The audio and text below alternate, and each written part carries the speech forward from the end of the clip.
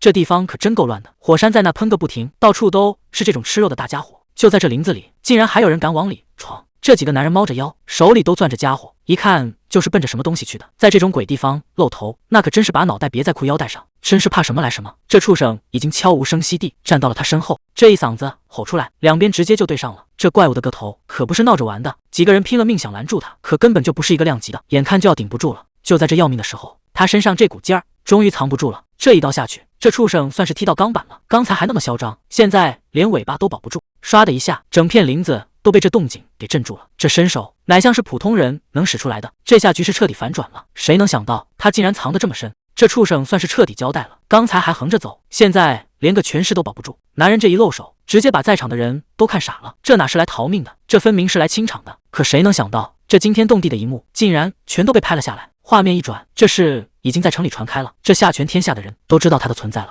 看着屏幕上的招人广告，这大概就是他翻身的机会了。谁不想换个活法呢？结果还没等他多看两眼，这美梦就被一只手给掐断了。工头扯着嗓子大喊：“你在这儿发什么呆？活儿干完了吗？刚才还是视频里的大英雄，现在又变回了打人工的，这日子真是没法过了。现在的年轻人就喜欢白日做梦。”工头被着手，嘴里是一点没留情面。吴灿秀只能低着头，一个劲儿的赔不是，赶紧去把那些藤蔓清理了。他应了一声，拎起镰刀就往林子里跑。后面那老头还在那儿一往昔呢，说他们那时候干活根本不用人催。吴灿秀看着手里的镰刀，这活儿要是干不好，估计今天就要卷铺盖走人。不行，绝对不能再被开除了，这可是最后的机会。就在工头还在那儿念叨陈年往事的时候，这边已经动手了。这哪是在割草啊，这分明是在切菜。刷刷几下，满地的藤蔓就全断了。工头愣了一下，这动静不对劲啊。等他回头一看，整个人都傻了。这小子手里的镰刀都快舞出残影来了，刚才还是一片荒地，眨眼功夫全给清理干净了，这效率简直不是正常人能干出来的。刚才还嫌人家偷懒，现在看着这一大堆装好的袋子，工头下巴都快掉地上了。这干活效率简直是捡到宝了。工头态度立马180度大转弯，只夸现在的年轻人里，像他这么能干的真是不多了，还破天荒的让他干完就早点回家。虽然被夸了，但他心里一点儿也高兴不起来，扛着沉甸甸的袋子，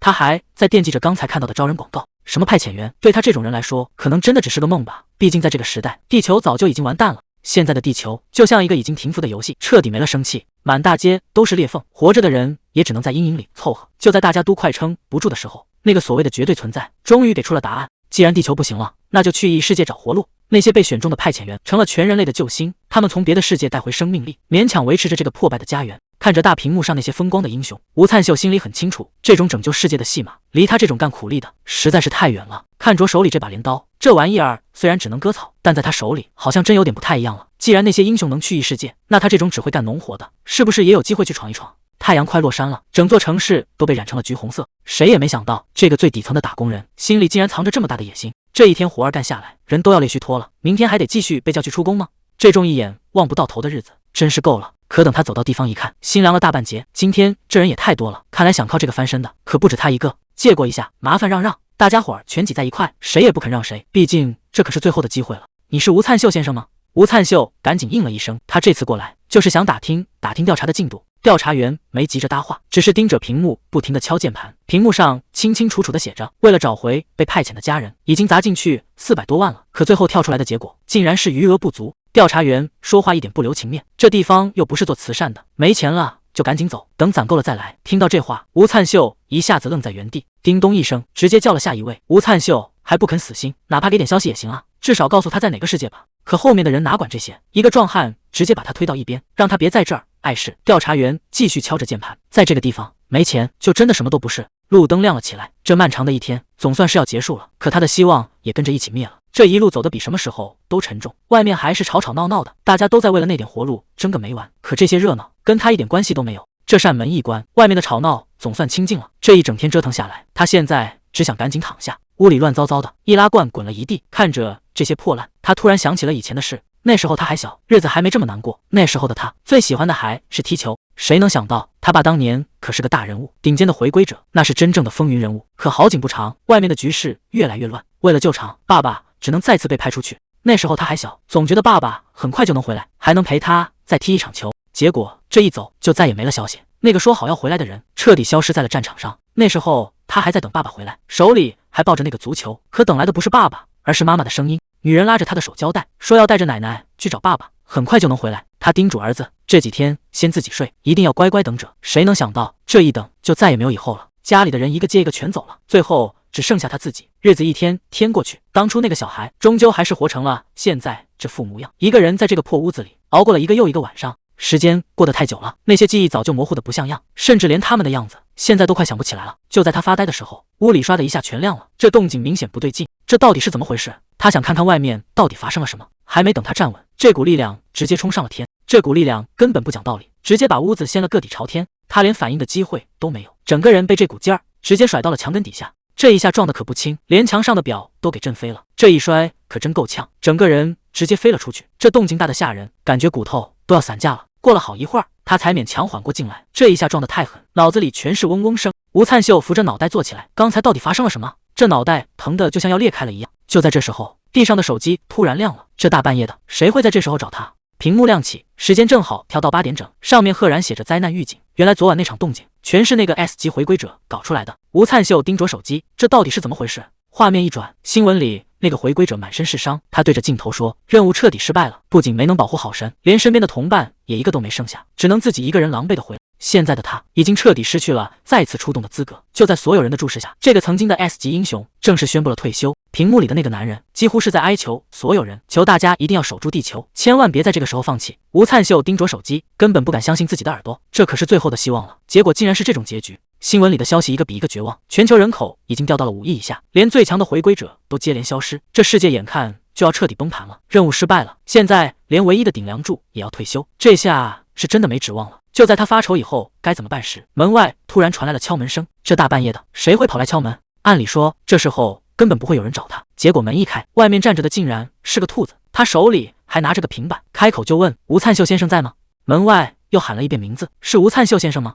这门一开，怎么看都像是个恶作剧，毕竟谁能想到门口站着的竟然是个兔子。兔子低头看了看平板，确认了身份，哎呀，果然是吴灿秀先生。他一边喊着名字，一边示意吴灿秀往下看，这下想装没看见都不行了。吴灿秀当场就叫出了声，这换谁都得吓一跳，毕竟眼前这玩意儿居然是个会说话的兔子。兔子倒是一点不认生，赶紧安慰他别激动，说自己是带着好消息来的。接着他唰的一下把手里的平板递到了吴灿秀面前，大声宣布，恭喜你，你现在正式成为调度云了。吴灿秀这下彻底懵了，你刚才说什么？这兔子怕不是在胡说八道吧？兔子倒是一点不慌，他直接掏出了名片，说这可是板上钉钉的事，吴灿秀就是那个被选中的人，要是还不信，那就换个地方带他去看看。两人走在长廊里，兔子开始打听底细，吴灿秀，你平时有没有什么拿手的本事？毕竟一般人多多少少都有点特长。吴灿秀无奈地叹了口气，说自己根本不够格当什么调度员，除了修剪花草树木，他真的啥也不会。兔子听完直接傻眼了，你居然连这都不知道？不过他很快就换了副笑脸，没事没事，既然选了你，肯定有他的道理。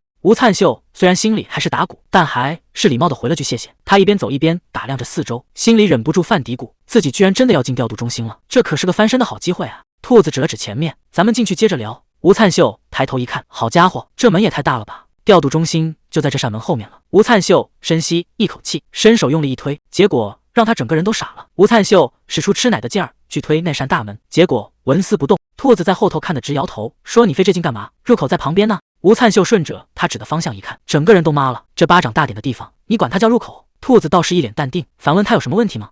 吴灿秀指着那个小洞大喊，这我怎么钻得进去啊？兔子嗖的一下就钻了进去，还嫌摆说自己正合适。吴灿秀气得直翻白眼，废话，你那是兔子洞，我是人啊。这下吴灿秀彻底没脾气了，觉得自己真是想多了。他摆摆手说算了，这地方谁爱待谁待，我回家了。可还没走2步，兔子一句话就让他停下了，你确定要走？想想你以前考什么挂什么，根本没人要你。吴灿秀一下子僵住了，兔子凑过来笑嘻嘻地说，别误会，我只是在重复你自己的话，要是错过了今天，你觉得这辈子还能有第2次机会吗？兔子这番话算是戳到了心窝子上，毕竟是好不容易才得到的机会，哪怕是个坑也得跳啊。于是吴灿秀只能放下尊严，跟着兔子往那个窄得要命的小洞里钻，这辈子都没这么憋屈过。他一边爬一边怀疑人生，自己到底在干什么啊？现在连正常人的生活都离他越来越远了。兔子还在前头一个劲的催，吴灿秀没好气的回了一句，已经在拼命往前挪了。结果等他好不容易钻出来，抬头一看，整个人直接愣在了原地。谁能想到这洞后头居然是个正儿八经的办公室，桌椅板凳样样齐全，看着还挺像那么回事。吴灿秀忍不住嘀咕，这地方比他想的要正常多了。兔子听了直翻白眼，不然你以为这儿是什么龙潭虎穴吗？接着兔子话锋一转，说正好有个世界特别适合他。吴灿秀听得一头雾水，难道这工作还带专业对口的？兔子唰的一下亮出屏幕，大声宣布这个世界就叫方块领地争夺战。听到这个名字，吴灿秀整个人僵住了。兔子一脸坏笑的凑过来，怎么？难道你以前还真听说过？吴灿秀连连摆手，说自己压根没听说过这地方，还一脸怀疑的盯着兔子，这该不会是什么奇奇怪怪的坑人地儿吧？兔子一听这话，气得脸都歪了。那你刚才装什么董哥啊？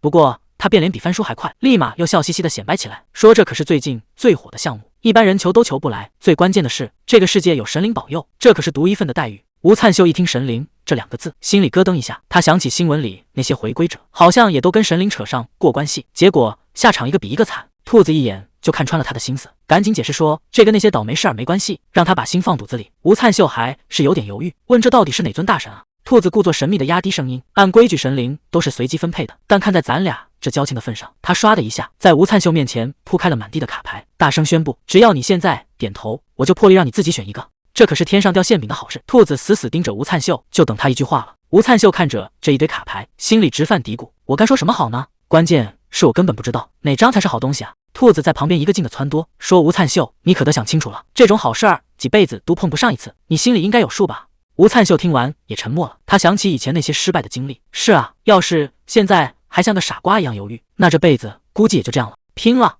他心一横，直接选了这一张。可就在他拿到卡的那一刻，周围的气氛突然变了，这感觉好像有点不对劲啊！谁能想到这一伸手，场面直接失控了，漫天的黑气唰的一下全冒了出来，紧接着一个巨大的骷髅头，差点没把吴灿秀当场送走。这哪是抽奖啊，简直就是招魂现场！搞了半天，抽出来的居然是这个否定之神。吴灿秀整个人都傻了，哪有神灵出场是这种阴间画风的？兔子倒是一脸淡定，摆摆手说这只是为了气氛，让他别大惊小怪。可这名字一听就没前途，再加上这尴尬的百分比，怎么看都不像是个好兆头。吴灿秀试探着问了一句，能不能重抽一次？没想到兔子答应的挺痛快，看来这事儿还有转机。吴灿秀本来以为中抽能转运，结果这手气简直绝了，一次、两次、三次，不管怎么试，最后翻开的居然还是那张牌。否定之神这4个大字简直像狗皮膏药一样，甩都甩不掉。吴灿秀这下彻底破防了，这绝对是诈骗吧？哪有这么巧的事，回回都撞上这尊大神，这概率科学吗？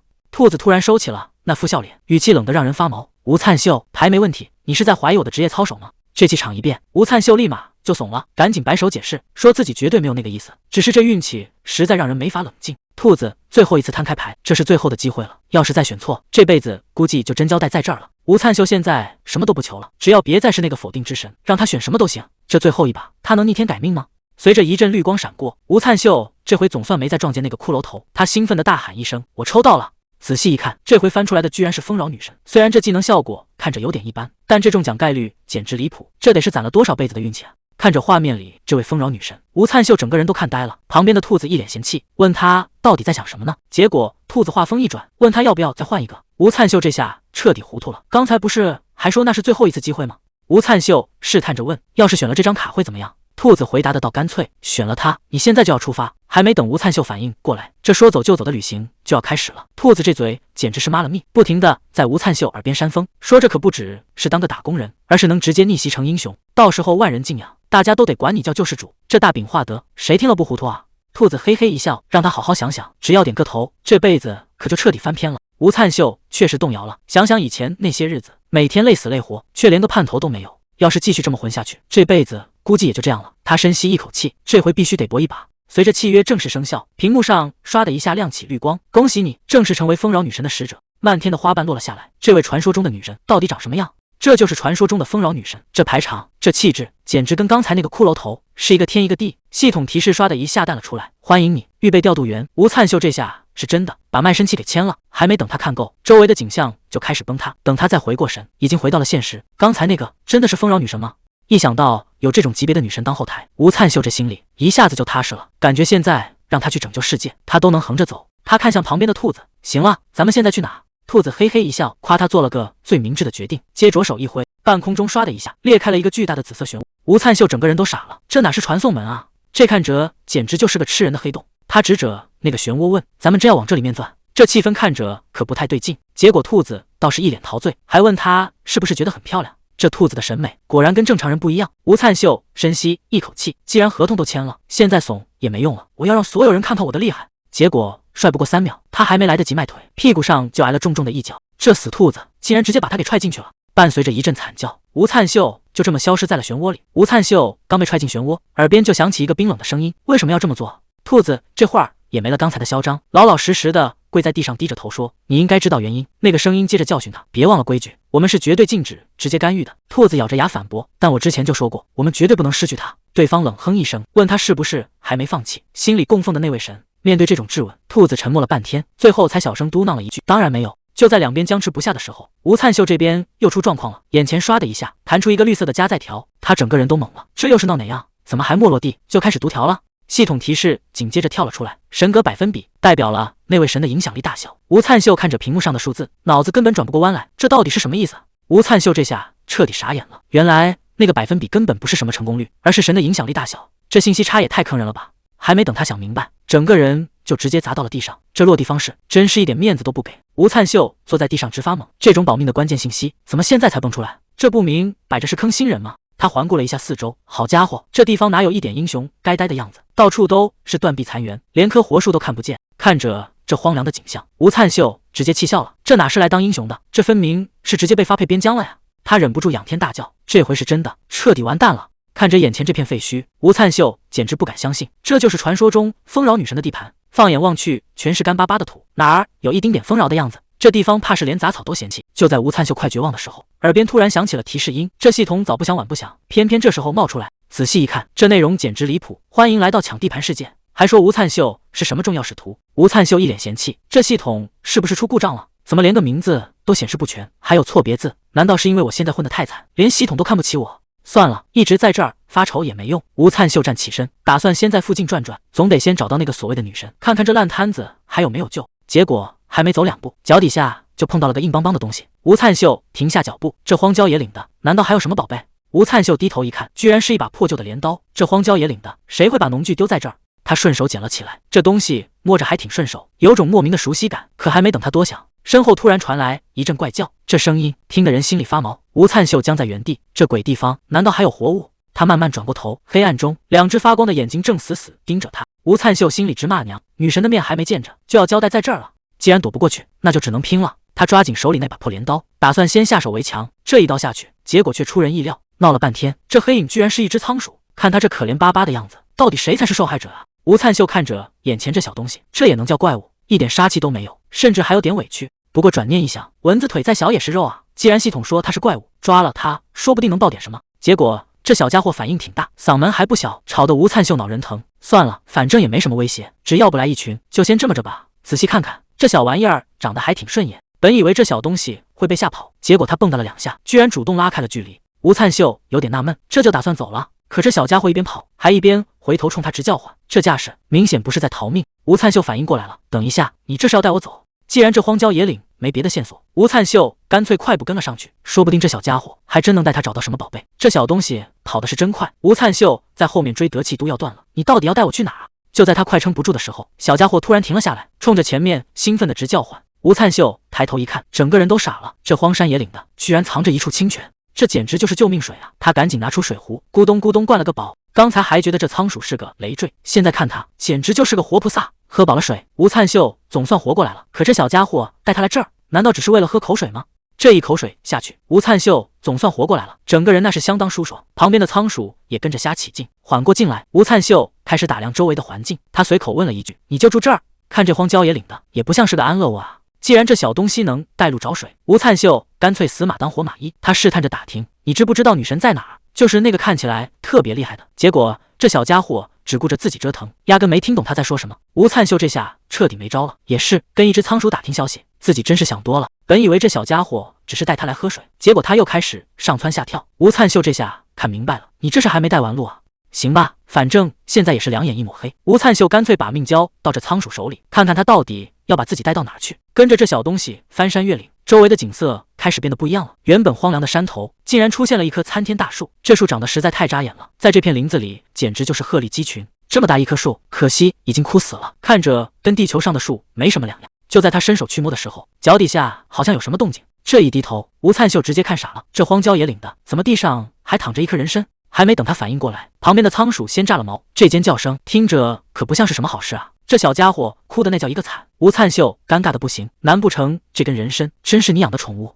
结果下一秒，系统提示直接刷屏了，说他已经找到了这里的守护神。吴灿秀这下彻底懵了，这荒山野岭的哪有什么女神的身影？还没等他琢磨出个所以然，脚底下突然挨了一口，这小东西居然急眼了。吴灿秀一把将他拎起来，现在正忙着呢，待会儿再陪你折腾。这小家伙被拎起来之后，叫的那叫一个撕心裂肺，不知道的还以为吴灿秀要把他怎么样呢。结果下一秒，这仓鼠突然就不闹了，两只小眼睛瞪得溜圆，死死盯着地上的那根人参。吴灿秀还没反应过来，这小东西居然直接挣脱了，一个飞扑就冲了过去。这下吴灿秀彻底傻眼了，他看着那根干巴巴的人参，心里咯噔一下，难不成系统刚才说的那个守护神就是这根快要枯死的人参？吴灿秀现在整个人都麻了，这玩笑开的也太大了，这种干巴巴的烂根子怎么可能是传说中的女神？在他印象里，女神那可是自带光环、高贵的不行的存在，跟眼前这棵杂草完全就是两个物种。结果话还没说完，地上的人参突然唰的一下冒出了一阵绿光，这下连吴灿秀都看傻了，难不成这玩意儿还真能变出个大活人来？就在这时，旁边的仓鼠突然掏出了个放大镜，对着地上的烂根子一顿猛调。这小家伙到底发现了什么？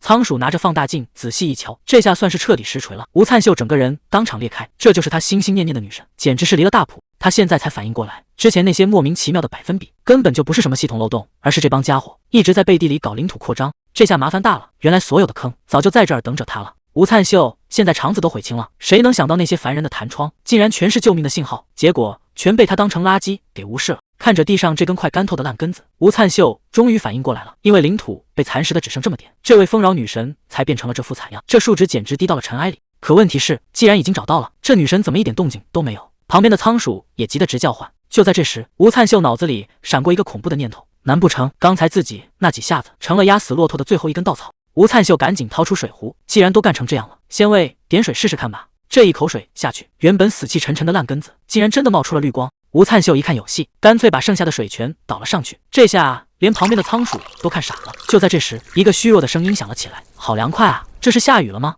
女神本来还挺享受，结果吴灿秀这手劲儿没个轻重，这哪是喂水啊，简直是在搞水灾。女神虚弱的喊着：“太久没喝水了，感觉确实挺爽，但你这倒的也太多了，快停下！再这么灌下去，我真的要被淹死了。”好家伙，这一下差点没把人直接送走。原本就剩一口气的女人，现在被灌得彻底没了脾气。吴灿秀一看这动静，整个人都精神了，他兴奋地喊：“醒了！他真的醒了！”旁边的仓鼠也跟着瞎起劲。吴灿秀赶紧摆正姿态，正式做了个自我介绍：“你好，我是丰饶女神的使者吴灿秀。”可看着眼前这位，这落差实在有点大，这就是自己要侍奉的主人，这哪像个神啊，连路都走不利索，抖得跟个筛子似的，这副样子，别说带飞全场了，自己能不能活下去都是个问题。这下真的难办了，本来以为找到了救星，结果是个需要全天候护理的病号，这烂摊子该怎么收场？就在这时，系统总算靠谱了一回，直接给出了提示：想要翻身，就要赶紧把技能练起来。吴灿秀点开面板一看，还真有技能啊！第一个叫丰饶的祝福，虽然没写具体怎么用，但肯定是让庄稼长得更旺。可看到第二个技能，吴灿秀直接傻眼了，斩首！这名自听者就不太对劲，难道是字面意思，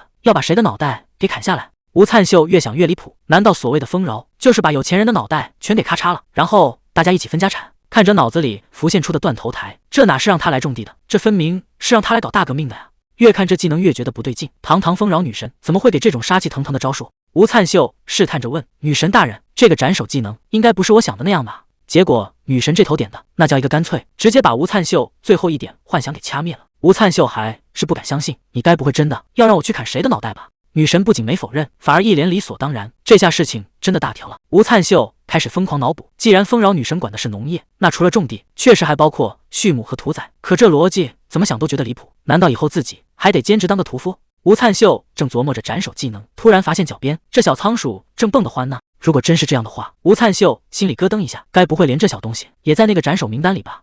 吴灿秀突然停下了脚步，他意识到一个很严重的问题：如果所谓的丰饶需要代价，那眼前这个小家伙是不是也算在内？看着哈姆多尔还在那傻乐，吴灿秀心里已经有了答案。既然成了使徒，有些事就注定躲不掉。对不起了，他猛地举起手里的短刀，冲着哈姆多尔就劈了下去。谁能想到这一刀下去，哈姆多尔倒是连滚带爬躲开了，反而把藏在暗处的怪物给逼了出来。吴灿秀一步步逼近，嘴里还念叨着：“我也不想这么做，但这都是为了女神。”哈姆多尔被吓得缩成一团，眼看那把短刀就要落下，他扯开嗓子拼命尖叫。可就在这节骨眼上，吴灿秀突然停住了，他盯着地上一滩黑漆漆的粘液，整个人都傻了。那玩意儿像是有生命一样，唰的一下从地底钻出一个巨大的黑影，这到底是个什么怪物？哈姆多尔吓得直打哆嗦，眼泪止不住的往外流，只能死死抱住身边的同伴。吴灿秀这才反应过来，原来自己从一开始就搞错了，哈姆多尔根本不是什么怪物。既然真正的威胁已经露头，那接下来就只能硬着头皮上了。看着眼前这个浑身冒黑气的大家伙，吴灿秀心里也没底，我真的能搞定他吗？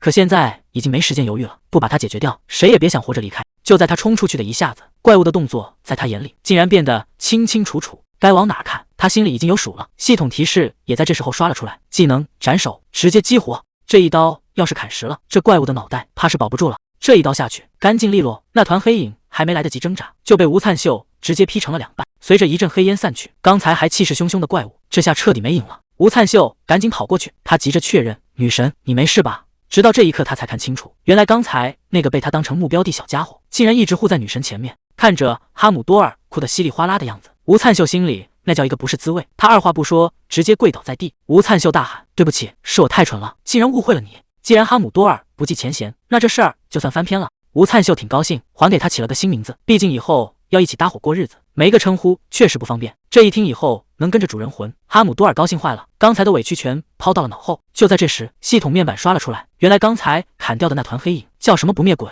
这怪物的脑袋被当成祭品，直接传送给了女神。吴灿秀这才明白，原来这系统的自动回收功能是这么用的。他回头一瞧，女神这状态明显跟刚才不一样了，整个人看着都精神了不少。吴灿秀一下子开了窍，看来找回丰饶的办法就在这些怪物身上，只要一直刷怪献祭，女神迟早能变回原来的样子。吴灿秀现在是干劲十足，他对着女神保证：“放心吧，接下来的怪物全交给我了。”他带着哈姆多尔一头扎进森林深处，可越往里走，这气氛就越不对劲，周围到处是战斗过的痕迹，看来这地方比想象中还要危险。就在这时，系统面板突然跳了出来，提示他手里竟然还有未识别的点数。吴灿秀自己都懵了，这东西是什么时候攒下的？虽然搞不清楚来源，但既然是系统给的奖励，那肯定有大用处。这下他总算有底气去干票大的了。刚进林子没多久，吴灿秀就被这群披着破布的家伙包围了。看这架势，对方显然没打算放他过去。吴灿秀冷哼一声，得先把这些碍事的清理掉，正好试试刚拿到的新招数。虽然威力大，但用起来一点不费劲，再加上这些泥浆怪动作慢的离谱，简直就是送上门的活靶子。话音刚落，吴灿秀整个人就冲了出去，随着技能斩首瞬间激活，林子里只剩下刀锋划破空气的声音，这速度快得根本看不清刚才还围着他的怪物，眨眼功夫就全被解决了。看着系统提示的奖励点数，吴灿秀这下心里有底了。他拍了拍肩膀上的哈姆多尔，不错，那就先拿100个练手吧。看来这森林里的怪物今天算是撞到枪口上了。吴灿秀带着哈姆多尔继续往林子里钻，哈姆多尔在肩膀上叫的那叫一个欢。吴灿秀忍不住吐槽：“你这劲头，不知道的还以为活全是你干的呢。”哈姆多尔这一通撒娇，搞得吴灿秀是一点脾气都没有。不过他心里一直有个纳闷的事，这怪物既然叫不灭鬼，怎么刚才杀起来这么容易，简直脆得跟纸一样。算了，反正只要能拿点数，管他叫什么呢？接着刷下去总能找到答案。等他再见到女神的时候，整个人都看呆了，这献祭的效果也太明显了，女神现在的状态简直比刚才还要好。吴灿秀看着女神的虚影，这效果确实没得说，照这个进度下去，女神恢复真身指日可待。穿过林子，一棵参天大树挡住了去路。吴灿秀看着女神，问她是不是想回树上去。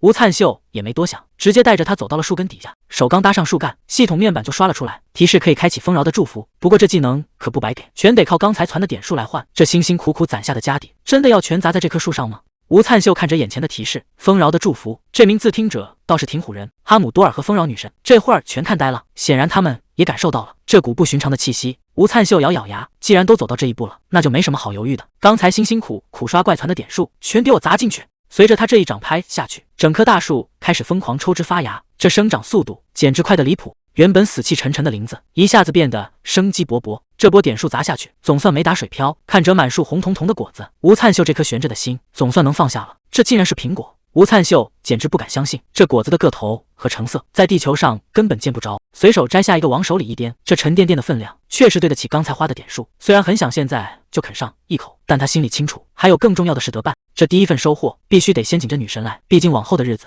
还得靠这位大佬罩着呢。丰饶女神抱着苹果，看着还挺招人疼。吴灿秀还在那儿感慨说他现在这样也挺萌的，结果下一秒这画风直接就变了，好端端一个大苹果，唰的一下就被吸成了干，这吃相也太吓人了。吴灿秀在旁边看得直发毛，这要是以后惹到他，后果简直不敢想。既然大佬吃饱了，剩下的可不能浪费。吴灿秀赶紧爬上树，又摘了一大兜。哈姆多尔，咱们也开饭了。虽然这女神给的技能挺吓人，但这果子是真的香。这一口下去，刚才那点担心全没了，这果子简直绝了。吴灿秀和哈姆多尔现在哪还顾得上形象，直接开启了疯狂扫货模式，这味道简直好的离谱。吴灿秀一边往嘴里塞，一边含糊不清的嚷嚷，这辈子都没吃过这么好吃的苹果。就在这一人一兽吃得正欢的时候，旁边的丰饶女神整个人都看傻了。他怎么也想不明白这个人类到底是什么来头。一天之内，不仅把周围的怪物全清了，还唰的一下种出了这么大一棵神树。看着吴灿秀那副恨不得把树都啃了的架势，丰饶女神彻底怀疑人生了。这哪是什么救星啊，这简直就是个怪物！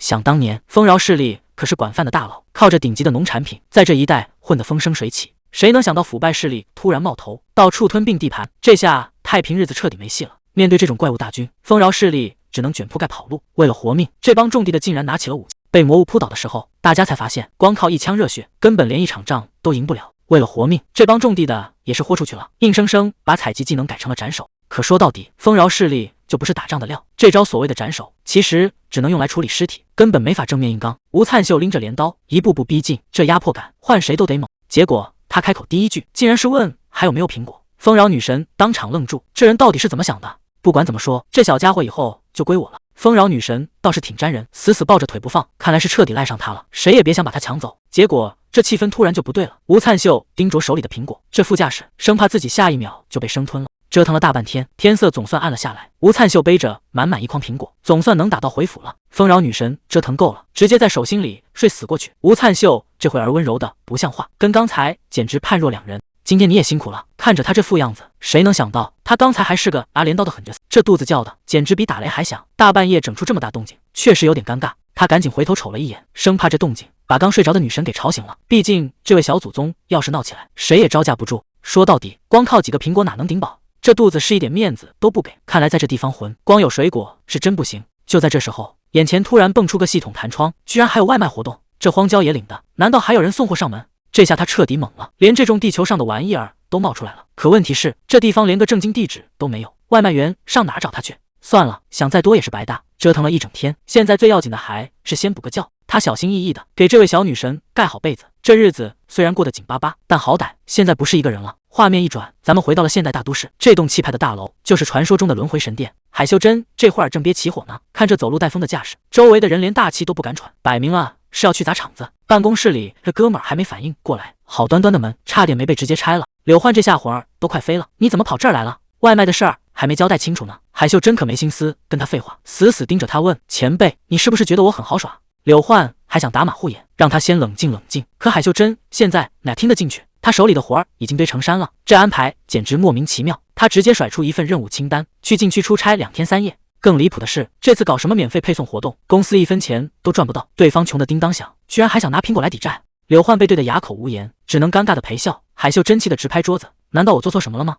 柳焕叹了口气，摆出一副语重心长的样子，说这是因为海秀珍太拼了，怕他身体吃不消，才特意找个借口让他出去散散心。说的比唱的还好听，其实就是想把他支走，省得他在办公室里卷死所有人。海秀珍这下没话说了，只能干瞪眼。柳焕最后还是露馅了，承认是因为这苦差事没人肯去，才轮到了海秀珍头上。这下好了，这趟禁区之行，他是想不去都不行了。这老狐狸一边推着海秀珍往外走，一边还在那儿画大饼，说不定运气好还能在禁区发现什么隐藏秘境呢。海秀珍听得直翻白眼，什么秘境不秘境的，那种鬼地方不被冻死就算命大了。眼看这事儿没得商量，海秀珍也只能认命。临走前，柳焕还不忘补一句：祝你一路顺风，回来的时候说不定有惊喜。海秀珍叹了口气，行了行了，我去还不行吗？可等他打开任务清单一看，整个人又不好了，这订单列表怎么长得没完没了？去个禁区而已，至于要准备这么多东西吗？他越看越觉得不对劲，这要是白忙活一场，那可就亏大了。海秀珍咬着牙发狠，这回绝对不能就这么算了。画面一转，咱们又回到了那片树林。吴灿秀这会儿正悠闲的玩着捉迷藏，嘴里还念叨着：藏好了吗？我看到你的头发喽。看着满地的红苹果，这乃像是来受罪的，简直就是来郊游的呀。可他还没意识到，海秀珍这个催命符已经在路上了。吴灿秀在那儿自言自语，哈姆多尔憋笑憋的连后脑勺都在用力，躲在苹果堆后面，就以为没人能发现。吴灿秀早就盯上他了，这一把抓个正着，哈姆多尔家的嗓门都破了。吴灿秀也是真拿他没办法，这些苹果可是正经的筹码，要是全被这贪吃鬼啃了，待会儿拿什么跟人家谈生意？毕竟今天还有贵客要上门，要是第一印象搞砸了，那接下来的计划全都泡汤。根据这次配送活动的消息，这个世界其实挺有意思的，地盘全被划分成了一个个方块，就像玩大富翁一样，看着跟普通土地没啥区别，但只要走到边界，就能看到一层亮闪闪的墙。想去下一个方块，没门票你连动都动不了。吴灿秀现在待的这地方简直就是荒郊野岭，方圆100里连个鬼影都没有，最近的村子走过去都得花上1周。要是没这配送活动，他估计得在这儿啃一辈子苹果，这日子想想都发愁。不过说来也神了，这么远的地方，快递居然2天就能送到。虽然不知道他们怎么做到的，但只要睡袋能准时到就行。要是能再送个床垫，那简直就是神仙日子了。吴灿秀一边感叹，一边还没忘了身边的丰饶女神，顺便也给这位小女神订了个舒服的靠垫。吴灿秀正琢磨着怎么刷好感度，免得自己真变成干巴巴的木乃伊。结果还没等他想明白，后脑勺就感觉凉飕飕的。这配送服务简直绝了，不光送睡袋，居然连怪物都给送货上门。从昨天开始，这帮家伙就像约好了似的，一个接一个往这儿钻。放眼望去，漫山遍野全是这种晃晃悠悠的黑影。看来传闻没骗人，这地方确实是不死族的底盘，死了还能爬起来接着折腾。既然你们这么热情，那我也不能扫了心。这送上门的买卖哪有不收的道理？这一刀下去，这片荒地的宁静算是彻底保不住了。这帮不死族还真是不死心。吴灿秀侧身一闪，直接跟死神擦肩而过。林口的哈姆多尔吓得连叫都叫不出来了。果然，这些怪物的动作比刚才快了不少。难道这地方的怪物还能跟着人一起升级？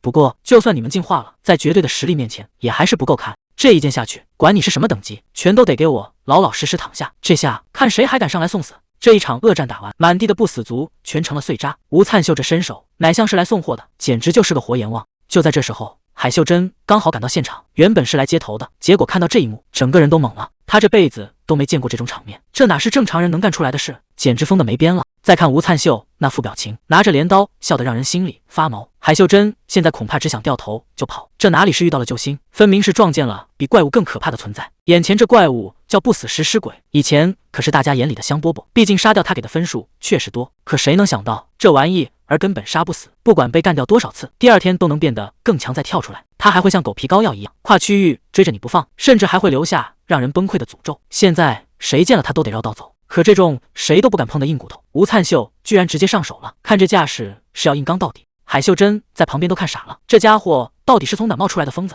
吴灿秀这一出手，动静可真不小。海秀珍在旁边看得直冒冷汗，他想不明白，这家伙难道不怕诅咒吗？看他这副样子，根本就没打算去净化那些脏东西。难道说这家伙就是传说中的剑圣？但转念一想，又不对劲，堂堂一个剑圣，怎么会跑来这儿处理这些烂摊子？而且仔细看，他手里拿的好像也不是剑。算了，这种深不可测的人，还是少招惹为妙。万一真把他惹毛了，后果谁也担不起。就在海秀珍准备开溜的时候，吴灿秀这边又有了新发现。他盯着眼前的提示，好像发现了什么不得了的事情。吴灿秀这会儿正乐着呢，分数涨得比预想的还快，直接翻了1倍。他心里盘算着，照这个刷分的速度，今天搞定100个祝福苹果，简直是轻而易举。之前还纳闷，这种地方怎么会有神殿？现在看来，这分明就是个刷分宝地。就在他美滋滋算账的时候，身后突然传来了动静。海秀珍这变脸速度也是够快的，刚才还吓得想开溜，这会儿已经恭恭敬敬地弯下了腰。他大声喊道：“吴灿秀客户您好！”原来他是流通贸易公司的，这态度转变的简直像换了个人。海秀珍笑着说：“我是海秀珍，您的快递已经送达了。”吴灿秀这下也懵了，这荒郊野岭的，他是怎么这么快找过来的？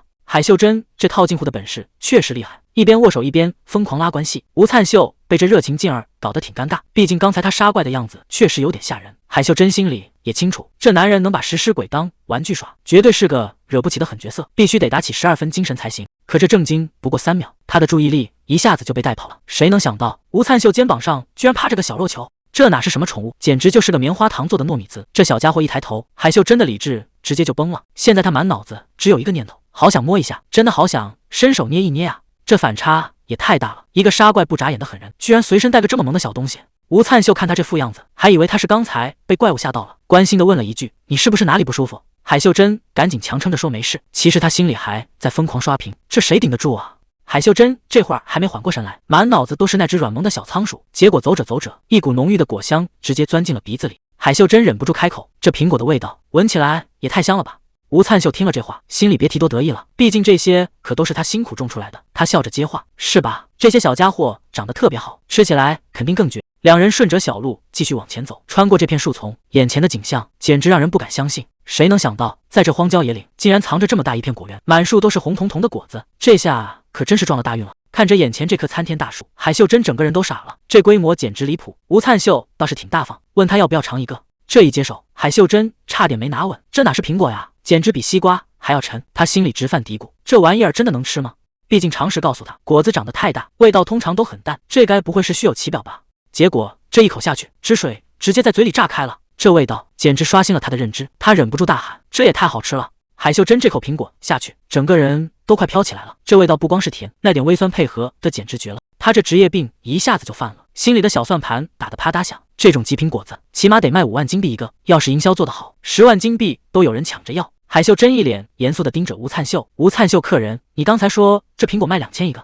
吴灿秀被这眼神盯得心里发毛，只能尴尬地应了一声。结果海秀珍心里想的是，这价格简直离谱到了家。吴灿秀还以为自己黑心开高了，正琢磨着是不是商店里卖得更便宜，毕竟他也没怎么出过门。就在他打算降价的时候，海秀珍一把抓住了他的手，这架势是要把这生意彻底谈拢啊！吴灿秀看海秀珍这反应，还以为自己2000块开高了，吓得赶紧改口，问是不是200块才合适。结果海秀珍一开口，直接把价格翻了10倍，这种极品起码得卖2万金币。吴灿秀和哈姆多尔当场就被这价格吓傻了，2万金币一个苹果，这简直是在抢钱啊！海秀珍接着科普，要是能送进高档百货店，3万一个都有人排队买。吴灿秀听得一愣一愣的，完全没意识到自己手着个金矿。其实海秀珍心里也打过算盘，要是瞒着真相，自己肯定能大赚一笔。但看着眼前这个男人，他还是决定实话实说，毕竟钱再多也得有命花才行。这种级别的怪物，他是真的不敢坑。这哪里是普通的苹果，这分明是能改命的宝贝。海秀珍活了这么久，还是头一回吃到这么绝的东西，在他眼里，这哪是水果呀？这简直就是一堆亮闪闪币，比任何地方的特产都要值钱。既然话都说到这份上了，海秀珍干脆直接摊牌，他先按2万一个的价格定下来，接着反手掏出一份正式合同，打算把这笔大生意彻底敲死。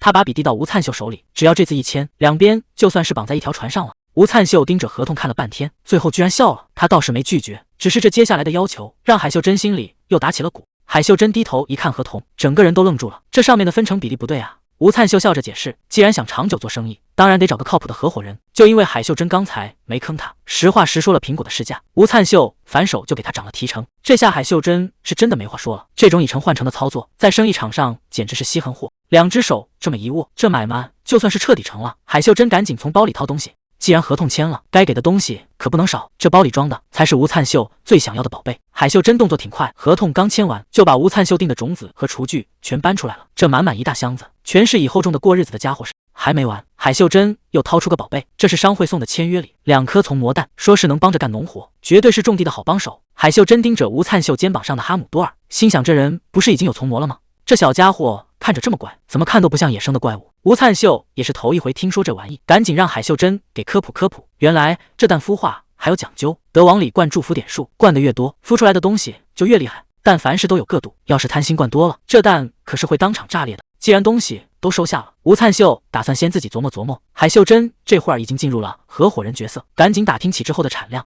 吴灿秀盘算了一下，除了还要种点别的作物，一天大概能匀出50个苹果。海秀珍听完直接愣住了，每天50个，这哪是种树啊？这简直是在家里开了个印钞机。既然产量这么稳，剩下的事情就好办了。两人当场就把供货周期和仓库的事全都敲定的明明白白。这第一扇大生意总算是稳稳当当的落了地。等海秀珍走远了，吴灿秀这才把一直藏着的丰饶女神放出来。原来他刚才一直留着后手，虽然海秀珍看着是个实在人，但出门在外还是得留个心眼。这宝贝疙瘩可不能随便让外人瞧见。看着丰饶女神待得还算舒服，吴灿秀心里也踏实了。谁能想到呢？光靠卖几个苹果，这日子一下子就翻了身。看着满屋子的物资，吴灿秀忍不住感叹，这全得感谢女神大人啊！要不是这波及时雨，日子哪能过得这么滋润？正感慨着呢，桌子那边突然传来了动静。吴灿秀回头一看，好家伙，丰饶女神动作还挺快，她正撅着屁股哼哧哼哧的往那2颗从魔蛋上蹭，看这架势是打算亲自把这2个小家伙给孵出来。吴灿秀心里清楚，想让这蛋孵出极品，光靠丰饶女神可不够，还得往里砸不少祝福点数。可现在手头这点存货根本就不够看的，看来当务之急还是得赶紧多拉点回头客。吴灿秀随手划开系统面板，想看看现在的进度。吴灿秀无奈的叹了口气，看来想在这异世界当各大网红路还长着呢。不过没关系，只要手里的货够硬，还怕没人找上门吗？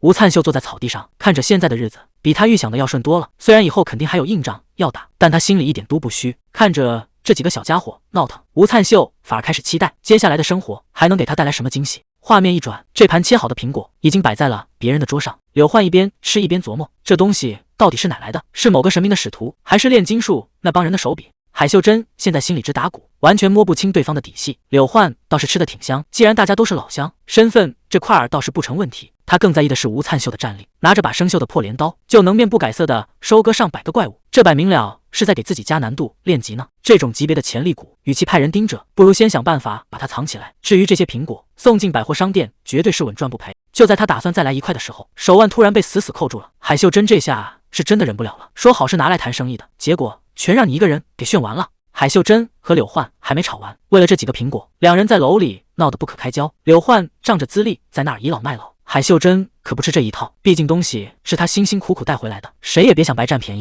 吵吵闹闹的一天总算过去了，夜幕降临，另一边的气氛可就温馨多了。吴灿秀正守着那2颗魔蛋，心里不停的打鼓，这费了老大劲才弄到的宝贝，到底能孵出个什么玩意儿？是乖巧听话的，还是能干活的劳动力？吴灿秀倒是不挑，只要能帮上忙长，啥样他都认了。等了这么久，这颗 SSS 级的蛋终于有动静了。吴灿秀喊道：“快看，裂开了！”大家都盯着这道裂缝。吴灿秀心里只有一个念头：赶紧出来吧！这可是传说中的顶级使魔。随着一阵强光刷的一下闪过，蛋壳彻底碎了一地。这小家伙终于要露脸了。谁能想到，先伸出来的竟然是一只小细腿，紧接着一个粉嘟嘟的小嘴也冒了出来。谁能想到，这万众瞩目的 SSS 级神宠竟然是一只小黄鸡？吴灿秀这下彻底破防了，整整12万积分啊，就换来这么个小东西。虽然这鸡看着比普通的肥点，但长大了不还是只鸡吗？本来还指望能来个干活的苦力，吴灿秀越想越觉得亏，甚至动了把它炖了的念头。毕竟这可是12万积分的鸡汤。不过既然都孵出来了，总得有个称呼。吴灿秀随口给它取名叫阿里。这12万积分的买卖到底是亏是赚，现在谁也说不准。还没等吴灿秀从阿里的打击中缓过来，旁边那颗蛋竟然也跟着晃了起来。吴灿秀这下又燃起了希望，这次一定要来个能干活的呀！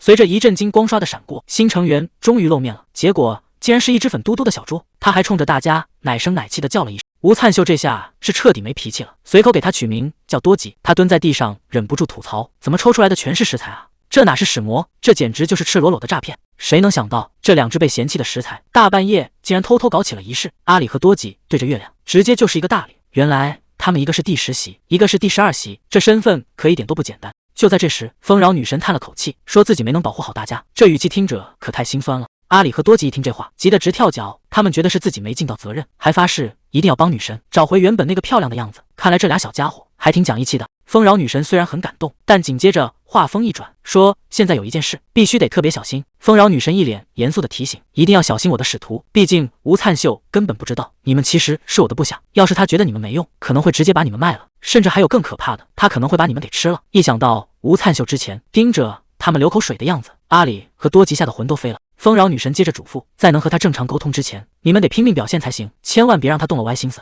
多吉吓得直哆嗦，难道女神说的都是真的？阿里虽然心里也犯嘀咕，但还是强装镇定，觉得吴灿秀看着不太聪明的样子，不管怎么说观察看看吧，这要是表现不好，可就真成盘中餐了。第二天一早，吴灿秀就拎着家伙出门了。对他来说，吴灿秀笑了笑，新的一天还是得先见见老朋友们。他管这些怪物叫客人，但这打招呼的方式可一点都不客气，手起刀落，全是冲着收割去的。这动静闹得可不小，把还在睡梦中的阿里和多吉全给惊醒了。多吉听着外面的惨叫声，整只猪都懵了，这哪是起床气啊，这简直就是个杀神。阿里和多吉这下全看傻了，这种场面他们哪见过啊？刚才还觉得这男人不太聪明，现在看他杀怪跟割草一样，简直就是个冷血收割机。吴灿秀根本没打算留活口，每一招都是奔着要命去的，这种狠劲儿，谁看了不心里发毛？这怪物的残骸一滚过来，2个小家伙花都飞了，这哪是杀怪啊？这分明是在给他们打样的。阿里突然想起个要命的事，之前吴灿秀盯着他们舔嘴唇，那绝对是看食材的眼神啊。多吉在旁边除了发抖啥也不会了，这下全对上了。在吴灿秀眼里，他们根本不是什么帮手，就是2盘还没下锅的菜，要是再不表现出点价值，今天晚上估计就要在锅里见了。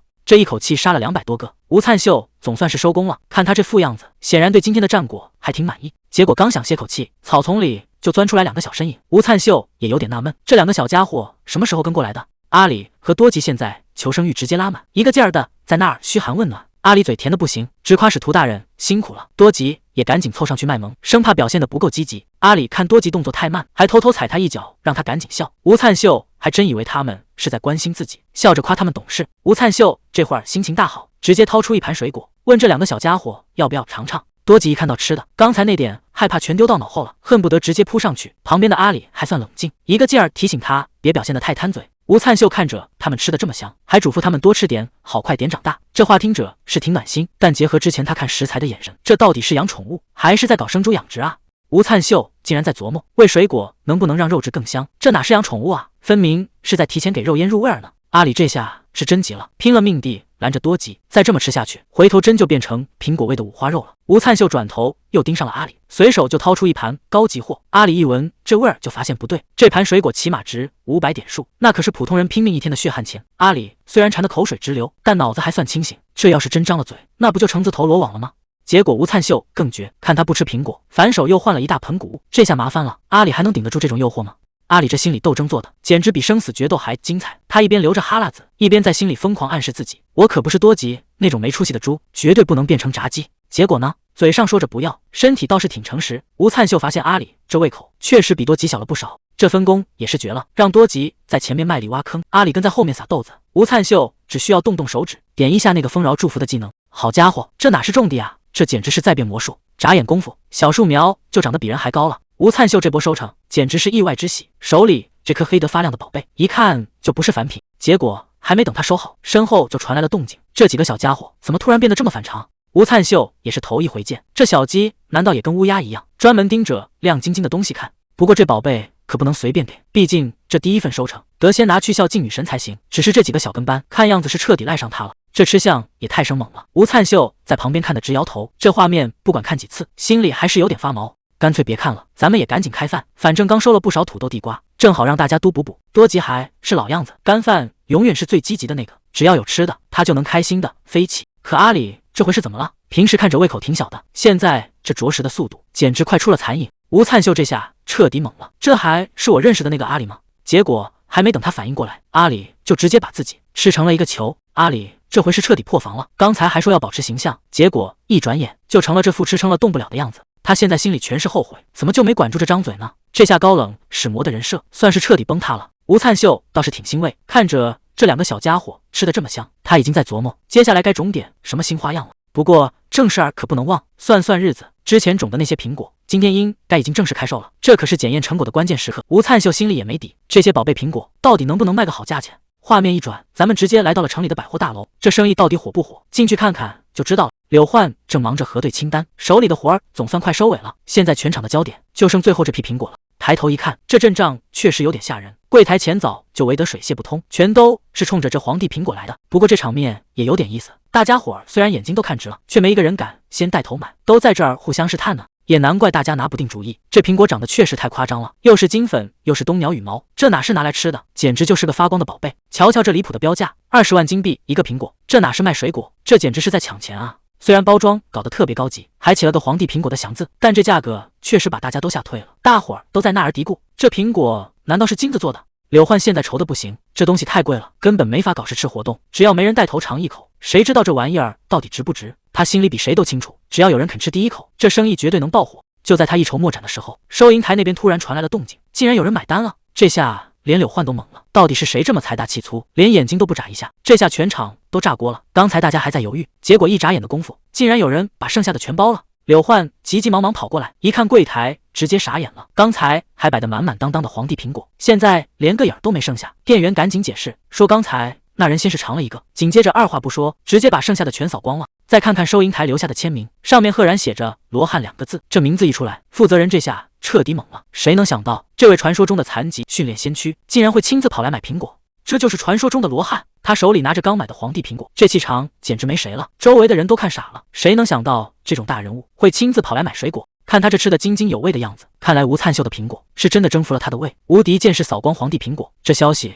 要是传出去，吴灿秀的店怕是要被挤爆了。结果这消息传得比火箭还快，各大媒体直接炸锅了，头条全是关于剑士秘籍的消息，网友们更是彻底坐不住了。柳焕这下可到了大霉，电话都被打爆了，他气得直跳脚。这种离谱的新闻到底是谁发的？对面居然还敢问，是不是吃了这苹果就能变强？柳焕对着电话一顿输出，这事跟我们一点关系都没有。可还没等他喘口气，桌上的电话又响了，这波热度怕是想躲都躲不掉了。柳焕现在是一个头2个大，刚接起电话，对面竟然直接要订100箱苹果，这哪是买水果呀？这分明是把他当成带货主播了。柳焕气的嗓子都快冒烟了，可不管他怎么解释，这波苹果热潮是彻底压不住了。就在外面闹得满城风雨的时候，时间一晃，已经过去整整1个礼拜了。多吉来到这个世界也有1周了，他的日子过得那叫一个滋润，每天除了吃就是睡，这小生活简直不要太舒服。既然饭点到了，吴灿秀也该露一手了。丰饶女神在旁边蹦跶的正欢，看来这顿饭是跑不了了。谁能想到，除了那火遍全城的苹果，吴灿秀手里还有这种宝贝。这土豆和地瓜的成色，看着就不是一般的货色。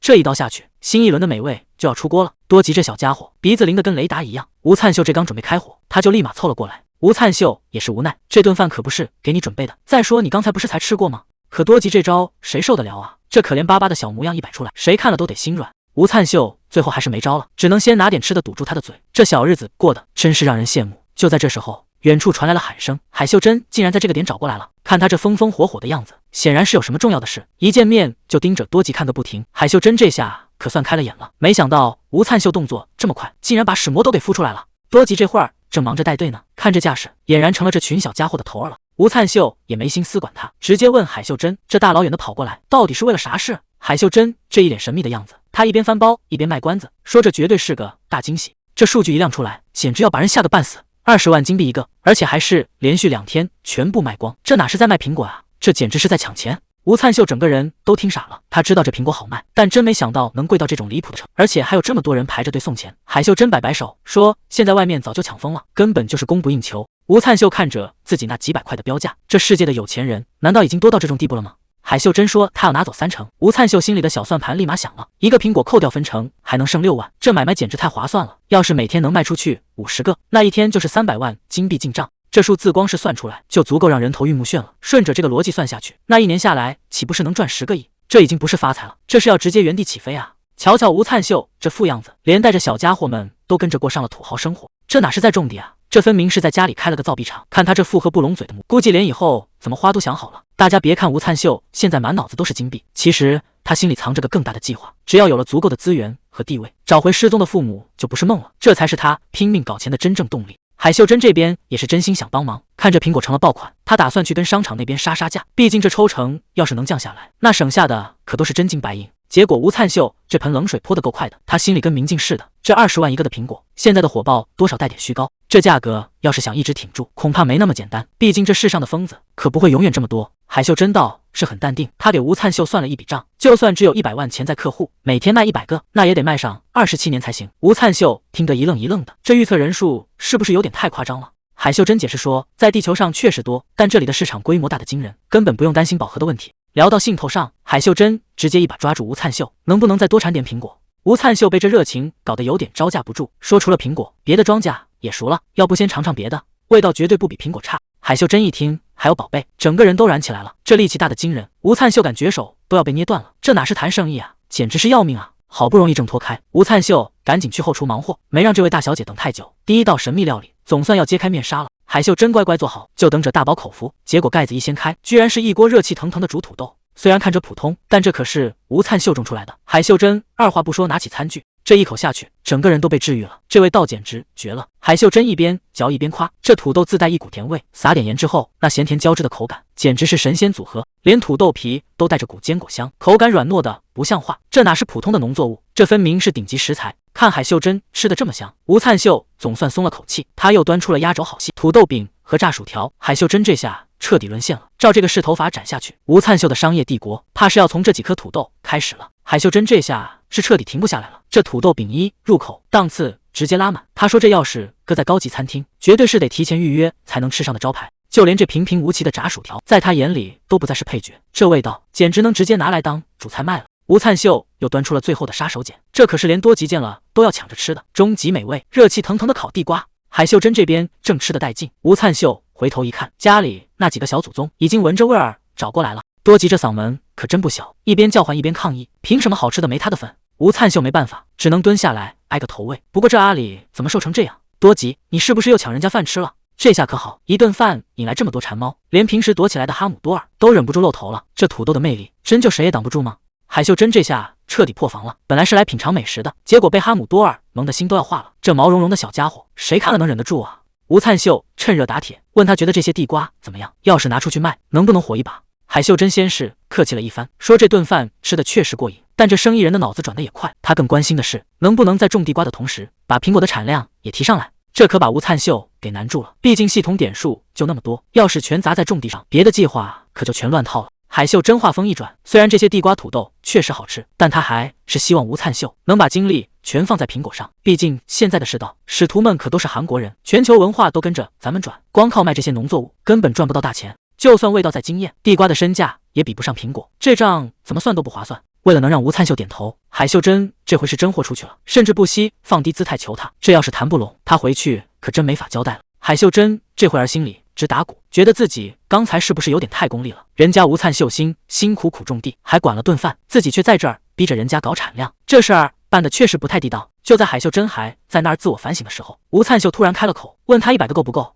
这话一出，海秀珍整个人都懵了。刚才还求爷爷告奶奶呢，结果幸福来得这么突然。吴灿秀倒是想得开，既然人家这么有诚意，而且确实爱吃自己种的东西，那就没必要非要走那条费劲的老路。每天100个苹果的供应量，这买卖算是彻底谈成了。海秀珍这下是彻底心满意足了，她连连向吴灿秀道谢，这波合作算是稳稳落了地。转眼到了第2天，吴灿秀又得开始新一轮的忙活。这荒郊野岭的，他带着2个小跟班出门干活。多吉这会儿心里直犯嘀咕，天天这么寸步不离的跟着，咱们到底能帮上啥忙啊？旁边的阿里倒是个明白人，直接让他少废话，跟着走就完事了。阿里这会儿正忙着表忠心呢，说要是他们不盯着点，吴灿秀指不定得出啥事，总不能指望那只笨猪多吉吧。吴灿秀在前面走的也是满脑子问号，这2个小跟班到底图啥呢？他甚至开始往好处想了，万一他们是深藏不露的战斗型呢？总不能真是来混吃混喝的吧？还没等他脑补完，林子里突然窜出一个大家伙，这咆哮声听着就不好惹。结果呢，这2个小家伙跑得比兔子还快，刚才那股子劲儿全没了，只剩下吴灿秀一个人在原地发呆。吴灿秀这下是彻底死心了，自己到底在期待什么啊？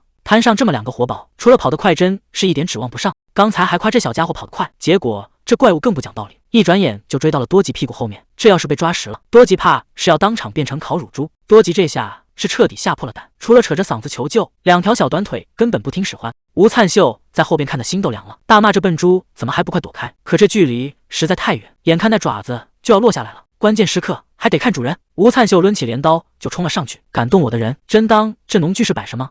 这一刀下去，能不能把多吉从鬼门关拉回来？吴灿秀这下心里凉了半截，这镰刀平时割草还行，救命的时候怎么就短了这么一截？多吉这嗓门简直要把林子震塌了，他这辈子都没想过自己离变成猪肉脯就差这么几厘米。可就在这千钧一发的时候，空气里突然传出一声脆响，连阿里看傻了，刚才那道光到底是怎么回事？刚才还不可一世的怪物，这会儿竟然直接被掀翻在地。多吉这小命总算是捡回来了。吴灿秀自己都看傻了，刚才那一刀明明还差一截，结果这怪物竟然直接飞了，这攻击距离明显不对劲，难道是这技能临阵升级了？这运气简直没谁了，看着镰刀挥出去的架势，跟平时割草的时候完全是两码事。刚才还觉得距离不够，结果这一刀下去，分明是在清场，果然是技能升级了。系统直接弹出了提示：群体斩首。这名字听着就让人后背发凉，吴灿秀自己都听懵了，这名字起的也太简单粗暴了吧？不过现在可不是吐槽的时候，既然攻击范围真的变大了，那接下来的战斗可就有意思了。这把镰刀到底还能进化成什么样？吴灿秀这下心里美滋滋的，有了这招群体斩首，以后店里的回头客肯定少不了，这生意经算是让他玩明白了。紧接着又是一记横扫，刚才还围攻的怪物，现在全成了镰刀下的炮灰。吴灿秀在那儿笑得合不拢嘴，可把旁边的多吉吓得够呛。多吉拉着阿里撒丫子就跑，一边跑还一边喊着丰饶女神救命！这动静闹的丰饶女神都看傻眼了，看着这2个小家伙慌成这样，大伙儿都纳闷到底发生了什么。结果阿里一开口，全场都安静了。那个使徒现在一刀能砍5个头，这谁听了不打哆嗦啊？阿里在那儿急得直叫唤。虽然吴灿秀变强是好事，但现在这沟通完全不在一个频道上，他觉得当务之急是得先学个沟通技能才行。丰饶女神听得头都大了，赶紧让这几个小家伙先冷静点，他压根就没给过这种技能。结果阿里哭得更凶了，说自己现在吓得连饭都吃不下去。多吉也在旁边跟着凑热闹，问女神那个群体斩首是不是也是他教的？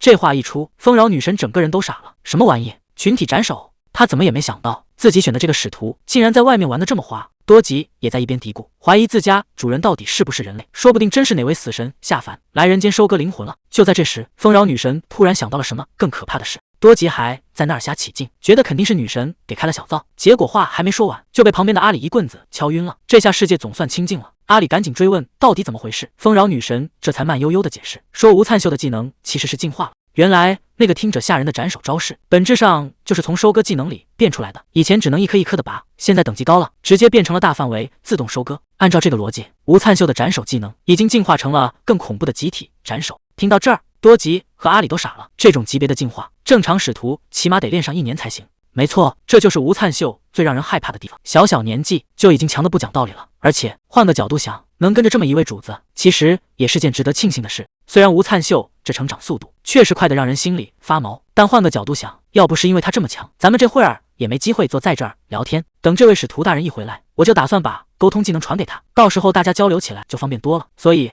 阿里你也别太往心里去，刚才那场面谁看了不打哆嗦？正说着呢，吴灿秀就一溜烟跑了回来，看他这负兴冲冲的样子，估计还不知道自己刚才到底给同伴留下了多大的心理阴影。女神这会儿也有点犯难，攒了一肚子的话，真不知道该从哪句开始说起。吴灿秀刚一露面，多吉这几个小家伙就全围了上去。就在这时候，丰饶之神突然降下了神谕，要给这位使徒发新技能了。按规矩，神不能直接替使徒做决定，得让他自己选。屏幕上跳出2个选项，一个是丰饶誓约，另一个是沟通。女神这回是志在必得，在她看来，吴灿秀肯定会选沟通，毕竟只要能说话了，第一件事就是得劝他离战斗远点，那场面实在是太危险了。吴灿秀这一指头下去，结果直接让所有人大跌眼镜。这小家伙还以为自己交到好运了，在那儿感动的不行，连谢谢都说出口了。可等系统面板一跳出来，气氛一下子就不对了。技能选择正式结束，他竟然放着沟通技能不要，偏偏选了那个丰饶誓约。这下全场都静音了，谁也没想到吴灿秀会这么选。吴灿秀这会儿正盯着系统面板，心里琢磨着新技能的事儿。摆在他面前的就2个选项，一个是能说话的沟通，一个是听名字就很猛的丰饶誓约。这要是换成一般人，肯定选沟通，先保命啊。可吴灿秀这脑回路那是真跟正常人不一样。吴灿秀心里其实有自己的小算盘，在他看来，这个沟通技能简直就是个大坑。要是真能听懂动植物说话了，那日子还能清静吗？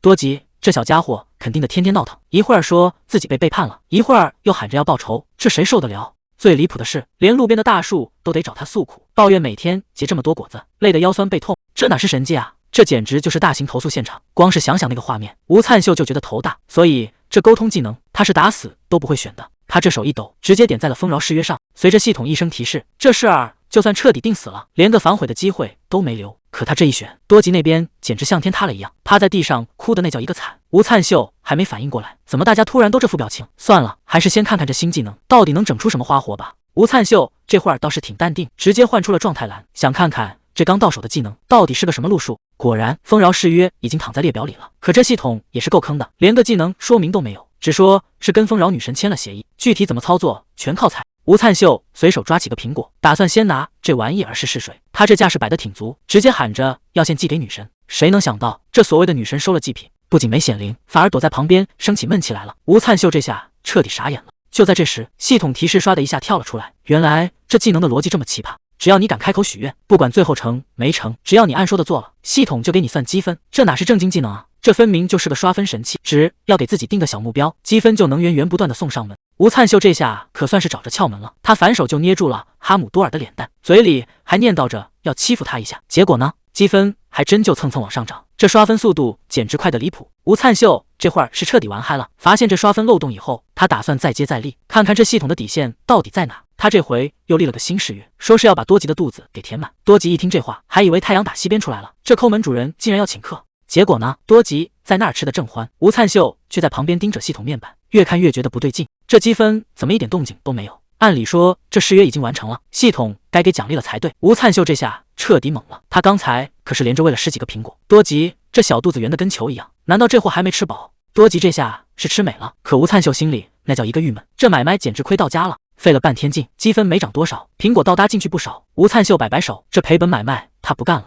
才过了1天，海秀珍就急吼吼的跑了回来，连寒暄的功夫都没有。看他这火急火燎的样子，海秀珍这一嗓子直接把气氛给拉满了。他说现在必须赶紧行动，把这块地盘给死死守住。吴灿秀听得一头雾水，这好端端的，难道是有什么强敌要打过来了？结果海秀珍接下来的话差点没让他当场栽个跟头，原来全是这苹果惹的祸。这种叫皇帝苹果的宝贝，现在火得简直没边了。就算每人限购一个，排队的人还是多得数不清，整整5000个人在后面等着。吴灿秀这下彻底傻了眼，这哪是卖水果呀，这分明是捅了马蜂窝了。海秀珍这番话可不是危言耸听，现在这皇帝苹果就是块肥肉，谁都想上来咬一口，偏偏这地方还没人管，真要是招来那些亡命徒，后果根本没法收场，除非能找个靠山。可吴灿秀心里清楚，他哪有什么背景，唯一的指望就是那位高高在上的女神。看着身边这几个小家伙，吴灿秀知道自己没退路了。这要是守不住，不光女神的面子挂不住，连这好不容易攒下的家底，怕是都要赔个精光。吴灿秀提议先占个地盘，把传送门给安上，再弄个假基地打掩护，这样不仅能离海秀珍近点，还能把水搅浑。海秀珍一听也觉得靠谱，只要传送门一落地，那帮人的通行限制就全没了，到时候想怎么走都行。可吴灿秀心里还是直犯嘀咕，这5000人的预约量怎么看都不像是个正常数，这帮人难道都疯了吗？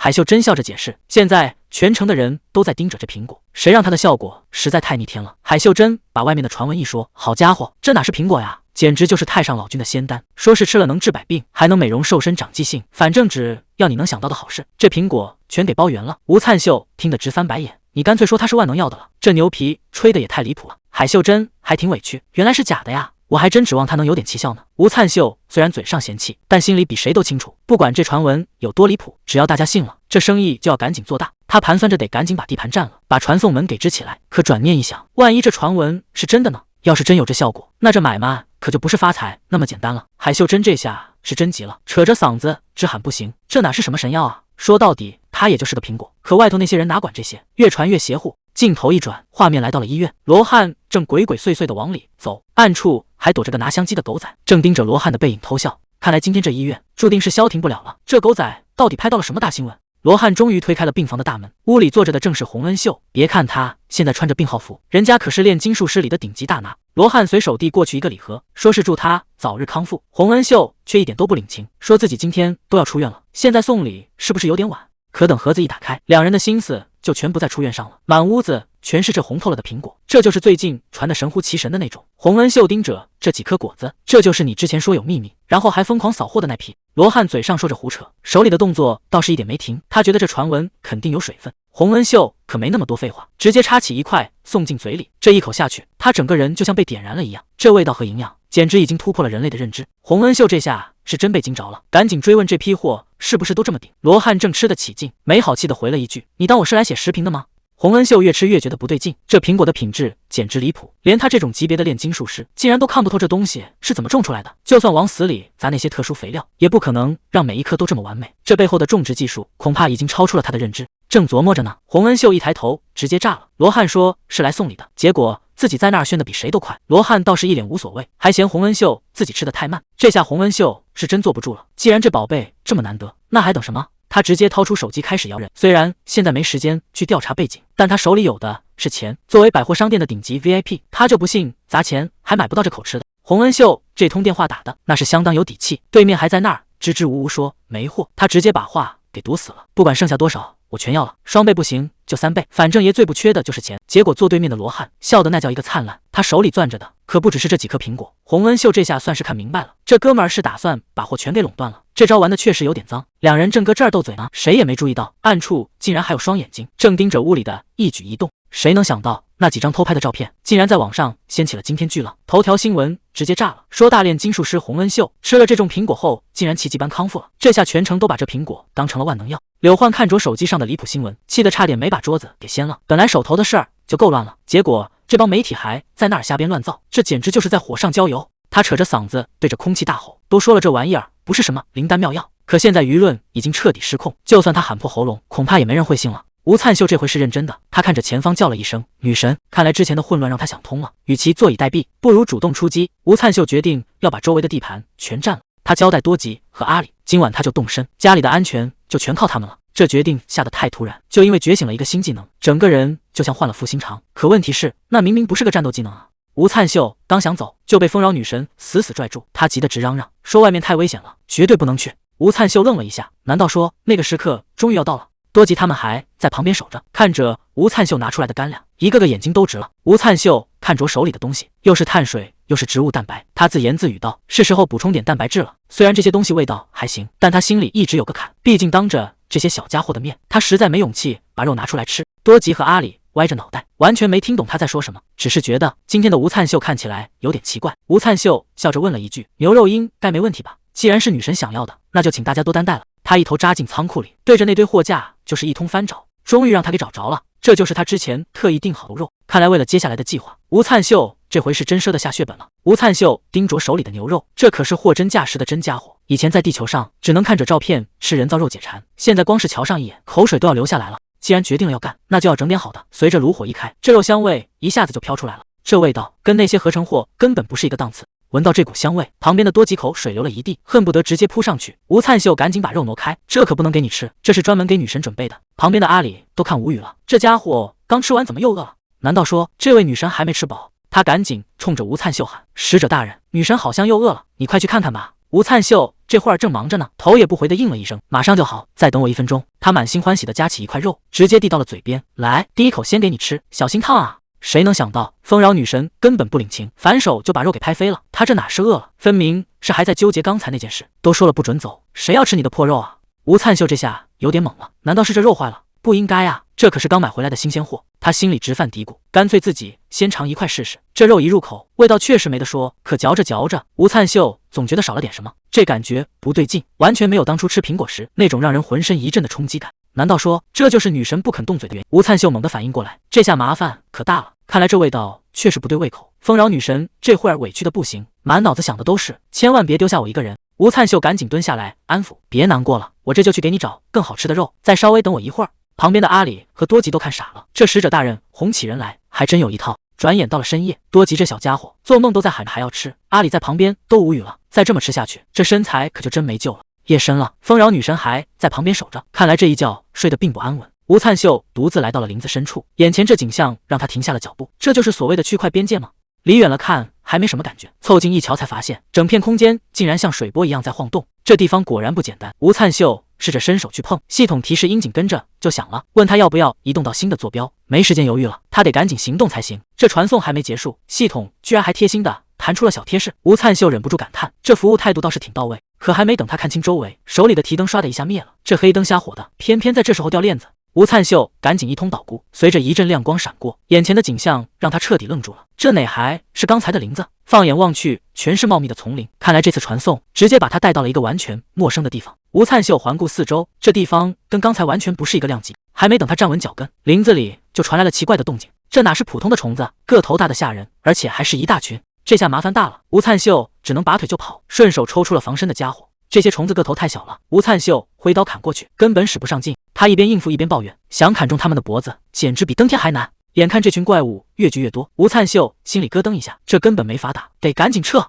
他转身就往回跑，想都没想，直接伸手按向了传送边界。可谁能想到，这传送门后面竟然还藏着个大家伙。吴灿秀正愁没处躲呢，结果地底下唰的一下钻出来一群不死族，他整个人都看傻了，这帮家伙怎么会在这儿？看着这群围过来的骷髅架子，吴灿秀脑子里突然冒出个离谱的想法，难不成你们是特意跑来保护我的？这帮不死族居然还害羞上了，嘴里嘟囔着什么只有这次才帮你，搞得跟傲娇一样。吴灿秀还没反应过来，这群家伙就直接冲了出去，谁要你们帮啊？可结果呢？这帮不死族比他还猛，对着那群虫子就是一顿乱杀，原本要命的包围圈硬生生被他们撕开了一条路。趁着这帮不死族在前面开路，吴灿秀看准时机，这可是千载难逢的好机会。他手起刀落，直接在包围圈里撕开了一道口子。现在的当务之急就是撤退，他头也不回的往传送边界冲过去，只要跨过那道光，这鬼地方就再也困不住他了。可就在他快要够到出口的时候，身后那股阴森森的气息还是没散。这帮家伙到底是敌是友？现在根本没时间细想，只能先逃命要紧。刚才真是死里逃生，吴灿秀这下总算能喘口气了，要是再晚1秒钟，估计就要交代在那儿了。可还没等他缓过劲来，系统提示音突然响了，击败成年怪物竟然还有额外积分拿。吴灿秀脑子转得飞快，既然那帮不死族在帮他杀怪，那这些积分岂不是全都要算在他头上了？这哪是死里逃生啊，这简直是掉进分堆里了。吴灿秀嘴角忍不住上扬，这下局势可就彻底反转了。吴灿秀看着这帮老熟人，居然一个个都变强了，看来这波经验没白蹭。他无奈的笑了笑，这帮老顾客还真是够意思，关键时刻一点都不含糊，毕竟谁能拒绝这种白捡的额外奖励呢？海秀珍现在整个人都快累瘫了，桌上全是处理不完的投诉件，他无奈的抱怨，前辈，那些投诉电话快把我逼疯了，关于帝国苹果的传闻现在传的实在是太离谱了。柳焕听完这话，心里那股火也压不住了，之前还觉得这能当个营销噱头，结果现在倒好，场面彻底失控了。他这下是打算彻底硬刚到底，直接下了死命令，从现在开始谁也不许再提帝国苹果，不管是电话还是采访，通通给我拒了，咱们就来个冷处理，所有问题一概不回。他大声警告，就算刀架在脖子上也得给我把嘴闭严实了。海秀珍听得心里直打鼓，这要是真的一声不吭，外面还不得闹翻天啊。柳焕这火气还没消，正嚷嚷着要给那些造谣的人一点教训，可他压根没注意到身后什么时候多了一个黑影。海秀珍整个人都吓傻了，他哆哆嗦嗦的想提醒前辈你快看后面，结果那黑影直接接了话茬，你刚才说就算刀架在脖子上也要闭嘴，那要是这把刀是真的呢？柳焕还以为是谁在开玩笑，可脖子上那股凉意让他意识到这回是真的踢到硬茬了。柳焕僵在原地动都不敢动，海秀珍更是吓得魂都没了。谁能想到刚才随口打的一个比方竟然真的成真了。罗汉语气倒是挺客气，说这只是个小小的问候，可谁家好人打招呼是直接把刀架在脖子上的。等柳焕看清来人的脸，眼前这位竟然是传说中的剑术大师罗汉。柳焕壮着胆子问，你到底是怎么进来的？来这儿又是为了什么？罗汉这回是真没耐心了，他直截了当地告诉对方，你老板刚才嘴硬什么都没说，要是你也不识相，那这事儿可就没法善终了。他这次来的目的很明确，就是为了找那个种出皇帝苹果的人，只要能拿到下落，一切都好商量。柳焕哪见过这种阵仗，吓得话都说不利索了。就在他打算开口的时候，旁边突然有了动静。柳焕这下是真怂了，直接把海秀珍推到前面当挡箭牌，让他赶紧解释清楚。海秀珍整个人都傻了，前辈，你开什么玩笑？这种时候居然躲在女人后面。柳焕倒是一脸理直气壮，谁能想到他真敢带剑过来啊！我这上有老下有小的，可不能出事。海秀珍算是看透了，这职场里的前辈，关键时刻一个都靠不住，他只能硬着头皮顶上去，告诉罗汉，既然你见过我们老板，那就该知道公司的规矩。我们可是正经贸易公司，绝对不会出卖客户的信息。柳焕还在那儿拼命叫好，这戏演的连他自己都快信了。海秀珍嘴上说的硬气，其实心里早就慌得不行。这可是传说中的剑术大师，万一真动起手来，自己这条小命哪够赔的？罗汉听完这话，语气一下子冷了下来。既然你们非要讲规矩，那我也没必要客气了。本来还想和平解决，现在看来只能用我的方式来谈了。眼看罗汉的手已经按在了剑柄上，这下海秀珍和旁边的男人彻底被吓破了胆，两人抱在一起大喊救命。这回是真的踢到硬骨头了，谁能来救救他们？这一剑下去，谈话算是彻底结束了。既然你们不肯开口，那我也没必要再浪费口水。罗汉盯着东边问，是在那边吗？既然问不出结果，那就只能靠直觉了。这下谁也拦不住他了。罗汉这一回头，把后面这两个人吓得够呛。海秀珍完全听不懂他在说什么，靠直觉，这听着也太不靠谱了。柳焕倒是听过一些传闻，剑术大师的直觉跟普通人根本不是一回事。据说罗汉以前办案，全凭这种玄之又玄的感觉，而且从来没出过错。海秀珍还是不敢相信，这种事真的可能吗？光靠直觉就能找对方向，这简直超出了他的认知。转眼2天过去了，这期间到底发生了什么，谁也不知道。但这平静的夜色下，显然正酝酿着更大的风暴。吴灿秀站在荒郊野岭，盯着眼前这扇凭空出现的门，等了半天也没见动静。他嘀咕了一句：“奇怪，怎么还不来？”之前看海秀珍急成那样，他还以为出了什么大事，结果现在连个人影都瞧不见。吴灿秀在树桩上直犯嘀咕：“不是说剑术大师在这一带可以横着走吗？怎么现在办事效率这么低，连个快递2天都能送到了，这人居然还没到？”就在吴灿秀等得不耐烦的时候，系统提示刷的一下跳了出来，显示有人进入了这片区域。吴灿秀这下跃了，真是说曹操到，等了整整2天，这正主总算射得露面了。可结果呢？吴灿秀盯着眼前这扇门，周围除了风声，连个喘气的都没有。这下连吴灿秀都开始怀疑了，难道是系统出故障了？按理说只要有人进来，肯定会出现在大门口，可现在这门口空空如也，人到底跑哪去了？吴灿秀反复确认了系统，这看着也不像出故障的样子。既然提示有人进来，那这附近肯定藏着猫腻。为了保险起见，他带着哈姆多尔打算在周围转转，总不能在这儿干等着，万一对方绕路了呢？可还没走几步，吴灿秀就发现不对劲了。那是什么？半空中居然凭空裂开了一道缝，这动静可比刚才那扇门要吓人多了。吴灿秀这下彻底看傻了，这家伙居然直接劈开了空间，这根本不是正常人能干出来的事。还没等他回过神，裂缝里就传来了沉重的脚步声。看这架势，手里还拎着把大剑，这压迫感简直绝了。看来吴灿秀等了2天的正主，终于还是露面了。吴灿秀一眼就认出来了，这位可是大名鼎鼎的剑术大师。吴灿秀盯着罗汉问：“你就是那个种帝王苹果的人？”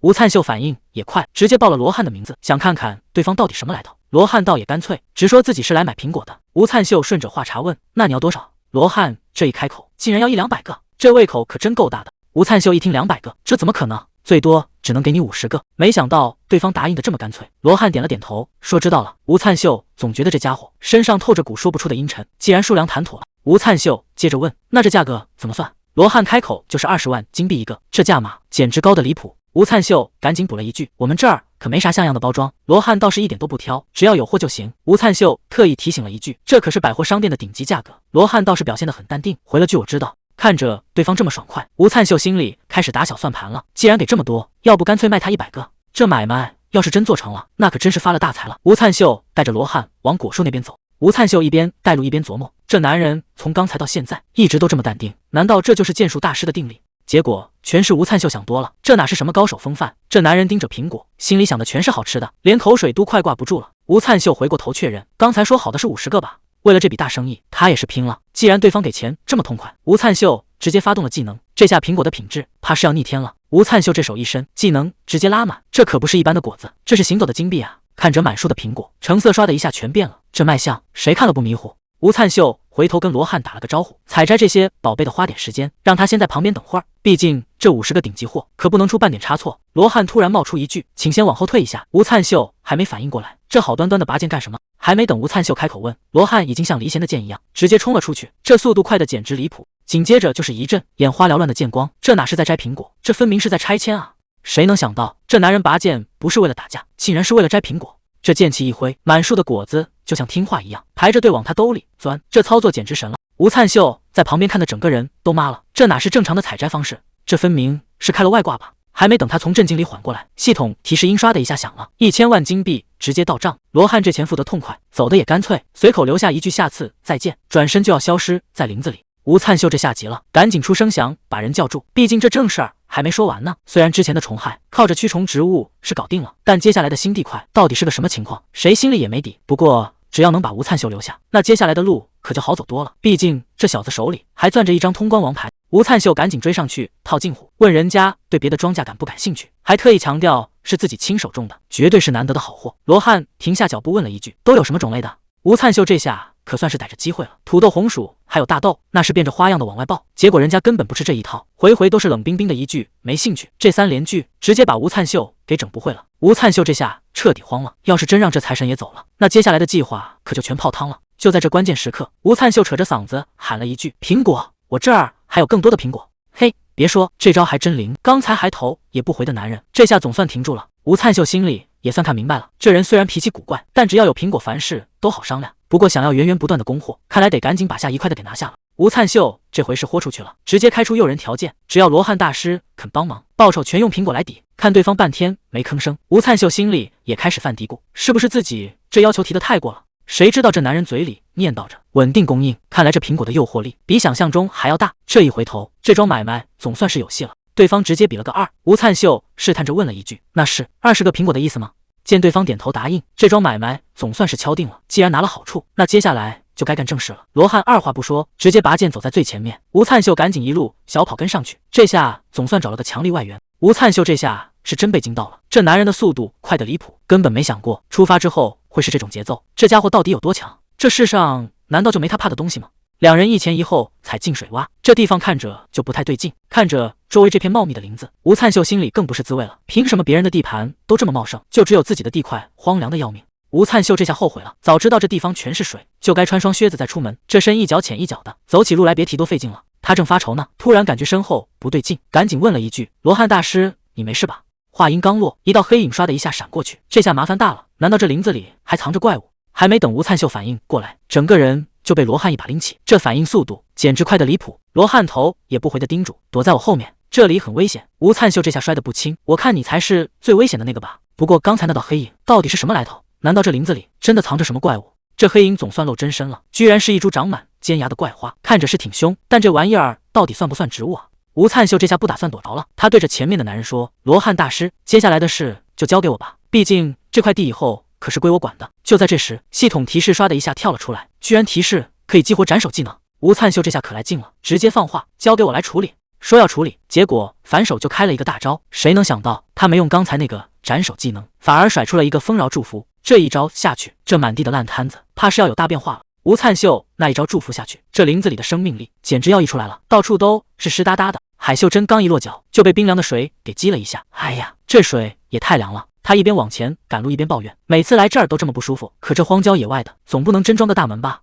刚才还在抱怨路不好走，这会儿海秀珍已经等不及了，直接在林子里飞了起来。听到有人在后面喊他，他还以为是吴灿秀追上来了，正打算高兴的打个招呼，结果这一回头看清来人之后，他整个人都不好了，嘴里念叨着客户2个字，看来这回撞上的是他最不想见的人。吴灿秀那一招祝福的效果，现在算是彻底显灵了。罗汉这下是真被吓着了，这哪还是普通的森林啊，简直就像是活过来了一样。这种离谱的生命力，换谁来都得猛。罗汉忍不住嘟囔：这到底是什么鬼地方？眼前的景象已经完全超出了他们的认知。海秀珍看着眼前的乱象，整个人都懵了，这到底是在搞哪一出？吴灿秀倒是一脸轻松，说不是要占领这片区域吗？他这是顺便把活儿给干了，顺便再来迎接一下。海秀真气的直接喊了出来，根本就不是这个意思好吗？更让他想不通的是，这家伙怎么会跟那个人混在一起？海秀真凑到跟前，小声打听着情况，毕竟后面站着的那位看着确实让人心里没底。吴灿秀支支吾吾地正想解释到底是怎么回事，结果话还没说完，唰的一下，眼前的麻烦就被彻底清理干净了。这下总算是结束了。吴灿秀长舒了一口气，抱歉让你们久等了。罗汉盯着前方，苹果。罗汉接着说：“我挺好奇，这里种出来的苹果到底是什么滋味？”吴灿秀听完直接笑了，说：“这地方全是水坑，哪有能种树的地儿啊？”可谁能想到，罗汉根本没打算继续闲聊，他反手就亮出了家伙。谁能想到，刚才还在聊苹果，下一秒整片地皮都被掀了起来，这动静简直是要把地给拆了。吴灿秀在后面看得一愣一愣的，原来这就是所谓的动真格。吴灿秀一边发动技能，一边还挺客气的跟罗汉套近乎，说以后大家都是熟人了，说话不用那么拘束。谁能想到他这随手一挥，还真在这荒地上种出了东西。镜头一转，吴灿秀正对着海秀珍解释说事情就是这么个经过。海秀珍听完直接炸了，什么叫就是这样？你这解释跟没说有什么区别？海秀珍凑近这棵树，还是不敢相信，这就是刚才提到的那棵苹果树。他捂着鼻子直皱眉，这味道确实有点不对劲，甚至可以说非常古怪。吴灿秀倒是一点不尴尬，反而笑着解释说，可能是因为环境特殊，这苹果的味道和香气都翻倍了。他指着树上的果子说，根据注入点数的不同，味道也会跟着变，所以现在还在实验阶段。吴灿秀随手摘下一个，递到海秀珍面前问，要不要尝尝看？海秀珍吓得连连后退，这东西谁敢吃啊？他赶紧摆手拒绝，这福气还是留给你自己吧。海秀珍盯着地上的东西，半天没说出话来。这就是刚才提到的战利品。海秀珍问，这就是你抓到的鸵鸟屁股草？吴灿秀这下也懵了，这名字到底是谁起的？别看这名字取得随便，这玩意儿可不好对付，平时只在晚上出没，想抓它得费不少功夫。海秀珍赶紧拿出工具检查，虽然长得确实一言难尽，但这成色是真不错，看来这次是捡到宝了。谁能想到这长相奇怪的草挤出来的汁液竟然这么漂亮？海秀珍都看呆了，这成色确实没得挑。他转头问吴灿秀，这些战利品全是你一个人搞定的？确认之后，他又开始调侃，看来你这趟是光跟着看热闹了。吴灿秀二话不说，直接伸手抓起一大把，看这架势，是打算用行动来证明自己了。海秀珍大声嚷嚷，你肯定会卖给我的对吧？这玩意儿绝对能卖个天价。吴灿秀被这架势吓得够呛，赶紧求饶说卖，只要你先松手，什么都好商量。等海秀珍一松手，吴灿秀疼得够呛，感觉手都要断了。结果一抬头，海秀珍在那边高兴坏了，压根没管他的死活。看着眼前的吴灿秀，海秀珍心里开始犯嘀咕，能打架还会种地，身边甚至还跟着个剑术大师。看着这群不按常理出牌的人，吴灿秀也是一脸无奈，这支队伍确实是越来越难带了。海秀珍心里其实早就乐开了花，虽然这小子从头到尾都透着古怪，但对自己来说，遇到他简直就是撞了大运。这一地的宝贝要是全换成钱，那得是多少个零啊！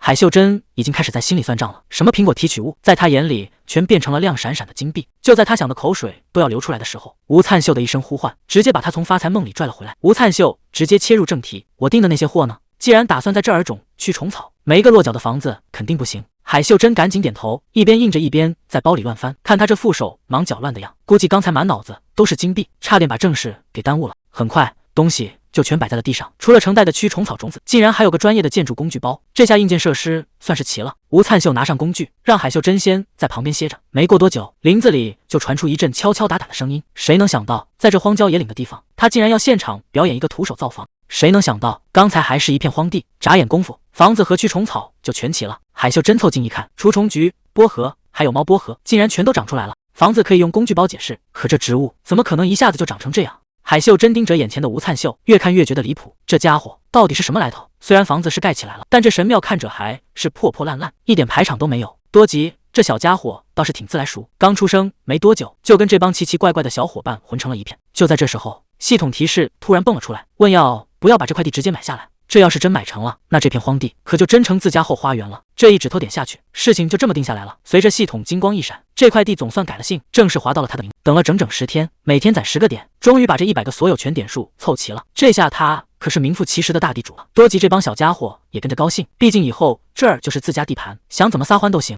其实这系统的规则也简单，只要把这一个里的点数全拿满，整片区域就彻底归你了。在现实里想买个房，那是难如登天。现在手里有了这块地，心里总算踏实了。而且这地一买下来，系统还送了个大礼包，解锁了一个叫地块属性分配的新功能。这功能可不简单，属性得看供奉的是哪位神，或者是这块地本身的底子，选对了才能发挥最大威。既然是为了自家的女神，那就要挑个最合适的。结果屏幕上跳出2个选项，一个是成长，另一个竟然是死亡。不愧是自家女神，真是一刻都不让人消停。不过比起死亡，怎么看都是成长更靠谱吧，说不定还能帮女神快点恢复神力。这一指头下去，这块地的属性就算定下来了。系统提示刷的一下跳了出来，这片区域正式加在了成长属性。随着一阵绿光闪过，整座神庙都被这股生命力给包围了。他瞅了瞅四周，感觉草好像是绿了点，但也没啥大动静。难道这成长属性就是让草长得快点？看来这成长属性不只是让草长得快，瞧瞧多吉这帮小家伙，一个个精神头十足，简直像他的加速器一样。他琢磨了一下，这还只是第一阶段，居然连强化系统都有了。虽然看着挺萌，但背后的门道可不少。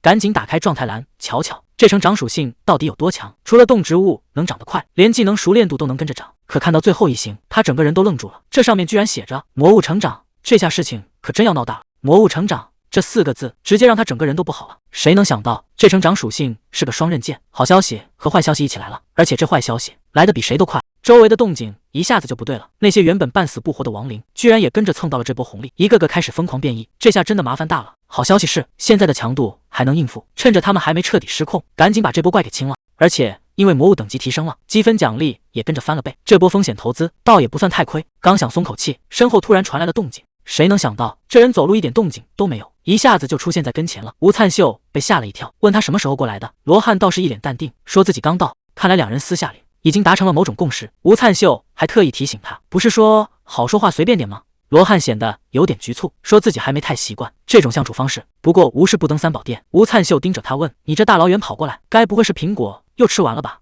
罗汉赶紧摆手解释，说距离上次买货才过了1周，哪有吃的那么快。看着手里的新闻，吴灿秀心里直犯嘀咕，这人该不会是吃苹果把自己给撑死的吧？不过生意归生意，该谈的还是得谈。他直接开门见山问罗汉今天打算拿多少货。罗汉这胃口可真不小，一张嘴就要120个，甚至还想再多要点。吴灿秀特意提醒了一句，因为产地环境变了，这批货的味道得微调一下，问他能不能接受。吴灿秀显然也感觉到了，最近这口感确实有点变化。为了稳住这个大客户，吴灿秀干脆提出让他免费试吃。话都说到这份上了，罗汉也没什么好犹豫的，直接点头答应了下来。这笔买卖看来是稳了，生意谈得差不多了。多吉正带着小伙伴们在后山野餐，这种安稳日子确实是难得的消遣。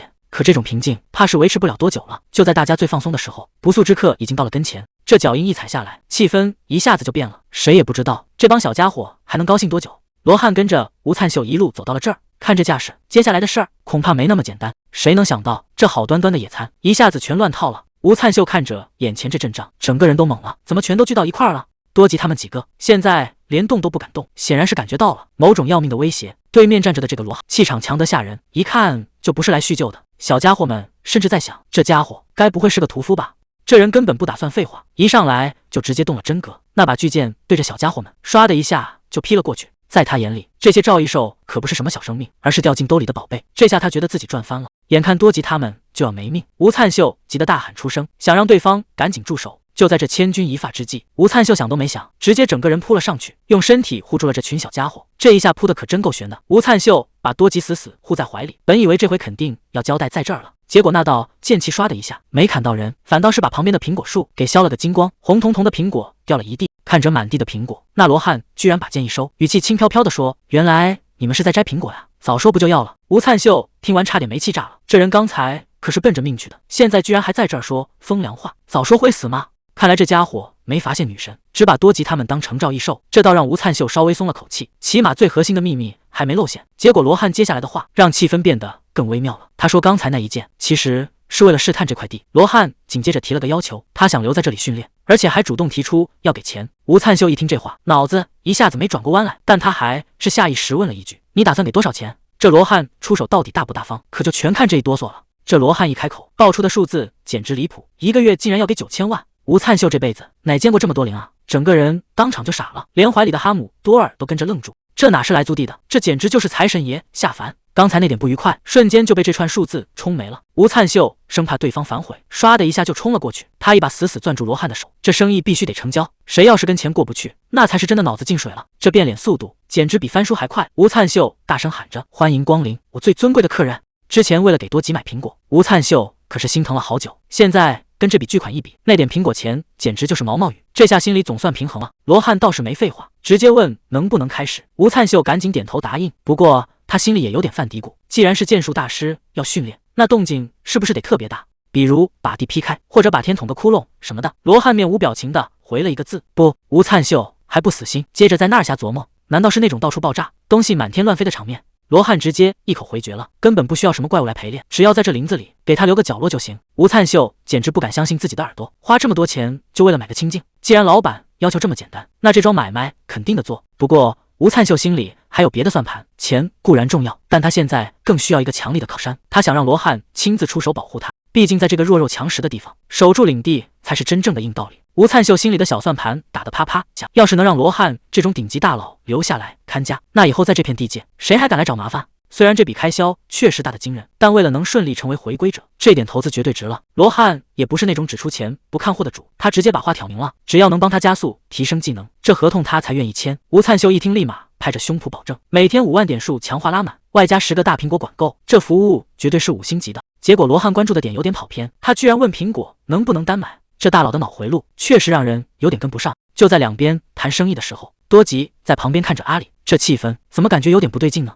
这叫声到底啥意思？难道以后真要住一个屋檐下？吴灿秀这会儿正美着呢，能请到剑术大师看家护院，这简直是祖坟冒青烟了，连女神看了估计都得点个赞。结果回头一看，这气氛怎么有点不对劲？吴灿秀还以为这帮小家伙是怕生，赶紧招呼他们过来见见世面。吴灿秀大方的介绍，要不要打个招呼？这些可都是我的宝贝疙瘩，来，快跟老板问个好。谁能想到这帮平时天不怕地不怕的赵一兽，一看到罗汉那眼神，魂儿都快吓飞了。还没等罗汉开口，这几位直接原地解散，跑得比兔子还快。这下尴尬了，这生意还能不能谈下去了？多吉这回是真被吓破胆了，哭着喊着往外窜，这哪是打招呼，这分明是死里逃生啊！吴灿秀尴尬的直挠头，只能硬着头皮打圆场。看来这帮小家伙确实有点认生，不过生意归生意，既然罗汉已经点头留下了，那有些话就要说在前头。吴灿秀收起那副笑脸，表情一下子变得严肃起来。罗汉，既然合同签了，那我也就不客气了，我这儿正好有个任务。画面一转，他们已经来到了目的地，脚下这片湿漉漉的土地可不是什么好地方。系统提示印刷的一下弹了出来，35号区域。罗汉这家伙对苹果那是真爱，走到哪吃到哪。吴灿秀在旁边看着都无语了，这大佬的胃口还真是深不见底。不过正事要紧，只要把这最后一块地皮买下来，这片区域就彻底归咱了。随着系统确认键一按，这块地正式成了吴灿秀的私人领。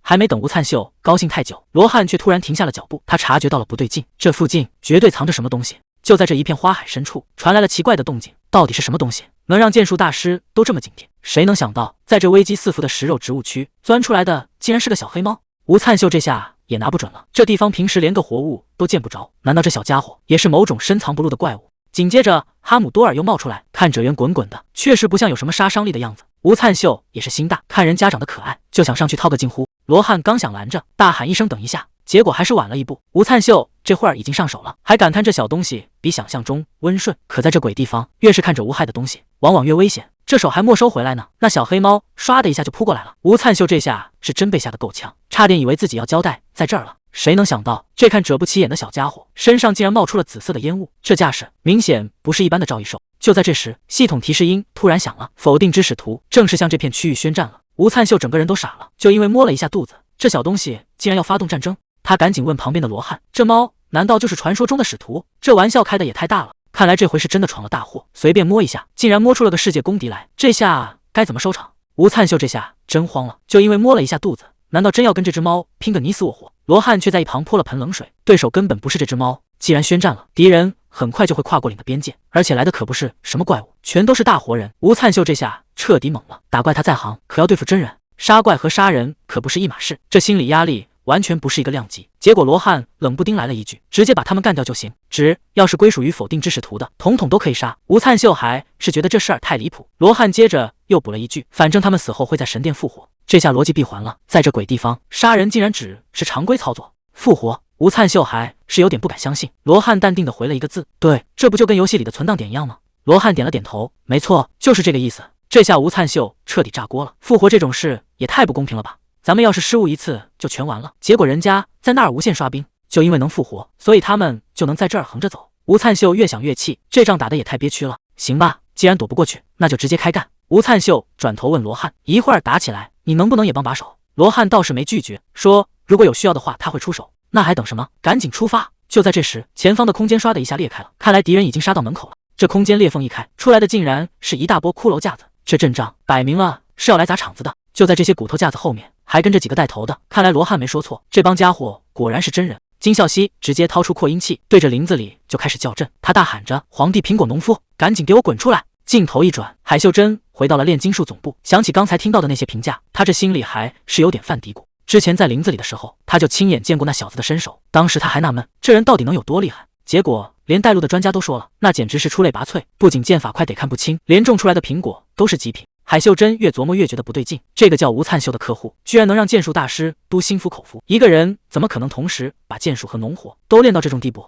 看他的样子也就20出头，却在2个完全不挨着的领域全都拿到了顶尖成就，这已经不是天才2个字能形容的了。海秀珍还在琢磨那小子的来头，除非他是前几次召唤过来的老怪物，现在返老还童啊，但这时间线根本对不上啊。难道说他手里有传说中的神器？那可是跟神沾边的宝贝，只要带上它就能直接借用神的力量。不过这玩意儿也挑人，要是跟自家的神不合，拿了也是白搭。海秀珍越想脑子越乱，算了，想这些也没用。他往沙发上一瘫，爱咋咋地吧。他甚至还开了个玩笑，总不能这小子是跟哪位剑术大师住在一起吧？怎么可能呢？海秀珍这屁股还没坐热，外面就传来了动静，这脚步声沉的，一听就是奔着他来的。来的人正是洪恩秀，看他这副火急火燎的样子，估计是遇到了什么让他想破脑袋也想不通的事。海秀珍还没反应过来，洪恩秀就直接锁定了他，一步步逼了过来。这架势换谁心里都得打鼓，他到底想干什么？结果洪恩秀二话不说，直接掏出一支试管，对到了海秀珍面前。这不就是他刚带回来的那瓶杂草汁液吗？洪恩秀开口第一句话就把气氛拉到了最满，他盯着海秀珍问：“这东西你到底是从哪儿弄来的？”海秀珍哪见过这阵仗，支支吾吾半天，连句整话都说不出来。谁能想到，在这荒郊野岭的地方，竟然凭空冒出一个传送门，紧接着一大波骷髅兵钻了出来。吴灿秀问：“这些家伙是来侦查的吗？”罗汉一边啃着苹果一边回答：“谁知道呢？刚才还在担心，要是这些亡灵有了文明该怎么办？结果下一秒，这帮骷髅直接掏出了现代重火力，这哪是普通的侦察兵啊？这分明是来搞爆破的！”看着满地的碎骨头，吴灿秀倒是挺淡定，觉得这帮骷髅兵也就那么回事，根本没什么威胁。可还没等他松口气，林子里突然传出一阵叫喊，对方指名道姓要让什么皇帝祭司和修行者现身。紧接着，一大波人马大摇大摆地走了过来，金孝熙一脚踩进绿泥汤里，满脸写着嫌弃。这帮人简直狂得没边，直接对着林子放话，说要速战速决，省得大家都麻烦。吴灿秀看懵了，这帮人到底什么来头？在这种地方竟然一点防备都没有。罗汉倒是看出了门道，说这帮人估计是仗着能复活，所以才敢这么横冲直撞。吴灿秀听完也觉得有道理，虽然现在情报还是太少，但好在手里已经抓到了关键线索，只要罗汉还在，就算真出了什么意外，应该也没什么大不了的吧。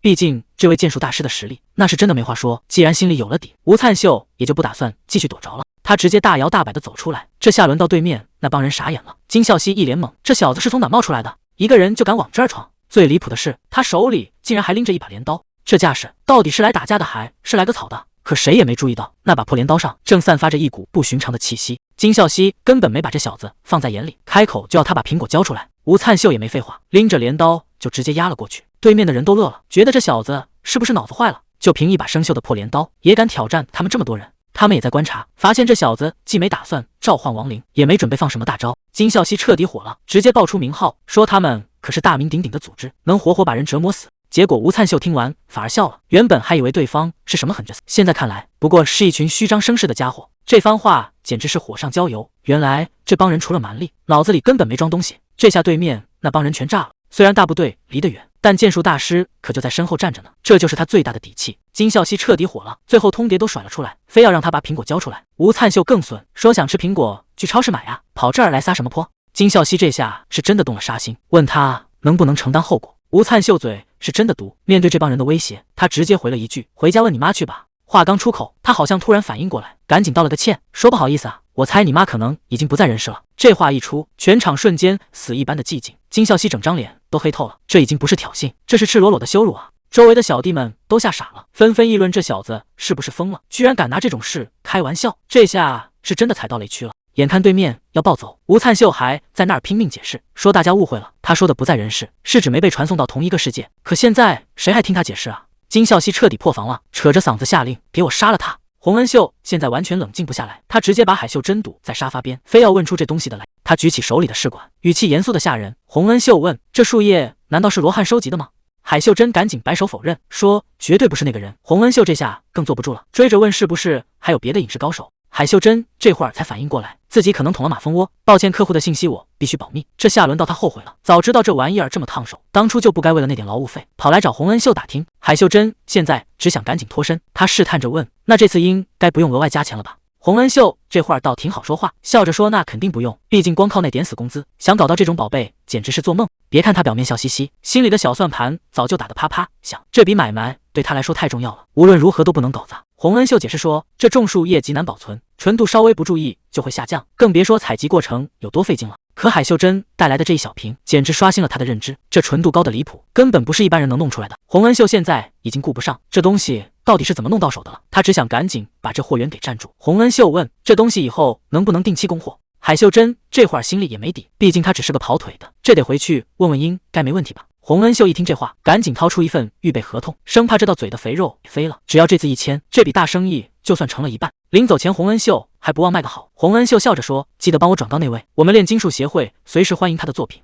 这话说的客气，其实就是想拉拢这位神秘大佬。而此时在另一边，真正的麻烦才刚刚开始。金孝熙这会儿已经彻底炸了，一边吼着要让人付出代价，一边直接指挥小弟围了上来。看着对面这副油盐不进的样子，吴灿秀也知道现在说啥都没用了，既然讲道理行不通，那就只能先动手清场了。看到他这副淡定的样子，金孝熙心里反而开始发虚，这小子怎么一点都不怕？到底是哪来的底气？面对围上来的这群骷髅兵，他甚至还有心思开玩笑，问这些骨头架子是不是同一个工厂批量生产出来的。话音刚落，大招直接开启，这一招群体斩首使出来，场面可就完全不一样了。寒光一闪，那些刚才还气势汹汹的骷髅，这下全成了地上的碎骨头。这一招下去，刚好能把这帮家伙一锅端了。金孝熙还没反应过来到底发生了什么，结果下一秒，那些引以为傲的骷髅兵一下子全碎成了渣。刚才还气势汹汹的阵仗，眨眼功夫就只剩下满地碎骨头。这下轮到对面彻底傻眼了，看来这些骨头架子确实没想象中那么抗揍，纯粹就是一堆样子货。既然底牌都没了，那接下来是不是该谈谈投降的事儿了？看着满地的碎骨头，吴灿秀倒是挺淡定，直接踩在骨头架子上，像是在逛自家后花园。金孝熙这下彻底破防了，对着那堆碎骨头破口大骂，真是一群没用的废物。看来光靠这些杂兵确实拿不下这场局了。金孝熙咬着牙，终于打算掏出压箱底的宝贝。行吧，我承认你有点本事，本来没打算动用这一招的，能死在他手里也算是你的荣幸了。随着他扯下脖子上的吊坠，脚底下的阵法唰的一下铺开，男人大吼一声：“出来吧，赫拉克勒斯！”这阵仗可比刚才大多了，一个巨大的黑影正从地底下慢慢爬出来。金孝熙狂笑着问：“怎么样？这下看你还怎么狂？”好家伙，这冒出来的大家伙长得也太抽象了，肩膀上还缝个狮子头，这审美真是没谁了。面对这种缝合怪，吴灿秀不仅没被吓着，反而开始担心起版权问题。要是原主知道了，估计得告你诽谤吧。这话一出，金孝熙直接炸毛了，这可是他砸了3000万金币，外加10万积分才搞出来的终极武器。金孝熙怒吼着：“给我撕碎它！”看着这大拳头砸下来，他居然还在心里算账，3000万金币加10万积分，换算成皇帝苹果的话，大概也就值200个。合着在人家眼里，这费劲巴拉弄出来的杀手锏也就值200个苹果钱。这大家伙看着挺唬人，一蹦老高，直接奔着人就砸过来了。换成一般人，这会儿估计早吓傻了。可他倒好，居然还笑得出来。吴灿秀笑着说：“特意凑过来送死，还真是谢谢你了。”话音刚落，手里的刀就没闲着，唰的一下，这胜负一下子就分出来了。刚才还不可一世的缝合怪，这下直接成了废品。金孝熙彻底崩溃了，不可能，我的赫拉克勒斯啊！看来这3000万金币，这回是真的打水漂了。看着满地的碎片，这哥们儿心都在滴血，这可是我10年的心血啊！他猛地一回头，冲着旁边的人撒气：“你刚才就在那干看着，非要等事情搞砸了才露面吗？”背后的这位正是金素义，他不仅没生气，反而一脸看戏的表情。金素义冷笑着说：“刚才冲的那么自信，现在怎么怂了？”他一脸嫌弃的撇撇嘴。金素义抱怨道：“则真是麻烦，先说好这得算加班费，我的任务本来只是带路而已。”另一边，吴灿秀踩在怪物的残骸上，总算能喘口气了。这下总该结束了吧？连打3场确实有点费劲，可话还没说完，他像是察觉到了什么，突然停住了，嘴上说着只想在后面划水。金素义还是慢悠悠的走到了前面，我还以为只要在后排待着就行了呢。话音刚落，这气氛唰的一下就变了，这下连吴灿秀都察觉到了不对劲。就在这时，系统提示突然蹦了出来，对方正在使用名为生命否定的技能，这可不是闹着玩的，这是一种极其阴毒的诅咒。看着这满天的红光，金素义嘴角微微一扬，看来这回他是真的打算动真格了。原来你就是那个以后会出现的家伙啊！还没等吴灿秀反应过来，系统界面刷的一下全红了，这可是头一回见，系统直接给出了最高级别的警告。金孝熙在旁边看的那叫一个起劲，完全就是一副看热闹不嫌事大的样子。没错，就是这样，你早该看清自己的身份，这就是招惹否定的下场。吴灿秀现在连反抗的力气都没了，这诅咒的威力比想象中还要恐怖。金素义冷冷地提醒金孝熙：“别忘了你来这儿是干嘛的，既然正事还没办完，还不赶紧滚去干活！”金孝熙虽然心里不爽，但面对这个疯女人，他也只能先认怂。临走前还不忘放句狠话，说是迟早要给赫拉克勒斯报仇。闹剧总算暂时告一段落，可还没等四周安静下来，空气里突然多了一股味道，淡淡的苹果香气。金孝熙顺着威尔一路找过来，果然让他给找着了。他兴奋地喊：“我就知道这东西在这儿，只要再加把劲，这事儿基本上就稳了。”可还没等他高兴太久，身后的草丛里突然闪过一个黑影，他猛地一回头，大声质问：“谁在那儿？难道这地方还有别人？”就在他眼皮子底下，罗汉唰的一下就钻进了林子深处，这速度快得离谱。等金孝熙再想追的时候，四周已经没影了。他气得直骂：“该死的，这家伙到底躲哪儿去了？”他还没反应过来，耳边就传来一阵破空声，这速度快得根本不给人喘息的机会。看着那标志性的红头发，还有那把眼熟的长剑，金孝熙整个人都傻了，这怎么可能？还没等他想明白，那道红色的身影已经杀到了跟前。这一剑下来，那是奔着要命去的。罗汉刚才还在生死决斗，怎么一眨眼，周围全变了？吴灿秀瘫坐在大马路上，整个人都懵了。他捂着脑袋嘟囔：“头好疼，刚才到底发生了什么？怎么一转头就跑到这现代大都市来了？”这地方看着可一点都不像刚才那个战场。吴灿秀看着周围的一切，这地方怎么看怎么眼熟，他忍不住喊出声来：这里难道是地球？明明刚才还在收拾圣物，怎么一转眼就回来了？可仔细一看，这地方跟他记忆里的地球完全不是一回事，街上到处都是小孩子。吴灿秀还没回过神，身后突然传来一声呼喊，这声音听着太耳熟了。光影里走出来两个人，一边埋怨他乱跑，一边说担心坏了，这语气分明就是家里人的感觉。吴灿秀彻底愣住了，他试探着喊出那两个词：爸爸妈妈。这下他什么都顾不上了，拔腿就往那边冲。难道说他真的回到家了吗？吴灿秀这一扑，直接撞进了爸妈的怀里，他大声喊着：爸爸妈妈！这些日子的委屈全在这一刻爆发了，他不停地问：我真的好想你们，你们到底去哪了？他死死拽着不撒手，生怕这又是一场梦。他一遍遍确认：你们再也不会离开我了，对吧？可还没等他听到回答，怀里的人就开始变得不对劲了，眼前的爸妈竟然开始慢慢消散。吴灿秀彻底慌了，试探着又喊了一声：妈妈！吴灿秀彻底慌了，他一边追一边问：你们要去哪？别走，别再丢下我一个人！眼看着那两个背影离自己越来越远，他拼了命地想往前够，可对方根本没有停下的意思。就在他快要崩溃的时候，肩膀上突然多了一只手。吴灿秀还没从刚才的打击里缓过劲，整个人都快崩溃了。罗汉这一把抓得死死的，直接断了他的念头。这根本不是什么重逢，全是那个女人的圈套。罗汉让他赶紧冷静下来，要是再这么陷进去，后果谁也担不起。罗汉这一露面，直接把吴灿秀从幻觉里拽了回来，这下场面彻底反转了。金素义整个人都傻了，他怎么也想不到，这位大名鼎鼎的剑尊竟然会出现在这种地方。他反手就拿起了武器，看这架势，今天这事儿绝对不可能善终了。可最麻烦的还不是这个，吴灿秀虽然清醒了，但刚才被耍的愤怒已经让他彻底失去了理智。吴灿秀这回是真动了杀心，手里的武器被攥得咯吱响，这股火要是发不出来，今天谁也别想走。还没等对方反应过来，罗汉已经先一步动手了，这一剑挥过去，连空气都被撕开了。金素义这下彻底慌了，扯着嗓子喊停，可现在求饶是不是有点太晚了？这一击根本没留余地，鲜血直接溅了一地。吴灿秀这副表情，看来今天这事儿绝对没法善终了。这下金素义是彻底翻不了身了，整个人直接没进了这片绿汤里，连个求救的机会都没有。这女人的算盘算是彻底打空了。罗汉看着眼前的残局，问吴灿秀：我是不是有点多管闲事了？吴灿秀这会儿总算缓过劲来了，他说没有，还专门道了声谢。要是没这一剑，他今天可能真就栽在这儿了。看着这一地的烂摊子，罗汉觉得没必要再待下去，剩下的事儿以后再处理。可问题是，这之后又该怎么办呢？吴灿秀这回野心可不小，他打算建立世界上最强的势力，第一步就是把周围的地盘全占了。他还想拉着罗汉一起干，问人家能不能继续帮他。结果罗汉根本没提什么过分的要求，他说报酬只要苹果就行。这下可把吴灿秀给乐坏了，连声答应说要多少有多少。本以为事情就这么定下来了，可还没等两人高兴太久，外面突然传来了动静。这声音听着可不太对劲，到底又出什么事了？刚才那动静原来就是这只黑猫闹出来的。吴灿秀看着他在地上撒欢，还觉得这小家伙挺招人疼，他随口问了一句：这猫到底是什么来头？罗汉这回可没开玩笑，他说这玩意儿可是传说中7大灾难之一，外号叫领地吞噬者。谁能想到这么个看起来人畜无害的小黑猫，竟然是个能毁掉一片领地的怪物。这下气氛彻底变了，看着还在地上舔爪子的猫，两人半天都没说出话来。吴灿秀这下彻底懵了，灾难就这么个小东西。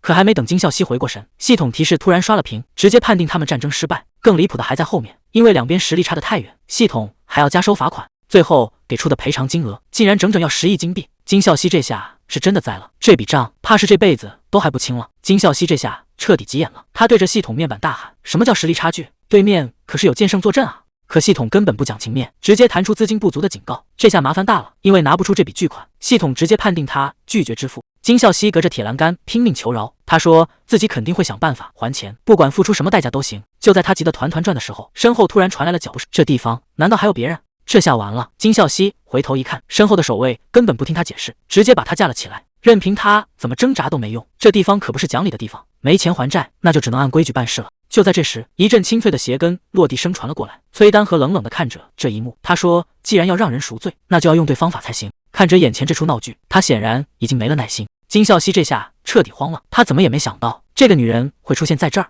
他开口问：你怎么会在这儿？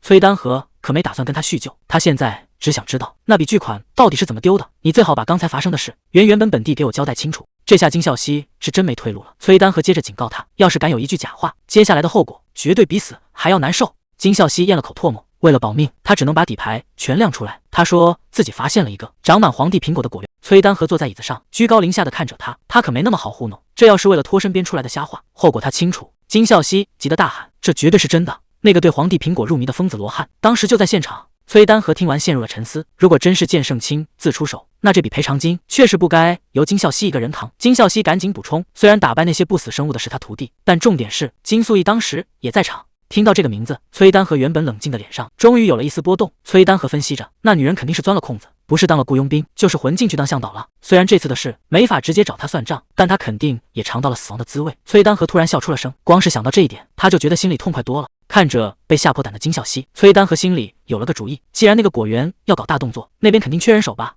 可就在他盘算的时候，系统突然弹出了警告，拒绝与特定目标进行交涉。崔丹和这下是彻底翻脸了，他一把掐住金孝熙的脖子，让他把手下全带过去，用干活来抵债。系统也跟着凑热闹，直接判定金孝熙这帮人在谈判结束前全是俘虏。金孝熙这吓急了，他大喊着：“这根本行不通！那种境地怎么可能让外人随便进？”崔丹和却一点都不担心，他反问金孝熙：“难道你就不想知道把活人变成不死生物到底是什么滋味吗？”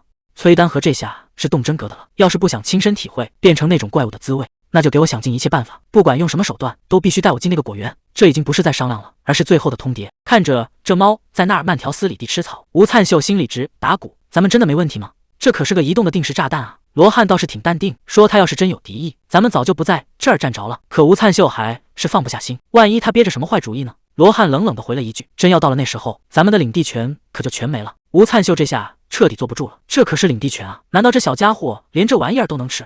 赶紧打开系统面板确认，还好领地权竟然还是安全的。旁边的罗汉倒是淡定，说他根本不是冲着领地来的，就是单纯想吃口猫波核。吴灿秀听得一愣一愣的，这可是传说中的灾难级怪物，居然会被猫波核给收买了。还没等他想明白，那只黑猫居然直接变小消失了。就在吴灿秀伸手去碰的一瞬间，整个地面刷的一下全变了。这哪是灾难啊，这分明是送上门的大礼包。刚才还凶神恶煞的，现在居然在这儿撒娇卖萌，这是在等我摸它吗？这一上手，手感确实不太一样，又大又顺滑，跟家里那几个完全不是一个档次。可千万不能被这副皮囊给骗了，毕竟这家伙真要是发起火来，那可是能把天都给捅破的灾难，连多吉他们加起来都不够他塞牙缝的。吴灿秀干脆跟他谈起了条件，只要你肯留下来看家护院，猫波和管够。没想到这小家伙还真答应了。吴灿秀正琢磨着起名呢，旁边的罗汉随口提了个建议，既然是领地掠夺者，干脆就叫他永直吧。好家伙，这名字刚说出口，这小祖宗差点没当场暴走。看来他对这土掉渣的名字那是相当不满意。吴灿秀赶紧换个思路，看着他这一身黑亮的毛发，试探着问了一句：“要不叫你夜空怎么样？”这名字一出，夜空果然停了下来。吴灿秀赶紧趁热打铁，说：“你的毛像星空一样漂亮，眼睛还亮得跟月亮似的。这波彩虹屁算是拍到位了。刚才还凶巴巴的夜空，这会儿已经彻底被收买了，这名字算是定下来了。”罗汉在一旁看得直摇头，虽然觉得这名字有点矫情，但只要这尊大佛能消停，叫什么都行了。吴灿秀还没从起名的劲儿里缓过来，系统提示音就响了。这场仗他赢了，而且赢得很彻底，奖励居然有10个亿，这下真的发财了。吴灿秀赶紧跟旁边的罗汉显摆，这辈子都没见过这么多钱，这回是真的要翻身了。结果还没高兴2秒，对面居然提出了协商，这下麻烦大了。系统直接把奖励给扣下了，说是协商没结束前，这笔钱谁也拿不走。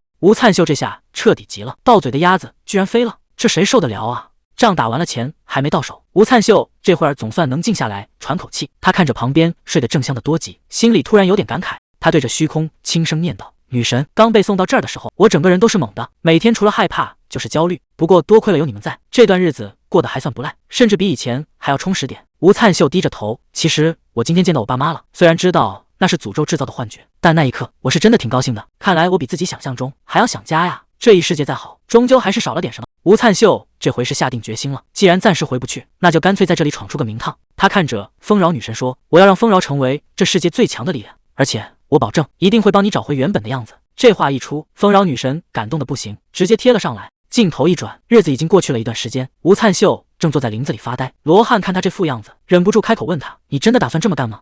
吴灿秀这下是真的要疯了，他看着眼前的罗汉，简直不敢相信自己的眼睛。你就打算只靠吃苹果活下去吗？明明桌上摆满了披萨、薯条，还有各种好吃的，结果这哥们儿倒好，眼里除了苹果还是苹果。吴灿秀急得直拍桌子，在那儿科普什么营养均衡、蛋白质、碳水，一个都不能少。可罗汉根本不听，死死护住手里的苹果，生怕被抢走一样。这下吴灿秀彻底没辙了，只能坐在一边叹气。明明准备了这么多好东西，怎么就遇上这么个死脑筋？再看看旁边的多吉，带着一群小家伙，吃的那叫一个香，这才是吃饭该有的样子吗？吴灿秀盯着那个只啃苹果的背影，心里那叫一个郁闷。这么多好吃的，你是一口不碰啊？这日子要是天天这么过，迟早得把自己给气死。吴灿秀这回是真急了，非要塞给对方一片尝尝。结果罗汉还挺讲究，说好了就这一口，多一点都不带碰的。吴灿秀气得直嚷嚷：“我这哪是自己想吃啊，这些可都是我亲手种出来的，当爹妈的能不心疼吗？算了，真是咸吃萝卜淡操心，人家堂堂一个剑术大师，还能把自己饿死不成？好在其他人还算给面子，瞧瞧多吉这帮小家伙，一个个肚皮朝天，显然是吃美了。吴灿秀转头看向丰饶女神，本想关心一下她吃饱没，结果这一看，气氛一下子就不对劲了。丰饶女神怎么一副见了鬼的表情？吴灿秀在那儿自言自语，觉得既然对方还不知道女神的身份，那自己说话随便点，应该也没什么大不了的吧。结果这话刚说完，旁边的阿里直接炸了毛，在那儿疯狂输出：“你居然敢对女神这么没礼貌！”他越说越来劲，觉得吴灿秀就是最近表现太好，整个人都飘了，居然敢在这儿没大没小的。吴灿秀被吵得头都大了，只能在那儿尴尬的打圆场，说以后再慢慢解释。再看那边那位剑术大师，正淡定的喝着100%纯果汁，完全没被这边的动静影响，这定力也是没谁了。就在这时，多吉突然停下了动作，他盯着吴灿秀看了一会儿，像是发现了什么不得了的秘密。旁边的阿里都看傻了，这墨镜到底是打哪儿冒出来的？多吉无奈的叹了口气，觉得这小伙伴真是太单纯了。那个拿剑的罗汉到现在还被蒙在鼓里呢，多吉还在那儿瞎操心，觉得吴灿秀这么跟女神说话，简直就是在给自己挖坑。结果这话还没说完，旁边的守护者直接就炸了。阿里可听不得这种风凉话，他一把掐住多吉的脖子，警告他最好把嘴闭上，再敢阴阳怪气一句试试。多吉这下反应倒是挺快，立马换了一副面孔，在那儿装傻充愣，说想吃苹果。他还想维持一下绅士形象，慢条斯理地扶了扶眼镜，觉得只要自己够淡定，这事儿就能翻篇。可惜他还是低估了对方的脾气，这苹果还没见着影呢，眼镜先被人给干碎了。闹也闹够了，吴灿秀拍拍屁股准备出发，问大家是不是该动身了。结果刚才还活蹦乱跳的小家伙，这会儿突然蔫了，一副受了天大委屈的样子。吴灿秀赶紧安慰他说，那位海秀珍小姐马上就到，让她乖乖留在家里看门。一听到女神的名字，这小家伙彻底绷不住了，在那儿手舞足蹈的抗议。吴灿秀这才反应过来，原来自己想瞒着女神去打仗的事早就被人家看穿了，估计是那个骷髅头偷告的密。这下尴尬了，他只能尴尬的挠挠头，让大家先等他一会儿。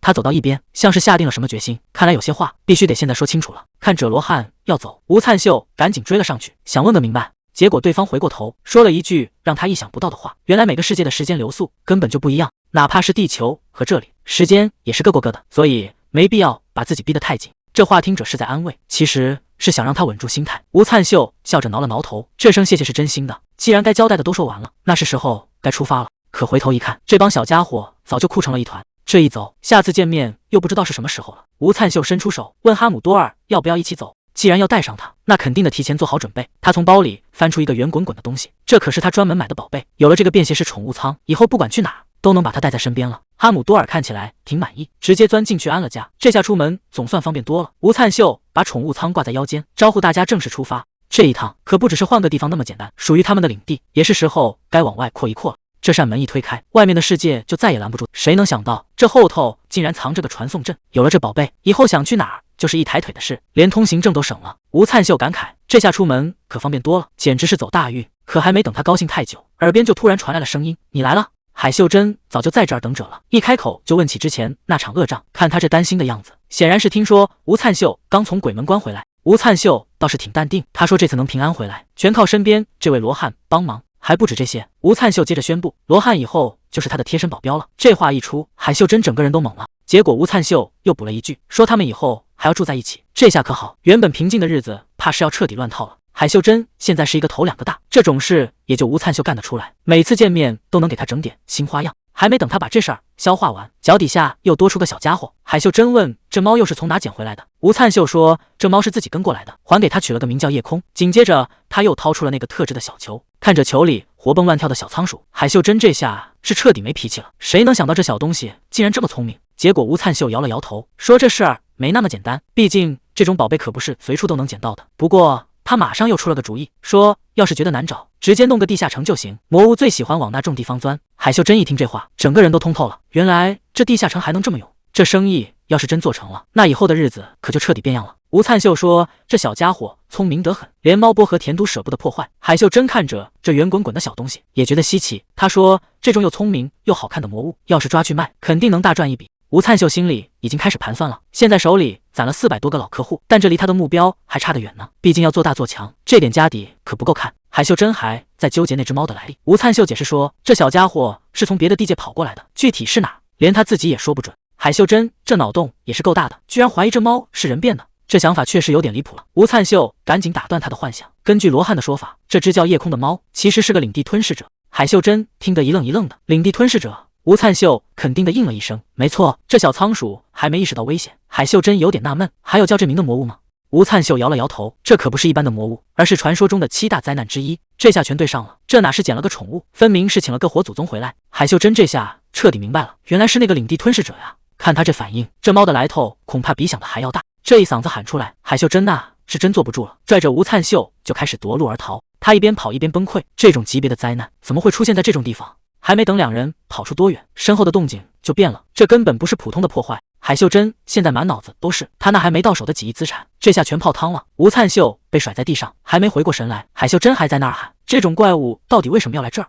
吴灿秀赶紧解释：“我觉得吧，他可能就是冲着猫波河来的。”海秀珍呀，跟不信，那可是传说中的灾难，怎么可能被这点小玩意儿收买？吴灿秀倒是有自己的逻辑，虽然具体情况还不清楚，但账的这么算。想要强行占领一块地盘，起码得花20万积分。可要是给猫波河加个祝福，1万积分就能搞定，这中间差了整整20倍。对这怪物来说，这买卖简直太划算了。吴灿秀还在心里盘算，要是吸收效率不一样呢？如果按1比90的比例来算，对夜空来说，占领地盘只值2000分，可猫波河却值9000分，这中间差了3倍还不止。这买卖怎么看都划算。当然了，这些数据到底准不准，他现在也说不好。吴灿秀扶着树站稳，既然自己是被选中的那个人，现在根本没得选，只能一条路走到黑了。海秀真心里还是没底，忍不住问了一句：“真的没问题吗？”吴灿秀头也不回的调侃：“要是哪天我回来，发现你已经破产了，那才叫真麻烦。”海秀真还在那自我安慰，既然都说猫的领地意识强，那这怪物占了这儿，好歹能保住这一片平安吧。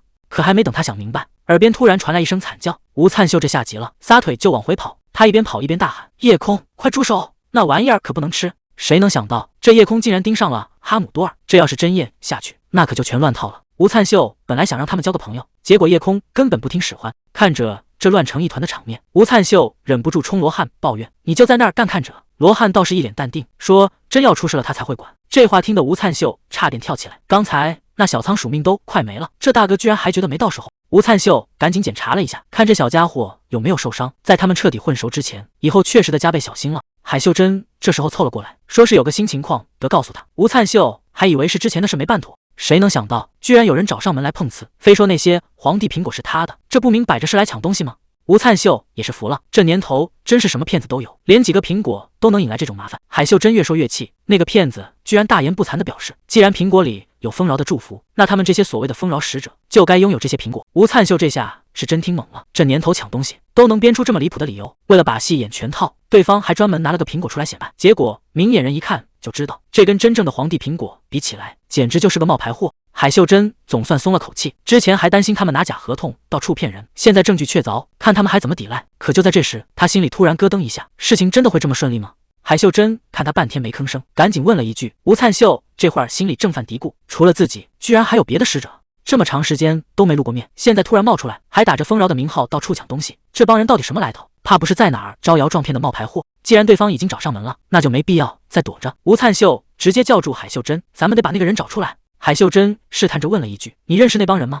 吴灿秀这回不打算瞒了，他直接摊牌：“其实我才是真正的丰饶使者。”这话一出，海秀珍整个人都傻了，毕竟这反转也太大了。吴灿秀倒是很冷静，既然那帮人喜欢钱，那就用钱解决。他让海秀珍直接发个悬赏令，只要钱给够，就不怕那帮骗子不现身。吴灿秀这次是真下血本了，他不光要找回那个神器，还直接开出了天价悬赏，只要能活捉那帮骗子，就给100个皇帝苹果。这消息一出，外面的人全坐不住了，100个皇帝苹果是什么概念？这简直就是一步登天的机会，重赏之下必有勇夫。没过多久，在否定之城的阴暗角落里，已经有人盯上了这块肥肉。就在全城都在盯着那笔赏金的时候，金孝熙正为了另一件事发愁，想要搞定罗汉和他那个徒弟，手里没点不死族当打哨，这事儿根本办不成。在他看来，一个否定使者要是没带僵尸，那就像吃包子没馅，吃火锅没肉一样，简直就是个笑话。哪怕是质量差点的也行，但绝对不能要那种只会帮倒忙的残次品，不然到时候除了丢人，什么都干不了。说话间，他已经来到了一处隐秘的门口，这扇门一推开，他的计划就要开始了。刚进门，还没等开口，柜台后面的老板就先乐了。老板开口就没好话：“哟，这不是咱们那位穷光蛋先生吗？”金孝熙直接对了回去：“别废话，我可是来照顾你生意的。”他直接甩出一张清单，想要的东西全在上面了。结果老板手一伸，打算怎么付账啊？这下场面有点尴尬，他兜里估计比脸还干净，只能掏出一块材料，试探着问了一句：“拿这玩意儿抵债行吗？”这块石头估计是金孝熙最后的家底了，他嘴里一直念叨着，这可是花了大价钱才搞到的宝贝。老板可不吃这一套，直接把东西收了，还顺嘴骂了一句：“臭小子，真当我老糊涂了。”金孝熙这下是真没辙了，只能低声下气的求老板希望能多换点钱，毕竟这些材料可都是他拿命换回来的。就在这时候，金孝熙的语气突然变了，这可能是咱们最后一次见面了，看在认识这么多年的份上，能不能再多给点甜头？看来他这次要办的事真的是凶多吉少。老板叹了口气，说他这辈子就坏在心软上，明明是个做生意的，偏偏见不得老熟人受罪。他话锋一转，提到了金孝熙变穷的罪魁祸首，就是为了找那什么皇帝苹果，结果把家底都赔光了。金孝熙压根不信，觉得那不过是个骗局。可老板接下来的话让他不得不重新考虑了，这事儿现在闹得挺大，连那些自以为聪明的家伙都被耍得团团转，而且老板手里还有个刚出炉的热乎消息。金孝熙等不及了，催他赶紧说重点。结果老板伸出一根手指，报出了一个惊人的数字，那个骗子现在被悬赏了，只要能抓活的，赏金整整有100个皇帝苹果。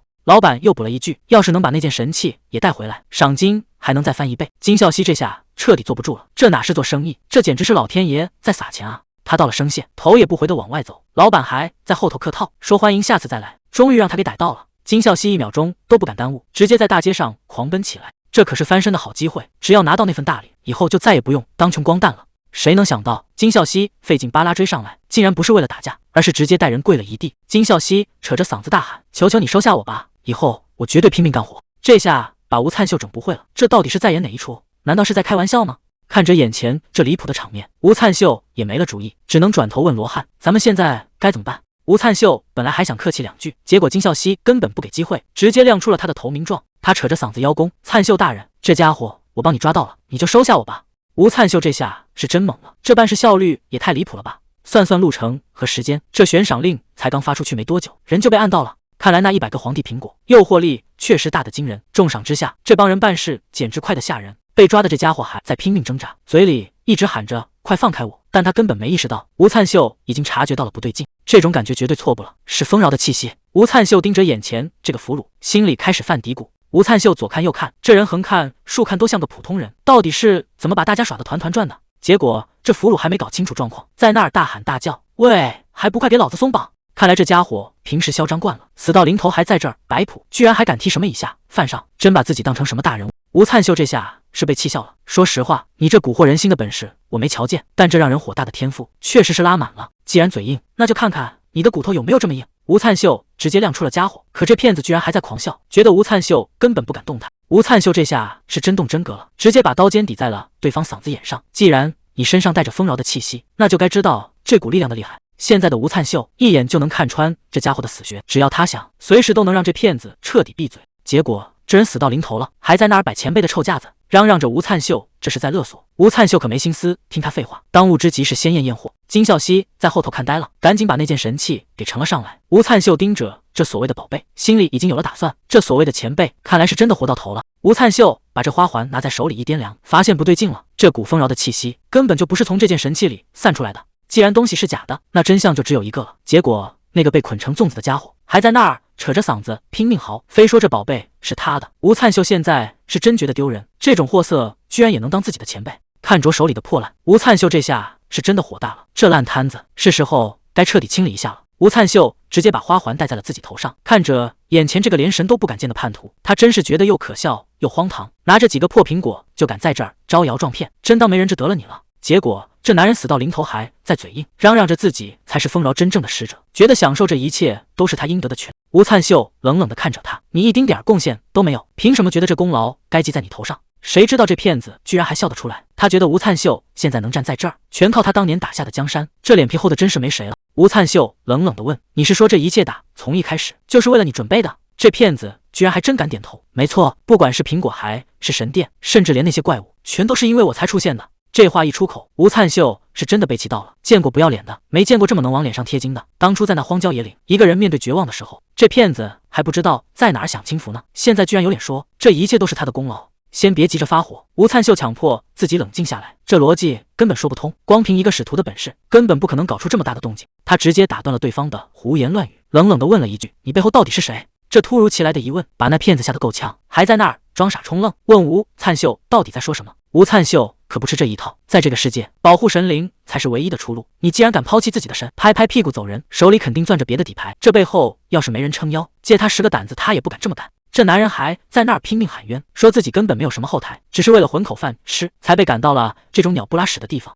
吴灿秀可没心思听他卖惨，既然遗言都交代清楚了，那就送你上路。眼看这一下就要劈下去了。这男人扯着嗓子大喊：“等一下！”就在这千钧一发的时刻，刀刃稳稳地停在了他脖子上。这下他是真的老实了。这男人还在那儿拼命喊冤，说自己也是被逼无奈，他就是个普通人，哪像吴灿秀这么能打。吴灿秀可没耐心听他废话，直接问他背后的大老板是谁。结果这货居然说他也不知道。眼看吴灿秀又要动手，这男人彻底崩了，说自己就是为了那笔巨款才来的，本以为能发大财，结果连钱影都没见着。闹了半天，他自己也是个被坑的倒霉蛋。吴灿秀这下算是听明白了，合着费了这么大劲，就抓了个一点用都没有的废物。这男人还在那儿拼命求饶，说自己以后再也不敢了，求吴灿秀放他一条生路。可惜啊，现在说这些已经太晚了。吴灿秀压根没打算心软，直接一下就把他给放倒了。虽然心里恨不得直接送这货去见阎王，但眼下还有更重要的事。转头一看，多吉这几个小家伙已经累得直接瘫在了地上。看来刚才那场混乱确实把他们折腾得不轻。吴灿秀虽然嘴上说得狠，但心里还是过不去那道坎。就算这地方再怎么像游戏，真要对大活人下死手，他还是下不去那个决心。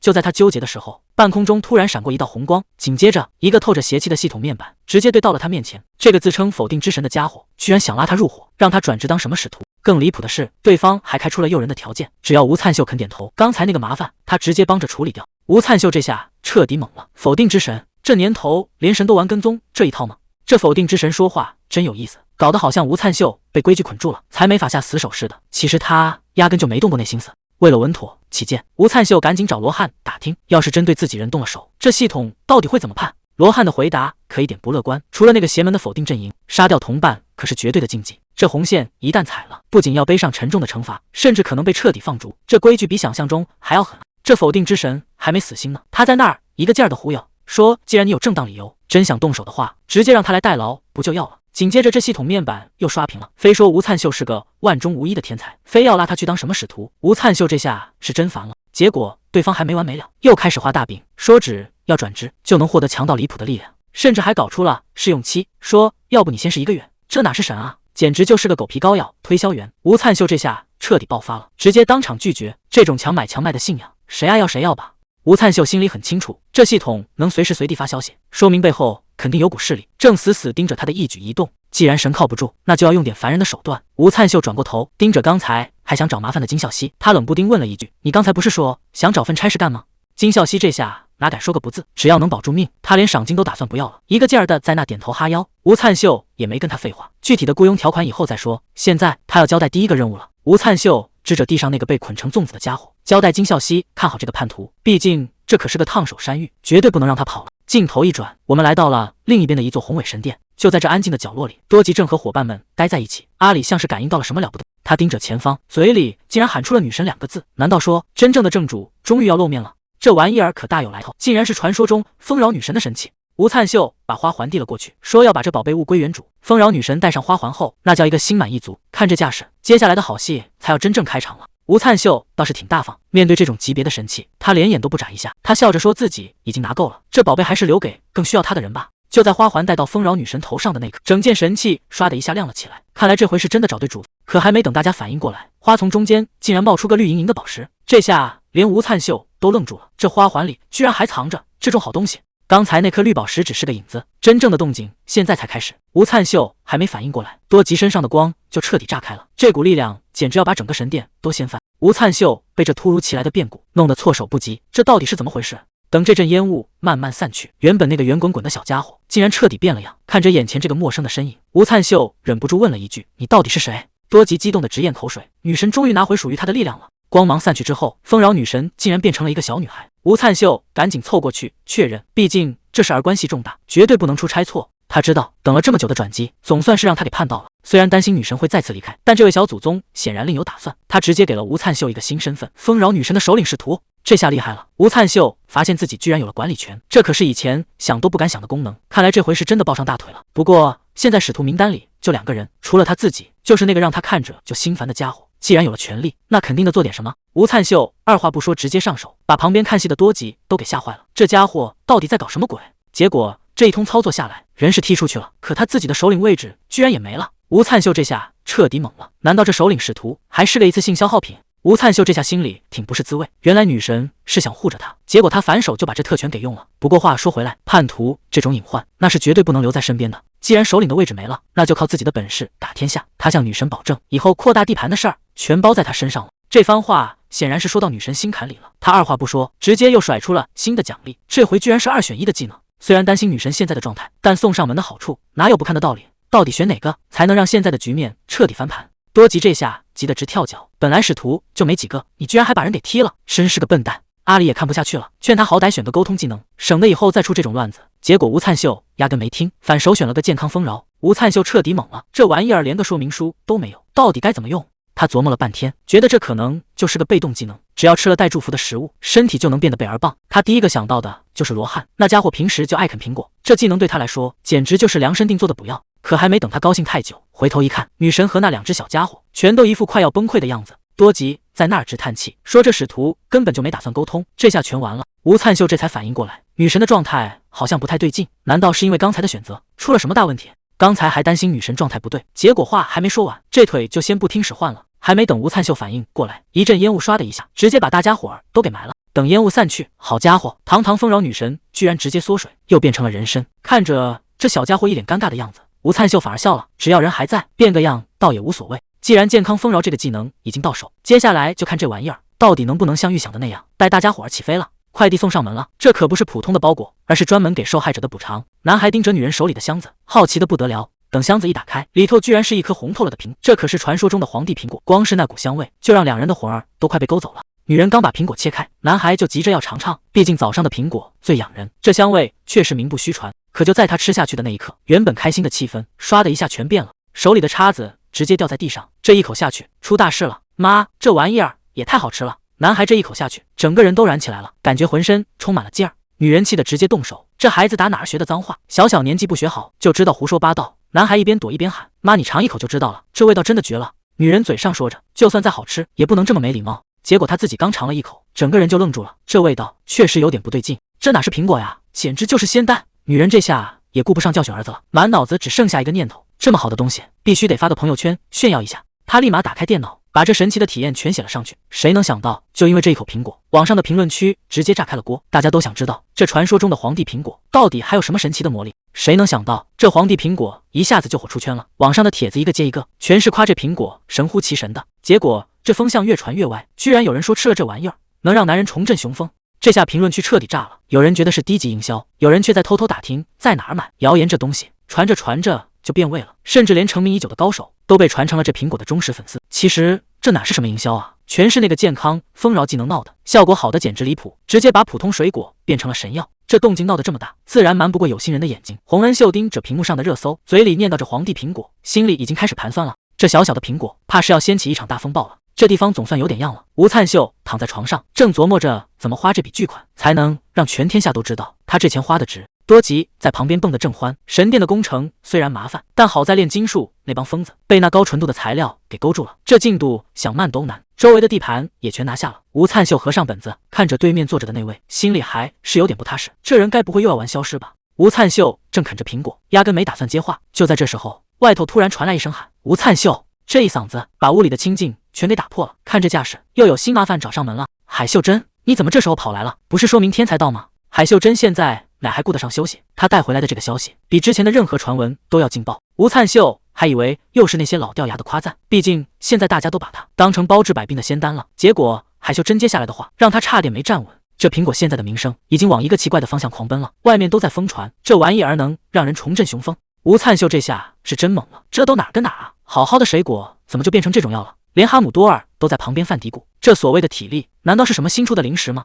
罗汉盯着手里的苹果，这下事情真的大条了。在这个死气沉沉的世界里，这4个字的杀伤力简直比禁咒还要可怕。这事儿可真闹大了，为了那点所谓的战斗力，居然有人连生吞蛇胆这种事都干得出来。结果倒好，不要没吃成，直接把自己送进了急救室。要是这帮人发现苹果没那功效，非要把店给砸了不可。吴灿秀心里很清楚，这已经不是单纯的生意问题了，处理不好那就是一场大暴乱。海秀珍也是急得不行，赶紧凑过来打听底细，这皇帝苹果难道真的一点那种效果都没有？毕竟外头传的有鼻子有眼的，甚至还有人现身说法，说自己吃了之后确实变强了。吴灿秀无奈地摊了摊手，那纯粹是身体变健康后的错觉。他在培育皇帝苹果的时候，压根就没往那方面加技能点。不过既然大家都这么期待，与其费劲去辟谣，倒不如顺水推舟，直接种一种真能补体力的果子。海秀珍听完眼睛都亮了，这主意简直绝了！与其被动挨骂，不如主动出击，把这波泼天的富贵给接稳了。这波宣传简直是白捡的。海秀珍嘴都要笑歪了，赶紧打听到底种啥最管用。吴灿秀这会儿也没个准主意，正搁那儿瞎琢磨呢，核桃、胡萝卜还是西红柿？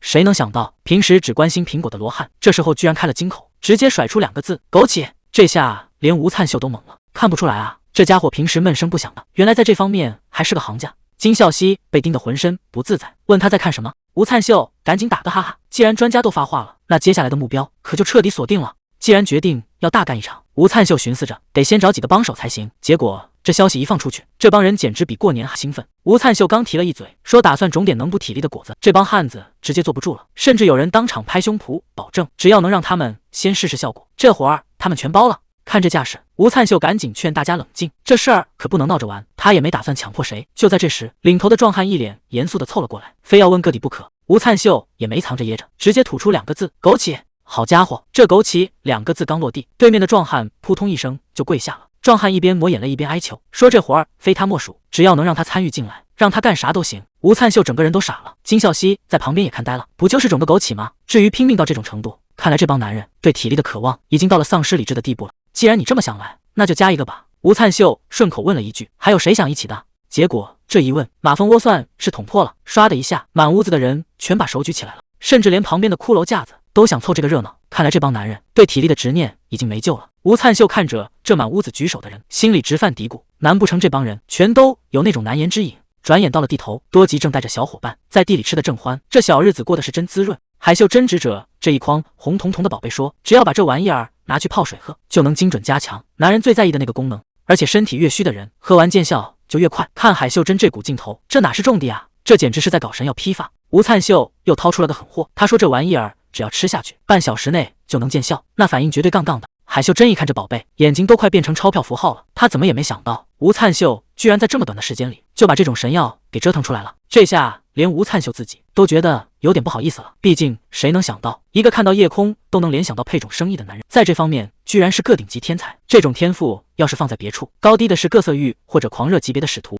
这药效简直太离谱了。一个壮汉当场就开始咆哮，直呼这股劲头正往上涌，甚至还嫌不够，求着再来点更刺激的。吴灿秀心里也有了底，听说这家伙以前在地球的时候就不只是写日记，甚至还专门搞过研究日志。虽然这是吴灿秀第一次尝试用丰饶祝福去精准强化某种特定的功能，但多亏了这位资深专家的经验，让他一下子就找准了门路。吴灿秀笑着感叹，看来接下来的这段日子，咱们这儿的神药怕是要出不少新花样了。吴灿秀还是不放心，特意叮嘱了一句，安全第一，别光顾着挣钱。海秀珍现在哪听得进去这些，他拍着胸脯保证要把这筐枸杞全变成亮闪闪的金子。看他这副钻进钱眼里的样子，吴灿秀也只能苦笑着把这事儿全交给他去办了。这买卖要是真做成了，不知道这回他能带回来多大的惊喜。想让这帮男人乖乖掏钱买补药，就要让他们用下半身思考，而不是用脑子。毕竟想的越多，他们找的借口也就越多。要是让他们自己拿枸杞回去泡，那可就太麻烦了。而且大男人拎着一筐枸杞，总觉得是在告诉全世界自己那方面不太行。所以说，这种现成的瓶装饮料才是真正的财富密码。只要拧开盖子喝下去，剩下的就交给本能了。海秀珍算盘打得啪啪响，既然都加工成饮料了，那价格翻个几倍也是理所应当。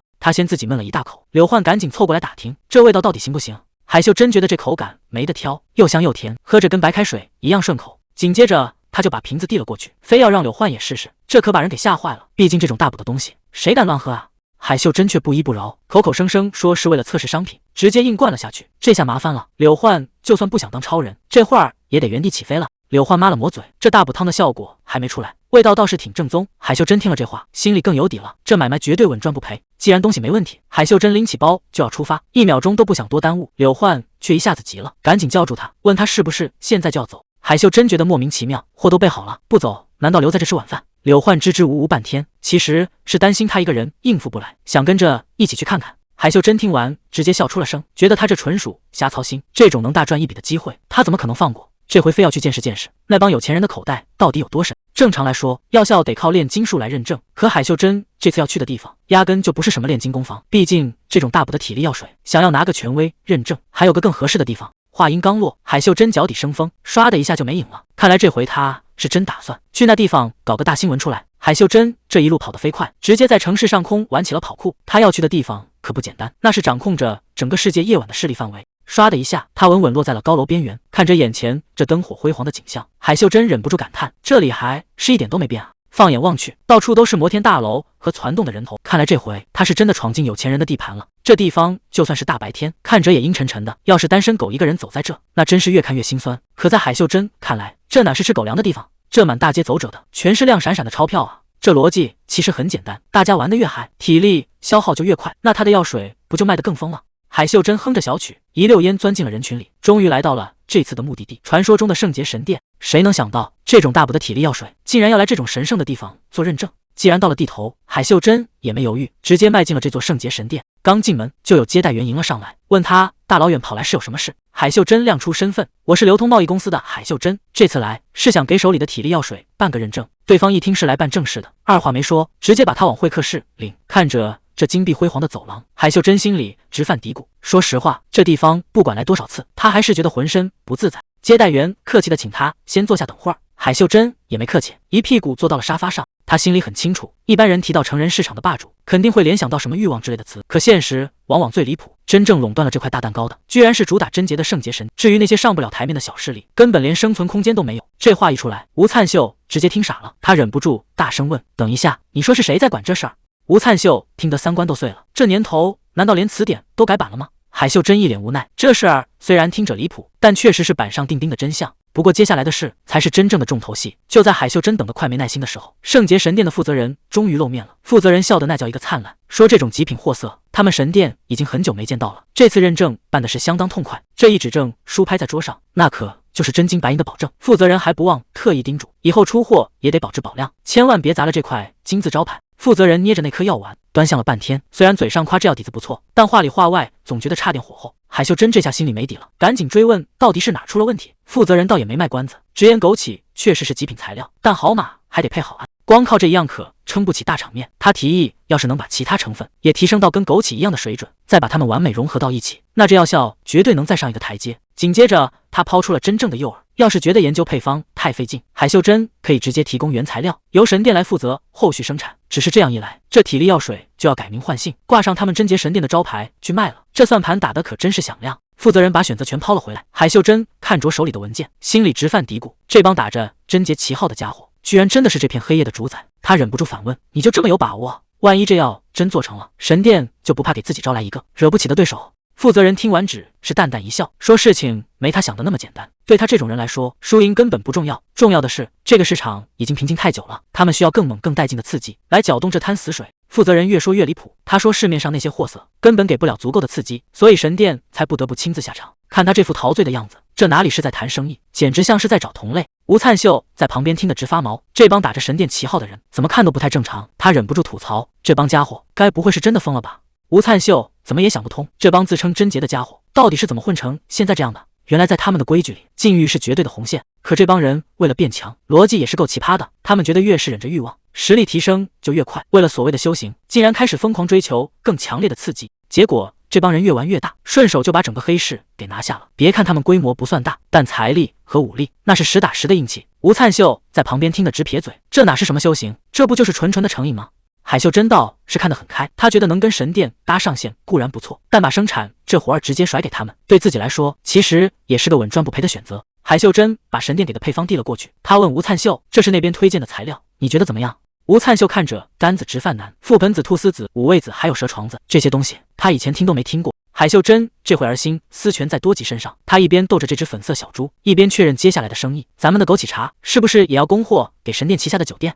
吴灿秀点点头，既然眼前的目标已经达成了，那接下来就该轮到那款重头戏了，也就是那款传说中的体力药水。多吉这小家伙刚睡醒就开始哼急着要吃的，连旁边的阿里都被他带跑偏了，满脑子都是那口吃的。吴灿秀看着这两个吃货，也是一脸无奈，这才刚睁眼就开始惦记下一顿了。不过话说回来，既然身边有海秀珍这种专家坐镇，吴灿秀觉得接下来的计划倒是可以稍微放松点。可就在他觉得万事大吉的时候，生活总喜欢在这个时候给他来点意想不到的惊喜。谁能想到，这位传说中的大人物竟然亲自找上门来了？他就是坚持了40多年，一次都没破戒的狠人——贞洁神殿的大魔法师普汉杰。吴灿秀一脸不可思议，所以你现在是觉得自己那方面快不行了？普汉杰倒是挺坦诚，直接承认了这件事。吴灿秀接着追问：要是真彻底没戏了，你是不是就要从神殿卷铺盖走人了？普汉杰现在是彻底没底了，他试探着问了一句：恢复的可能性有多少？哪怕只有一点点希望，他也不想就这么放弃？毕竟这可是关乎职业生涯的大事。吴灿秀一时间也没了主意，这种事谁敢随便打包票？结果最后这结论一出，简直是当头一棒。难道真的一点机会都没有了吗？以前提起贞节派，大家脑子里想的全是那种一尘不染的圣洁模样，就像普汉杰这样，整个人看着就特别正派，完全就是一副超凡脱俗的样子。他们这群人主打的就是一个健康生活，跟外面的花花世界完全不沾边。可谁能想到，这只是他们以前的样子，现在的贞节派早就不是那么回事了。在这个靠抢地盘说话的世界里，光靠躲着可没用。普汉杰心里很清楚，贞节派以前实在是太弱了，要是再没点硬实力，迟早得被人吃得干干净净。想要守住那份纯洁，就必须得有足够的力量才行。可就在这时候，普汉杰突然悟到了一个关键点，原来贞洁和纯洁根本就不是一回事。普汉杰这套逻辑简直绝了，只要能守住自律，干什么都不算破戒，就靠着这股狠劲，他一个人一年挣的分顶得上整个教派的一半。吴灿秀听得整个人都懵了，赶紧捂住哈姆多尔的耳朵，他忍不住问了一句：这种事难道神真的不管吗？普汉杰倒是一点不虚，刚开始确实闹得挺大，教派里的人都想把他踢出去，可结果呢？神看到那天纹数字一样的积分，不仅没生气，反而还夸他干得漂亮。普汉杰越说越起劲，这股所谓的创新风潮一下子席卷了整个贞节派。吴灿秀听得直摇头，这哪是什么修行，这不就是纯纯的上瘾吗？我看你们这帮人从上到下全都烂透了。普汉杰倒是一点不尴尬，他觉得诱惑越大，贞节之魂的等级就升得越快，这逻辑就像是负重训练，越难受收益就越高。结果这技能练到最后，还没等心里起什么歪念头，那股诱惑就直接被刷掉了。普汉杰这套逻辑其实挺极端，这贞节派的本事全靠压制念头，要是连那点念头都没了，他这修行可就彻底废了。结果他突然变脸，一把死死拽住吴灿秀，直言这回全指望吴灿秀手里的宝贝了，简直像抓住了救命稻草。吴灿秀整个人都懵了，人家这可是练了30年的硬功夫，自己一个外行哪有本事帮他破局？好在普汉杰又冷静了下来，他说这事儿还不算火烧眉毛，暂时还出不了大乱子。普汉杰这人办事倒也干脆，直接推过来一个厚实的纸袋，说是让吴灿秀只管专心搞研发，剩下的后勤保障他全包了。结果吴灿秀刚把袋子打开缝，整个人直接僵住了，这哪是普通的赞助啊，这分明是砸钱砸到了心坎里。普汉杰不愧是能用积分把神都给带跑偏的狠角色，这给的实在太多了。吴灿秀这下是真的没法拒绝了，普汉杰这下是彻底放心了，他紧紧握住吴灿秀的手，直言只要吴灿秀开口，要什么资源他都给，这事儿可就全指望吴灿秀了。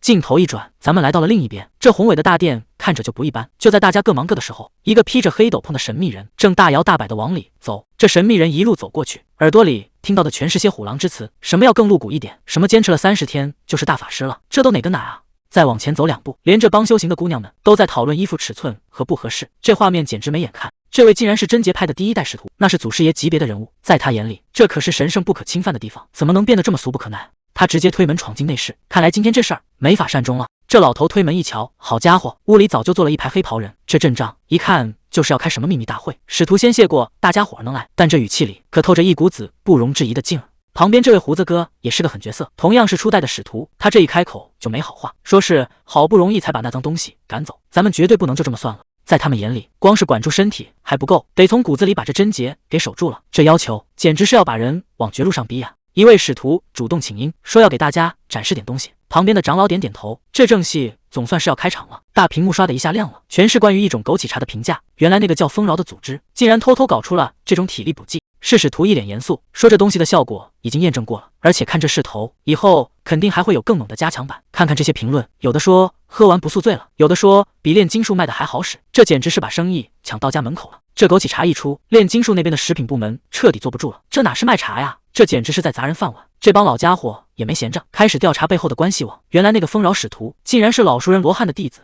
有人提议，既然这小子这么有本事，不如直接开个高价把他挖过来，毕竟比起种地，谁不想换个更体面的差事？使徒赶紧出来泼冷水，说位置虽然找到了，但想直接进去根本不可能，那地方有各色域恶魔守着，咱们这帮人还没靠近，估计就被人家给轰出来了。这下事情变得有意思了，这帮自诩清高的老古董到底该怎么对付那个恶魔呢？既然硬碰硬不行，这帮老家伙就开始憋坏水了。他们打算先跟炼金术那边联手，把那个丰饶使徒给引出来，只要让他落了单，剩下的事儿就好办了。画面一转，咱们的吴灿秀正忙着呢，突然打了个大喷嚏。这俗话说得好，一响二骂三感冒。吴灿秀也纳闷，是不是谁在背后念叨我呢？他哪能想到自己早就成了人家案板上的肉。吴灿秀主动找上了金孝熙，说是有件重要的事要交代。吴灿秀招了招手，示意金孝熙跟他走一趟。这神神秘秘的，到底要去哪儿？两人一前一后进了林子，谁也没注意到草丛里竟然还躺着一具白骨。更要命的是，暗处还有双眼睛正盯着他们。躲在暗处的人一下子愣住了，这反应显然是认出了什么了不得的人物，他忍不住大喊出声：“赫拉克勒斯！”这名字一出来，事情可就彻底闹大了。金孝熙一看到这大块头，整个人直接扑了上去，哭的那叫一个稀里哗啦，就像见到了失散多年的亲兄弟。金孝熙一边抹眼泪一边问：“这宝贝不是早就毁了吗？难道是你把它给修好了？”吴灿秀有些不好意思的挠挠头，说：“这玩意儿当时都快烂透了，要是再晚一点，估计就真救不回来了。”看着金孝熙这股亲热劲儿，吴灿秀心里也有自己的小算盘，毕竟以后还得一起混，先把这大块头的好感度刷满，总比以后被他记恨要强。吴灿秀看着眼前的大块头，总觉得哪里不太对劲，他忍不住问了一句：“这连个脑袋都没有，真的没问题吗？”金孝熙倒是一点不在乎，他说：“反正就是干点体力活，有没有脑袋根本不重要，只要有这大块头在，干活效率直接翻了17倍。关键是这玩意儿还能变小，简直就是随身带了个超级劳动力。”他接着又提了一嘴，说：“旁边不是还有几个骷髅兵吗？这帮家伙连个临时脑袋都控制不好，带出去纯属是给自己添乱。看来在这行里没点真本事还真混不下去。”金孝熙还是那副臭脾气，他撇了撇嘴说：“这帮骨头架子能顶什么用？”吴灿秀倒是挺乐观，他笑着劝道：“谁也不是天生就会干活的，多练练不就熟了吗？”金孝熙冷哼一声说：“要是这帮家伙只会添乱，那带上他们纯属浪费时间。不过看他这架势，显然是打算再给个机会。”看着金孝熙一边嫌弃，一边又把那帮骷髅兵治得服服帖帖，吴灿秀算是看明白了，这家伙嘴上说不要，身体倒是挺诚实，这不就是典型的傲娇吗？吴灿秀和金孝熙这算是正式组队了。吴灿秀笑着说：“以后就请多多关照了。”金孝熙也挺客气，说他也正有此意。结果这客套话还没说完，林子里突然传出一声惨叫，这动静可不小，把吴灿秀吓了一跳。两人顺着声音看过去，好家伙，普汉杰正跟疯了一样，在后面死命追着一个壮汉，一边追还一边喊：“你先停下，听我说完啊！”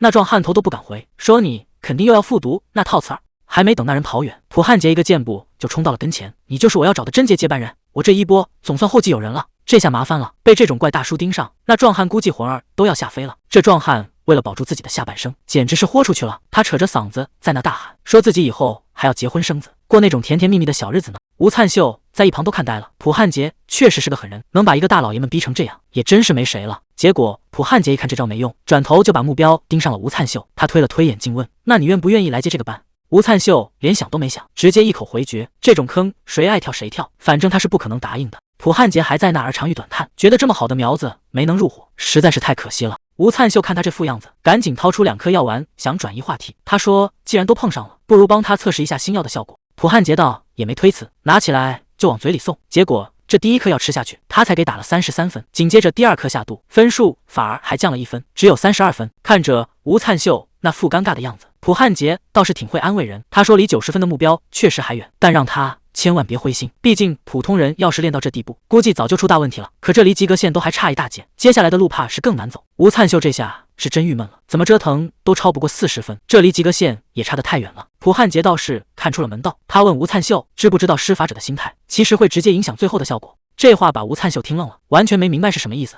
普汉杰接着解释说，有时候想解决问题，得先学会怎么去共情。他甚至还拿自己举了个例子，说他平时最喜欢那种东西，只要脑子里一想，那感觉立马就上来了。结果这例子一举出来，吴灿秀整个人都不好了。这大叔的特殊爱好，杀伤力实在是太强了。普汉杰还在那儿传授秘诀，他说施法的时候要是能带点感情，效果肯定会不一样。接着他神神秘秘的凑过来，说要给吴灿秀看个宝贝，而且这东西平时绝不轻易示人。吴灿秀这下彻底崩了，他一边往后躲一边大喊：“这种东西谁要看啊？这大叔怕不是脑子有什么大病吧？”可普汉杰根本没当回事，还盯着手里的画册不放，嘟囔着这可是他压箱底的宝贝。普汉杰最后还不忘叮嘱一句，让吴灿秀以后有机会一定要试试。吴灿秀正想赶紧逃离现场，海秀珍这时候突然跑了过来。哈姆多尔一见到他，那是亲得不得了。吴灿秀赶紧把刚才的尴尬压下去，问他这么急着过来，是不是出什么大事了？海秀珍一脸兴奋地宣布，炼金术那边竟然主动发来了邀请，指名道姓要让吴灿秀去参加。这可不是什么普通的差事，而是要去进行地下城讨伐。吴灿秀这下彻底没转过弯来，这玩笑开得有点太大了吧？他一个正儿八经的农民，怎么就被安排去前线打怪了？这背后到底在搞什么鬼？吴灿秀低头看了看自己手里，除了一把生锈的镰刀，就剩下一个叫斩首的技能。这玩意儿平时也就对付普通客人，虽然这招连正经技能都算不上，但真要动起手来，再粗的脖子也能一刀两断。吴灿秀心里很清楚，除了砍脖子，他这招对别的地方根本没用，连个印子都留不下。吴灿秀指着自己问：“难道我长得不像个种地的？我平时可都是卖苹果和枸杞的。”这话一出，旁边2个人都听傻了。海秀珍赶紧把话题拉回来，说这名义上是去打怪，其实就是为了搞点高级材料，这玩意儿对新鲜度要求极高，晚1秒药效就全废了。吴灿秀还以为是要去割草，结果海秀珍摇了摇头，这次的目标是高级水精灵，这东西有个难缠的本事，只要没被当场秒掉，它就能一直吸取能量回。一旦让它喘过气来，材料的纯度就彻底毁了，所以必须得找个能一刀两断的高手。这下明白为什么非他不可了吧？按理说，这种活的找个剑术大师才对。吴灿秀越听越觉得不对劲，这不明摆着是冲着罗汉去的吗？估计外面都传开了，觉得只要把他叫上，罗汉肯定也会当个赠品跟着去。再说了，家里还有一堆活儿呢，猪的喂，庄稼得看，哪有功夫出远门？这买卖怎么看都不划算。吴灿秀直接拒绝了。海秀珍赶紧拦住，别急着走啊，这次给的报酬可不一般，不仅给配一把顶级的武器，甚至还附赠一个水精灵。听到这，吴灿秀这下真坐不住了。刚才还说不去，一听报酬是水精灵，这哥们儿当场就坐不住了。你们想啊，对一个种地的来说，这哪是精灵啊，这分明就是个全自动移动洒水车。这种宝贝谁不想要？他甚至还想打听打听，能不能直接花钱买一个。海秀珍赶紧给他泼了盆冷水，说这事儿不光是钱的问题，现在炼金术协会那边对咱们的印象可不太好，毕竟他卖的那些枸杞解酒效果实在太好，直接把人家的招牌生意给抢了，这不明摆着砸人饭碗吗？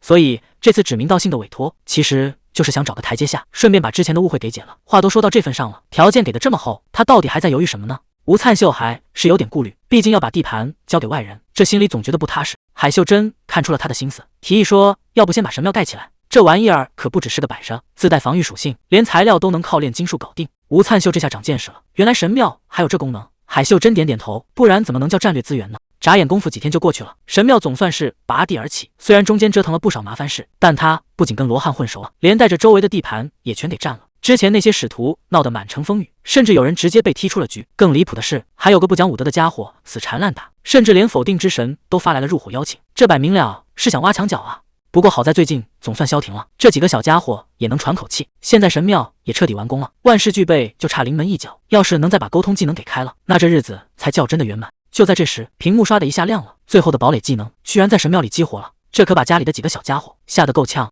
谁能想到，这居然是个战时防御技能？罗汉上去试了2招，结果这护盾稳如泰山，连他的攻击都能挡住。看来这神庙的防御力确实不是吹出来的。看着这阵仗，几个小家伙都缩成了一团，他们哪见过这种大场面，估计心里都在犯嘀咕，这使徒大人又在憋什么大招呢？既然家里已经安顿好了，海秀珍提议赶紧出发，毕竟那边还有正事要办。结果刚要走，吴灿秀突然停住了，坏了，忘了跟女神打声招呼了。海秀珍在前面催个不停，吴灿秀只能赶紧跟上，反正去就回，应该出不了什么乱子。画面一转，几个人已经到了炼金术总部，这速度快得离谱。海秀珍还没回过神来，这地方离家可不近。吴灿秀倒是很淡定，多亏了罗汉帮忙，顺便在路上砸钱开了传送门。虽然这招极其费点数，以前想都不敢想，但只要赊得花钱，就能打破原本的购买限制。这下办事效率直接拉满了。这物价涨得也太离谱了，就算手里有点闲钱，也没法把看上的东西全包圆。送走了带路的海秀珍，吴灿秀带着罗汉，总算进了这炼金术总部的大门。人家工作人员早就等着了，一见面就认出了吴灿秀的身份。看来这趟买卖确实不简单。之前订好的武器已经备齐，可对方还是有点不放心，非要再确认一遍，这玩意儿真的行吗？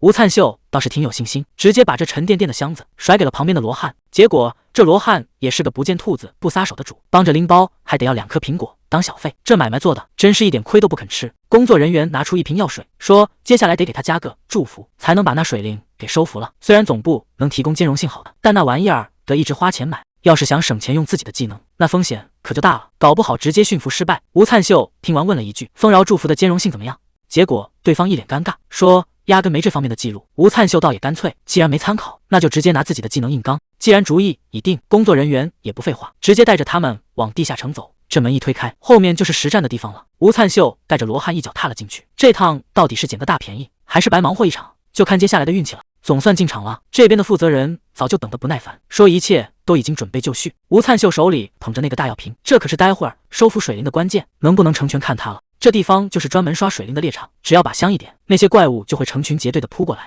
不过丑话得说在前头，小怪随便打，但 BOSS 掉落的材料全得归人家总部。既然规矩都定好了，那就别磨叽。吴灿秀直接对着药瓶发动了丰饶祝福，这一下要是成了，接下来的战斗可就轻松多了。这药瓶确实是个好东西，吴灿秀一边往里灌祝福，一边自言自语，倒要看看最后谁能赢。眼看这瓶子里的光越来越亮，旁边的负责人有点坐不住了，问这真的没问题吗？吴灿秀倒是一脸淡定，说祝福叠多了都这样，既然没出事，那就继续往死里加。负责人在旁边看得直犯嘀咕，按理说祝福叠再多也不会让水灵变得更强，可吴灿秀根本没打算收手，20万、30万，最后点数直接冲到了50万。这下连见多识广的负责人都傻眼了，这种反应他也是头一回见，根本不敢保证后面会发生什么。看着这瓶发着绿光的玩意儿，谁心里都没底，这到底是收服水灵的药，还是威力惊人的炸弹？负责人一看这情况，反而更兴奋了，说马上就去抓一只过来。这架势简直像带学生搞课外实践。还没等吴灿秀反应过来，这负责人的速度快得离谱，直接就把水灵给拎到了跟前。快扔药水！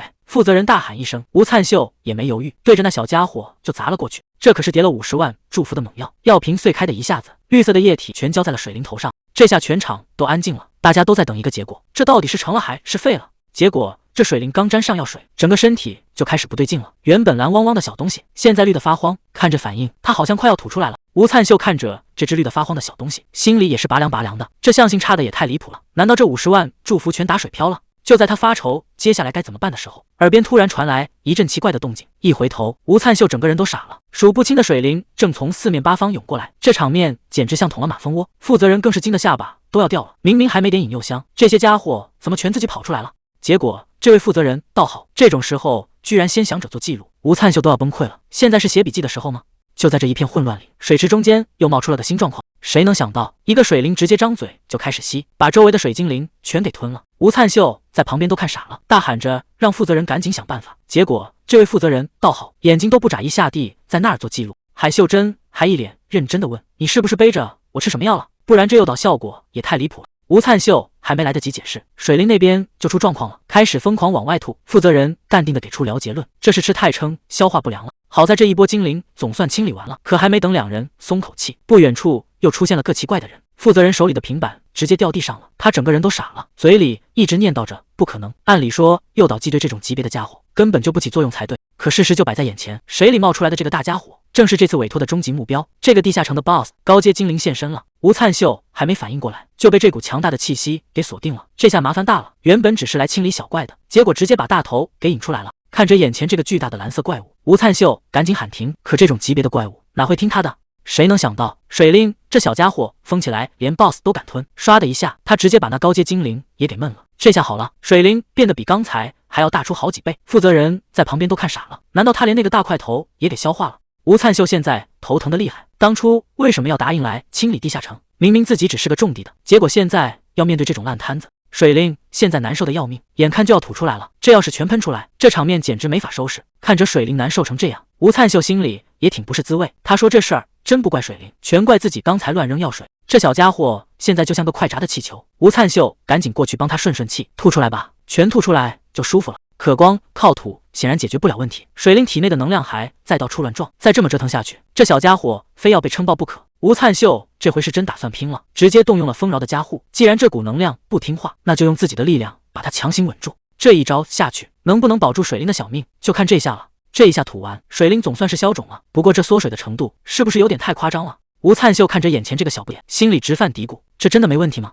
刚想夸他一句可爱，结果这小家伙反手就是一记水泡，直接给吴灿秀洗了个脸。还没等大家反应过来，这小家伙突然化成一道光，直接缩成了一颗亮晶晶的珠子。吴灿秀这下彻底懵了，吐完之后怎么还把自己给吐成球了？负责人推了推眼镜走过来，说恭喜你啊，这水精灵现在算是彻底被你收服了。负责人推了推眼镜，说虽然这次任务没完成，没拿到高阶精灵水算违约。吴灿秀这下心都凉了，结果负责人话锋一转，直接教了他2招甩锅大法。第一，就说是炼金术出的药水有问题，才把场面搞得这么乱。第二，地上这些水灵吐出来的东西，那可全是宝贝，拿这个抵债绝对够了。吴灿秀看着满地的粘液，心里一阵犯恶心，这玩意儿真的能行？临走前，负责人还不忘皮一下，让吴灿秀记得给个5星好评。这哪像是死里逃生，简直像带队出来旅游的。至于水灵变成的这颗珠子，负责人说等他恢复了就会醒，只不过到时候长相可能会有点出人意料。就在这时，大门被人猛地推开，有人气势汹汹地冲了进来，大喊着吴灿秀这次彻底搞砸了。这帮人果然是来找茬的。带头的西装男一脸坏笑，说既然你拿了钱没办成事，那这违约金你心里应该有数吧？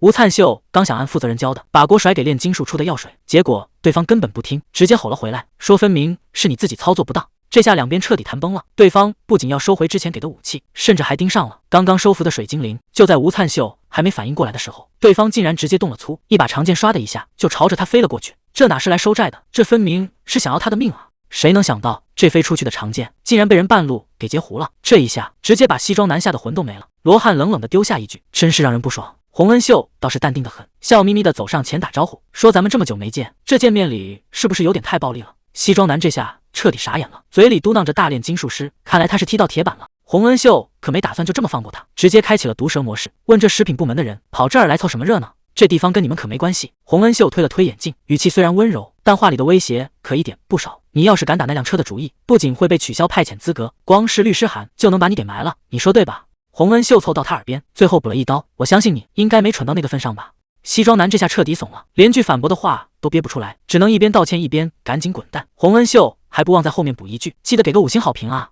打发走了这帮找茬的，洪恩秀这才正式打了个招呼，说你好啊，吴灿秀，初次见面就搞得这么乱，真是不好意思。不过客套话先放一边，咱们还是先聊聊正事。洪恩秀让吴灿秀别那么紧张，虽然这次任务确实是失败了，但结果却有点出人意料。他带着吴灿秀走到那滩液体前，这玩意儿现在可不一般，这可是能把大 boss 引出来的宝贝，要是让炼金术那帮人看见，估计全都要疯了。洪恩秀推了推眼镜，笑眯眯地抛出一个诱人的提议，吴灿秀先生，这东西留在你手里也没用，不如直接卖给我们吧。吴灿秀整个人都傻了，直着那滩液体半天没回过神，这玩意儿不是水灵吐出来的吗？居然还有人花钱买呕吐物。洪恩秀接着又加了一块筹码，只要你肯卖，这次的任务就算你圆满完成，可要是你不答应的话，那后果可就不好说了。这还有什么好犹豫的？吴灿秀生怕对方反悔，赶紧大喊一声，我卖还不行吗？洪恩秀露出一副计划通的表情，既然成交了，那咱们就要好好谈谈价格，你觉得换一套制药设备怎么样？吴灿秀听得一愣一愣的，制药设备那玩意儿不是得有炼金术技能才能用吗？洪恩秀摆摆手，一脸神秘地告诉他，我们这儿刚好有不需要技能，普通人也能上手的黑科技，有了这东西，你以后能做的事可就多了。吴灿秀心里还是有点打鼓，这制药的买卖听着是挺香，可要是真干起来，会不会跟之前的生意起冲突？洪恩秀听完直接笑了，说你这也太小看炼金术了，只要你有本事，我这儿的大门永远为你敞开。换了个地方说话，气氛一下子就变了。洪恩秀开始打听吴灿秀的底细，他特别在意吴灿秀和罗汉的关系，甚至为了套近乎，连说话的语气都变随便了。吴灿秀也是个实诚孩子，直接把刚才被丢件的事儿给捅了出来，这下子两边的关系可就变得微妙了。洪恩秀笑着摆摆手，说刚才那紧张气氛是我故意的，不过看样子罗汉那家伙根本没往心里去，他现在满脑子估计又全是苹果了。吴灿秀这下可算找到诉苦的对象了，赶紧问洪恩秀有没有招。原来多吉这家伙除了苹果什么都不吃，吴灿秀为了让他换换口味，那是变着花样做大餐，结果呢，人家根本不领情。罗汉在旁边听得直摇头，说这多吉脾气硬得很，劝吴灿秀还是趁早死心吧，毕竟有些执念，那是真的一点办法都没有。正聊着呢，一辆黑车稳稳停在了跟前，车窗一降，里头坐着个戴墨镜的男人，他盯着吴灿秀问，你就是吴灿秀吧？我是专门来接你的。吴灿秀整个人都懵了，自己什么时候面子这么大了？还没等他反应过来，人就已经被请上了车。谁能想到这背后的大老板竟然想见他，那可是自家枸杞生意的重要合伙人，估计对方也是坐不住了，想从他这儿打听一下那个人的近况。这下子事情变得有意思了。吴灿秀坐在车里吃饭，嘀咕，现在明明应该是白天，可外面这天色怎么看都不对劲。果然就像之前听到的那样，这地方邪门的很。车子一路开进市区，到处都是灯红酒绿，完全就是个不夜城。随着一阵急刹车，目的地到了。吴灿秀带着罗汉走下车，抬头一看，整个人都傻眼了。这就是传说中的贞洁圣殿，这规模，这气派，简直比皇宫还要夸张。跟刚才路过的那些街道比起来，这里简直是另一个世界，连空气里的味道都不一样了。带路的保镖可没打算让他多看，直接做了个请的手势，要把他带去会客室。吴灿秀赶紧点头跟上，毕竟那位大老板还在里面等着他呢。保镖推开大门，说长老们就在里面等着。吴灿秀深吸一口气，迈步走了进去。屋里坐着好几个人，带头的男人一开口就直接叫出了他的名字，甚至还提到了罗汉。男人脱下兜帽，原来他就是贞洁圣殿的第一使徒。第一使徒客气的打了个招呼，说这一路辛苦了，咱们坐下慢慢聊。茶水刚倒上，第一使徒就直奔主题，打听起普汉杰的近况。吴灿秀端着茶杯，心里却在犯嘀咕，这时候给对方希望恐怕不是什么好事。他只能实话实说，普汉杰的情况并不乐观，基本没什么好转。坐在一旁的女人听完，眉头皱得更紧了，紧接着又抛出一个更关键的问题，那药的研发进度现在到底怎么样了？吴灿秀如实回答，虽然慢了点，但药的研发确实在一点点推进。第一使徒追问道，既然普汉杰那边希望渺茫，你觉得这药成功的概率能有多少？吴灿秀只能硬着头皮表态，说自己一定会尽力而为。结果第一使徒直接打断了他，说不用尽力，甚至连药都不要做完。这话一出来，吴灿秀整个人都听傻了，哪有老板不希望要研发成功的？第一使徒接着解释，他更希望这事儿能一直拖下去，最好能多争取点时间。吴灿秀完全不能理解，普汉杰不是你们圣殿的重要人物吗？怎么听这意思反而不想让他好起来？第一使徒语气变得冷冰冰的，他说这事儿其实很简单，既然普汉杰那边治不好了，那不如直接换个阵营，只要吴灿秀肯过来，普汉杰之前答应过的一切条件，圣殿这边通通都能翻倍满足。吴灿秀看着杯里的倒影，心里直犯嘀咕：这圣殿内部到底是多不合群，连自己人都要被刺。这浑水要是烫进去，以后怕是没好果子吃。他尴尬地笑了笑，说刚才那些话就当自己从来没听过。毕竟连同僚都能背叛的人，谁敢跟他们交心？他只希望双方能和平解决。说完，就打算带着罗汉赶紧撤。这地方实在待不下去了。可还没等他出门，屋里的人突然炸了锅，大声质问他：难道进来的时候没看外面吗？这地方一年到头，一天24小时全是黑夜，难道这就是所谓的圣殿？连那些使徒都做得太过火了。使徒气得直拍桌子，指着鼻子大骂：这帮人简直是疯了，根本不顾后果。吴灿秀回头看了一眼，淡淡的回了一句：虽然我不懂你们的规矩，但这一切难道不也是你们那位神的旨意吗？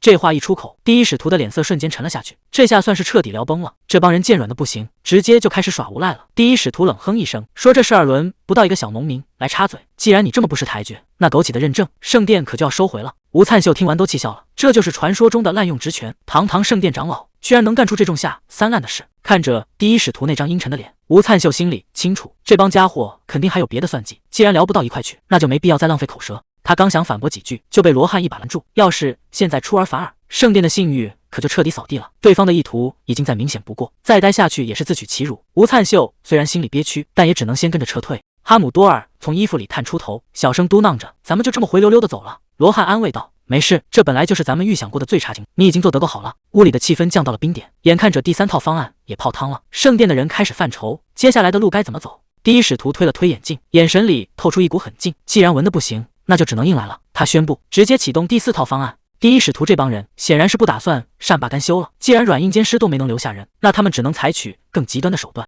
女人在一旁附和道：只要能达成目的，过程怎么样并不重要。为了让那位使徒分身乏术，没空去管什么体力药剂，他们想出了一个最阴损的招数。第一使徒冷笑着宣布：从现在开始，我们要把他捧成一个英雄。这捧杀的计策一出，背后的阴谋味儿都要溢出屏幕了。画面一转，圣殿那压抑的气氛总算过去了。普汉杰抱着怀里的小家伙，正打算把他安顿好。这小东西倒也乖巧，落地之后一溜烟就跑远了。就在这时，身后突然传来一个熟悉的声音，还没等吴灿秀站稳，一个黄色的身影就扑了过来。丰饶女神激动的不行，直接把他撞了个满怀。看来大家伙都在这儿等着呢。看着这阵仗，估计是真把他给急坏了。哈姆多尔也在旁边凑热闹，这场面倒是挺温馨。普汉杰走过来问：这一趟还顺利吗？吴灿秀点点头，说：多亏了这边的关照。寒暄完了，吴灿秀的语气突然严肃起来，他有个重要的消息要说。他直接问普汉杰，知不知道那帮长老打算背叛他？背叛？普汉杰一时间没反应过来，他觉得大家只是想法不同，还没到要反目成仇的地步。吴灿秀把圣殿不让做体力药剂的事原本本地告诉了普汉杰，结果普汉杰听完，整个人都愣在了原地。普汉杰叹了口气，语气里满是歉意，说这事儿确实是圣殿做的不地道。吴灿秀还想着要不自己出面去把这事儿平了，普汉杰赶紧拦住他，说现在过去只会越抹越黑。普汉杰心里跟明镜似的，这帮人一边拿认证的事儿威胁，一边又在那瞎指挥，摆明了就是想拖慢药剂的进度。这逻辑确实没毛病，但普汉杰总觉得对方肯定还憋着别的坏招，只是现在还没露头。他安慰吴灿秀别太往心里去，那帮老家伙一个比一个惜命，绝对不敢把事情做得太绝。普汉杰甚至断定这帮人为了保命，迟早得主动打电话过来赔礼道歉。这话听得吴灿秀一愣一愣的，那帮眼高于顶的长老真的会低头认错吗？普汉杰推了推眼镜，说这帮人摆明了是在浪费你的时间。吴灿秀倒是一脸无所谓，本来也没打算去，这下更没理由理他们了。既然对方想方设法要拖延进度，那接下来的打算就很明确了。吴灿秀笑着提议，咱们得赶紧把体力药剂做出来，这就是对他们最好的反击。这话刚说完，吴灿秀身上突然冒出一阵强光，这动静可把普汉杰吓得不轻，他赶紧冲上来，还以为吴灿秀练了什么奇怪地功法，结果虚惊一场。吴灿秀从怀里掏出一颗珠子，原来是水灵珠，有了反应。他忍不住问使徒大人，你这又是搞出了什么名堂？多吉这小家伙看见发光的东西就想啃一口，也不怕硌着牙。吴灿秀手里的水灵珠这会儿光芒越来越盛，看样子是憋不住了。就在大家伙都盯着看的时候，珠子唰的一下炸开了，一团蓝莹莹的东西直接蹦了出来。本以为能召唤出什么厉害角色，结果地上这团蓝乎乎的东西怎么看都只是一只小拳。吴灿秀还没反应过来，这小家伙就直接蹦了起来，说是水精灵，但这长相也太敷衍了。吴灿秀一脸纳闷，这玩意儿难道原本就长这样？连旁边的普汉杰都看傻了，这种形态他也是头一回听说。吴灿秀试着碰了碰这团蓝水，结果这小家伙不仅没躲，还主动凑了上来。谁能想到这小拳竟然当场长出了手，甚至还开口打了个招呼。这下吴灿秀彻底坐不住了，这手感软的离谱，关键是他居然还有智商，难道这玩意儿真能听懂人话？普汉杰在旁边感慨说，精灵这东西最难驯服，但这回居然让吴灿秀给撞上了，这运气简直没谁了。就在这时，旁边那几只小家伙也凑了过来，多吉背着丰饶女神，正盯着新来的小军看。吴灿秀倒是挺高兴，这下家里又热闹了。他指着地上那团蓝水，正式向大家介绍，这就是新加入的水精灵。不过看这小家伙呆头呆脑的样子，以后这日子怕是消停不了了。吴灿秀这才反应过来，还没给这小家伙起名呢。水精灵在地上蹦跶着，正等着新主人给个名分。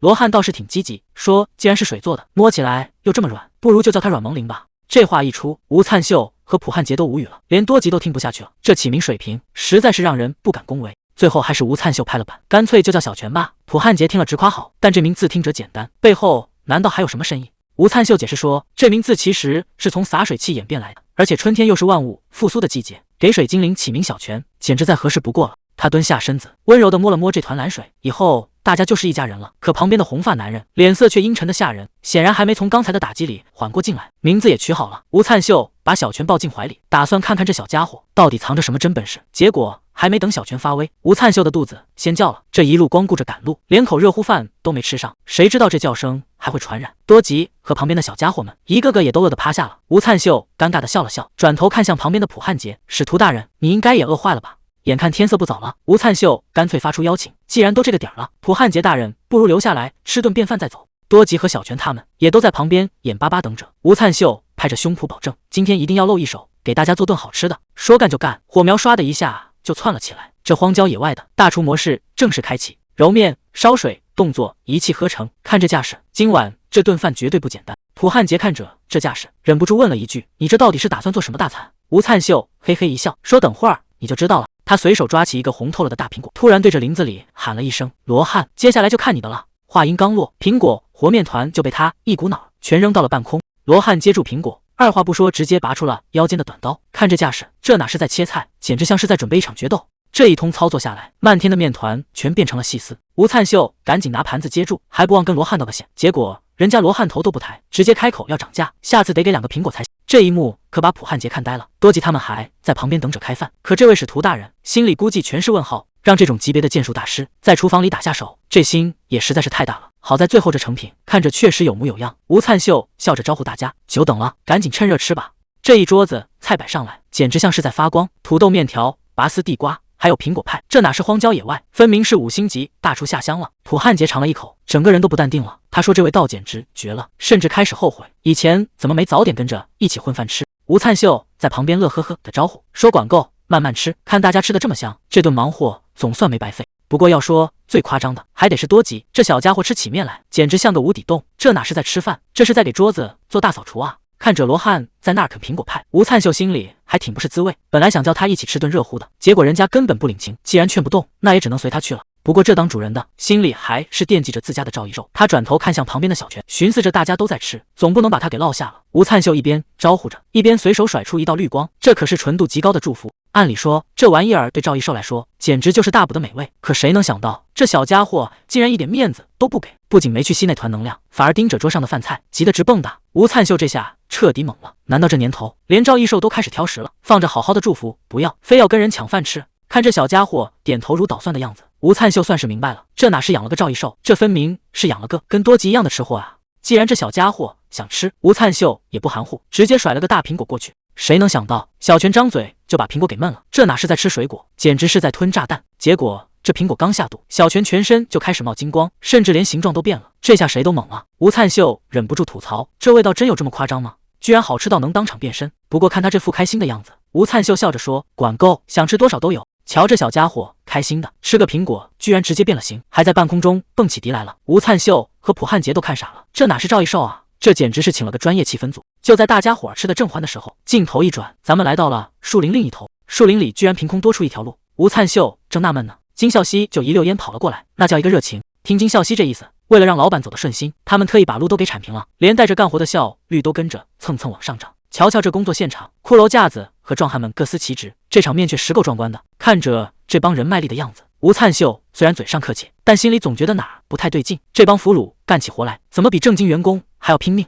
金孝熙眼尖，一下子就盯上了吴灿秀手里的小家伙，这可是个生面孔。吴灿秀也没打算瞒着，直说这小蓝团子叫小泉，是个正儿8经的水精灵。这话一出，金孝熙整个人都懵了，连旁边的骷髅架子都凑过来瞧热闹。毕竟能收服精灵，这本事确实没谁了。就在大家伙围观的时候，监工的一声吼，直接把这帮摸鱼的给吓回去了。干活时间谁敢在这儿偷懒？不过吴灿秀倒是一点不慌，既然路都修好了，不如趁着休息，看看这小家伙到底有什么真本事。既然大家都想看，那小泉肯定不能掉链子。谁能想到这小家伙往水边一站，整片水域就像听到了号令一样。这一手控水术确实漂亮，直接在林子里造了个大喷泉，连彩虹都给安排上了。吴灿秀看得直点头，这波操作确实没白期待，连旁边的骷髅架子都跟着一起鼓掌。这小家伙算是彻底成了全场的焦点，瞧他那得意的样子，尾巴都要翘到天上去了。本来只是想让小泉露一手，结果这小家伙用力过猛，这哪是喷泉啊，简直是要把天都给捅破了。吴灿秀这下也慌了，这动静闹得实在太大，根本就收不住场。更要命的是，那漫天的水花正冲着不远处的黑猫砸过去，那可是夜空待的地方啊，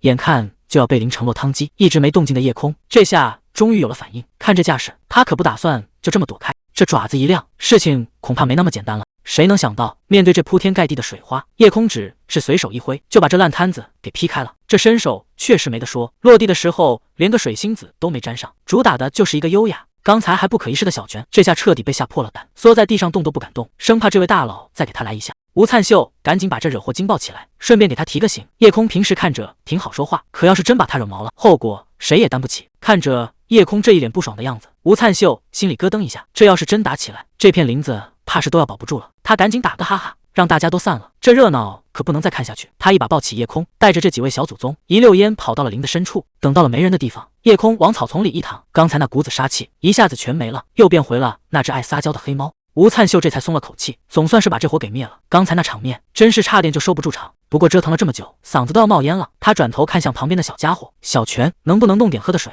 这小家伙倒是听话，唰的一下就变出了个水球。吴灿秀刚接过水，还没来得及喝上一口，变故就来了。眼前的系统界面跟疯了一样疯狂刷屏，全是看不懂的乱码。吴灿秀这下彻底懵了，他知道这系统不完美，可坏成这样，到底该怎么收场？就在他发愣的时候，一直没动静的夜空突然像发现了什么，猛地扑了过去。夜空这一扑，直接把吴灿秀给整懵了。这黑猫平时虽然调皮，但从来没这么失控过。还没等他反应过来，夜空张嘴就咬了下去，这一口可不是闹着玩的。紧接着，最糟糕的情况还是发生了，系统界面彻底红成了一片，警告声简直要震破耳膜。区块所有权一个接一个丢失，连回去的入口都在强行关闭。这已经不是出故障那么简单了，这是要把他们彻底锁死在这里。眼看着系统就要全面崩溃，这下麻烦真的大了。吴灿秀拎起夜空，打算跟这小祖宗谈个条件，只要他能把这块地盘守住，以后的猫波和绝对管够。虽然话是这么说，但他心里还是直打鼓。万一哪天自己回来，这地方要是被人给占了，那可就真没地方哭去了。为了让夜空能够尽心尽力，吴灿秀也是下了血本，专门给他整了个猫波和乐园，这待遇简直是顶级配置。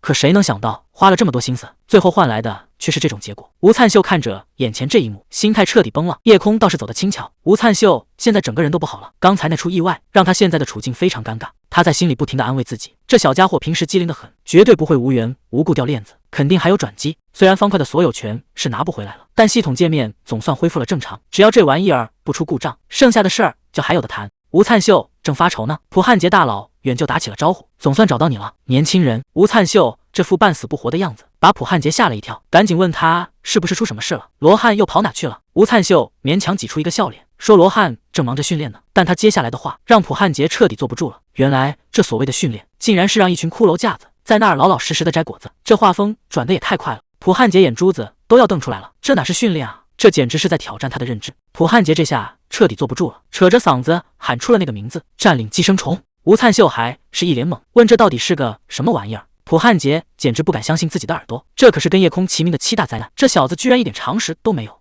没办法，普汉杰只能耐着性子解释，这东西的逻辑非常阴损，只要你买下了被感染的地块，那你这个买家也就跟着一起倒霉了。普汉杰越说越玄乎，只要被感染的人继续买地，那新地块也会跟着遭殃，这种无限循环的感染，最后只会通向毁灭。更要命的是，这东西不仅繁殖得快，还特别擅长躲猫猫，就算你已经被寄生了，自己也根本发现不了。普汉杰盯着吴灿秀，语气变得越来越沉重，等你察觉到不对劲的时候，全身恐怕早就被占领了，就像你现在这样。吴灿秀还是有点不敢相信，他赶紧追问，要是地块真的被寄生了，到底会变成什么样？普汉杰一脸严肃地告诉他，那块地就彻底废了，不仅所有的增益效果全消失，连大门都会被封死，甚至连你以前占领的地盘，只要你敢踏进去一步，立马就会被传染，所以千万的加倍小心。吴灿秀赶紧查看系统面板，结果发现只有10个地块失去了所有权，剩下的90个居然全都好好的。这下他心里泛起了嘀咕，难道说那个叫哈姆多尔的家伙专门挑被感染的地块下手？那是当然了，哈姆多尔肯定不会无缘无故就把那些地块给吞了。吴灿秀笑着夸奖哈姆多尔，说就知道他最靠谱了。结果夜空听了，一脸不屑的扭过了头，吴灿秀赶紧蹲下身子，开始施展丰饶祝福，想看看能不能挽回点损失。可一想到自己费了老大劲，才辛辛苦苦开辟出来的道路，就这样全毁了，他心疼的眼泪都要掉下来了。这下麻烦大了，所有通往市中心的地块，现在全都消失得无影无踪。吴灿秀一边翻看系统面板，一边跟旁边的海秀珍分析，当初买下市中心附近的地权时，明明还有其他势力在场，既然是紧邻的地块，有人提前下手也不奇怪。可现在这些地全没了，背后的真相恐怕没那么简单。既然是虫子，吴灿秀就开始琢磨，能不能弄点驱虫药来试试。土汉杰听了直摇头，这可是被称为灾难的玩意，要是真有特效药，那还叫什么灾难啊？吴灿秀还是想碰碰运气，打听以前的人是怎么处理的。土汉杰想了半天，也只能给出一个模棱两可的答案，说办法可能有，但具体怎么操作谁也不知道。而且这事儿后患无穷，以后各个领地之间的往来估计都要被彻底封死了。就在这节骨眼上，怀里的哈姆多尔突然开始捣乱，对着吴灿秀的衣服又抓又咬。吴灿秀正忙着商量对策，刚想让这小家伙消停会儿，谁能想到哈姆多尔身上突然冒出一阵光，这下连吴灿秀都看傻了。本以为是救星降临，结果这小家伙反手就给了吴灿秀一个惊喜，这一口咬的可真不是时候，疼得他连魂儿都要飞了，甚至开始语无伦次的求救。看来想靠这小东西解决危机，怕是没那么容易。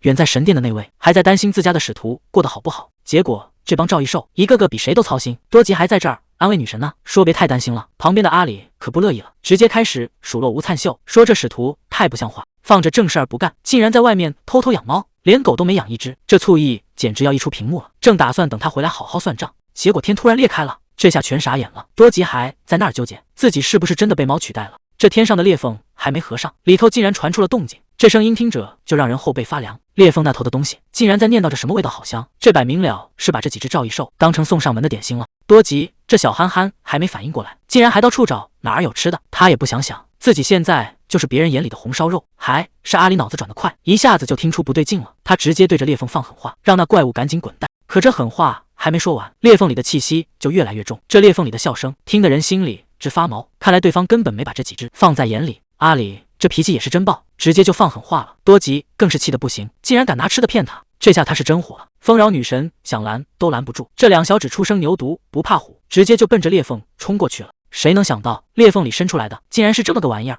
这体型根本不是一个量级的，这哪是什么点心啊，分明是索命的恶鬼。刚才还吵吵闹闹的两小只，这下是真打算拼命了。谁能想到平时看着憨憨的多吉发起火来竟然这么猛，这摆明了是要跟对方硬碰硬。阿里在天上开路，多吉在地上冲锋，两边配合的天衣无缝，直奔那道裂缝就去了。眼看着就要撞上那怪物了，阿里大喊一声结束了，这两小指还真是不知天高地厚，直接就对着那团黑影撞了上去。阿里这会儿自信心爆棚，还搁那儿显摆自己的绝招呢。他觉得这一记火焰龙卷踢下去，对方肯定的玩完。可谁能想到这黑影动都没动一下，反倒是这两小只直接被一股怪力给弹飞了。这下好了，刚才有多威风，现在就有多狼狈。多吉和阿里直接摔了个狗吃屎，这回是真踢到钢板上了。刚才还气势汹汹的两小只，这下全趴在地上起不来了。多吉这回是真摔得不轻，连动弹的力气都没了。眼看同伴们伤成这样，丰饶女神彻底慌了，因为她知道真正的麻烦才刚刚开始，那道裂缝已经快撑不住了，要是让里面的东西冲出来，后果谁也承担不起。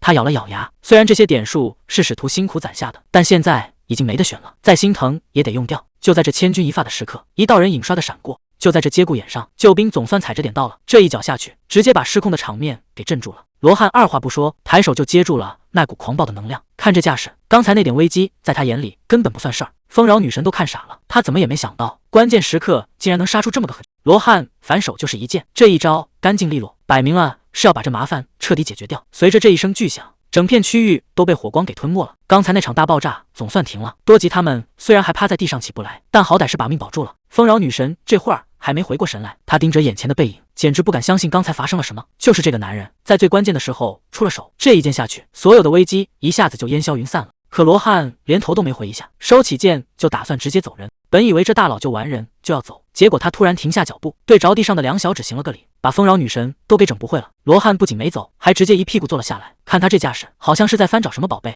谁能想到他最后竟然掏出个红苹果，这香味一飘出来，刚才还半死不活的多吉鼻子立马就开始动了。这下多吉可顾不上疼了，唰的一下就支棱了起来，满脑子全是吃的，早把刚才的危险忘到了九霄云外。旁边的阿里还在操心怪物的事，结果一转头，多吉已经在那儿啃得正香了，这心也实在是太大了。丰饶女神这会儿总算缓过劲来了，对着救命恩人罗汉一顿夸，觉得既然是自家人的朋友，那肯定是个大好人。就在这时，远处传来了急促的脚步声，吴灿秀跑得满头大汗，一上来就就问大家有没有事。看他这担心的样子，估计也是刚发现这边出事了。可阿里根本不领情，直接扯开嗓子就开骂，这副委屈又火大的样子，显然是觉得他来得太晚了。他一边骂，还一边动起手来，对着吴灿秀的腿就是一顿输出。怪他关键时刻掉链子，害得大家差点没命。至于咱们的多吉，他可没心思掺和这场闹剧。天大的事也得等他把这口苹果啃完再说。原来是罗汉及时赶到，他赶紧诚恳的道谢。毕竟要是没这位大佬，大家今天怕是都得交代在这儿。罗汉表现的倒是非常淡定，一边啃着苹果，一边提起了刚才那个寄生怪。在他看来，那东西纯粹是挡了路，所以顺手就给清理掉了。吴灿秀以为危机已经解除，这地方总算能太平一会儿了。可罗汉接下来的反应却让气氛一下子变得沉重起来。这下连旁边的普汉杰都懵了，明明怪物已经消失了，难道还有什么变数？罗汉盯着远方，语气里没有半点开玩笑的意思。刚才那场恶战竟然只是个开始，真正的麻烦从现在起才会接连不断的找上门。吴灿秀还没缓过神，赶紧追问：“你这话什么意思？难道还没结束吗？”罗汉语气很平淡，但这消息可一点都不好。刚才解决掉的不过是冰山一角，除了数不清的虫子，在那后面我还看到了别的东西。这话一出，吴灿秀心里咯噔一下，别的东西到底是什么？普汉杰推了推眼镜，语气变得严肃起来。他说，在那群虫子背后，肯定有个像蚁后一样的母体。毕竟这些寄生虫自己没法繁殖，背后一定有个大家伙在操控着这一切。可现在最奇怪的是，这些寄生虫为什么会选在这个时候现身？普汉杰回头看了看身后的建筑，大概是因为这里有神殿吧。这地方可不一般，对方恐怕是想把它整个吞掉。而且这里没有所有权纠纷，简直就是个完美的下手目标。吴灿秀听完，直接问到了点子上，那接下来的计划是什么？吴灿秀现在心里也没底，看着眼前的烂摊子，他忍不住问：咱们到底该怎么办？看看多吉他们这几个小家伙，现在连站都快站不稳了。要是那怪物真来了，他们根本没法抵抗。吴灿秀咬咬牙，语气变得特别坚定：不管怎么样，我们必须守住这里。结果普汉杰一句话，直接把他给问住了。光有决心有什么用？你打算拿什么去守？吴灿秀先是愣了一下，但他马上就想到了办法。既然现在没有驱虫药，那我就亲手做一个出来。普汉杰听完都愣住了，这没头没脑的一句话，让他忍不住追问：你打算怎么做？吴灿秀笑了笑，你是不是忘了我可是丰饶使者？之前在制作活力药剂的时候，我就已经强化过农作物的特殊功能了，而且我对调配过程也算是有经验，所以做个试验品出来应该不难。西边那个街区正好就有能驱虫的植物，只要把它们利用起来，这事儿就有戏。吴灿秀接着盘算，还得去找海秀珍帮忙，看看能不能弄到其他需要的植物。普汉杰在一旁叹了口气，这事儿哪有你想的那么简单？不过看他这股劲头，现在也只能死马当活马医了。日子一天天过去，吴灿秀带着普汉杰已经来到了西边的街区，看着周围荒凉的景象，普汉杰忍不住抱怨：咱们真有必要跑这么远吗？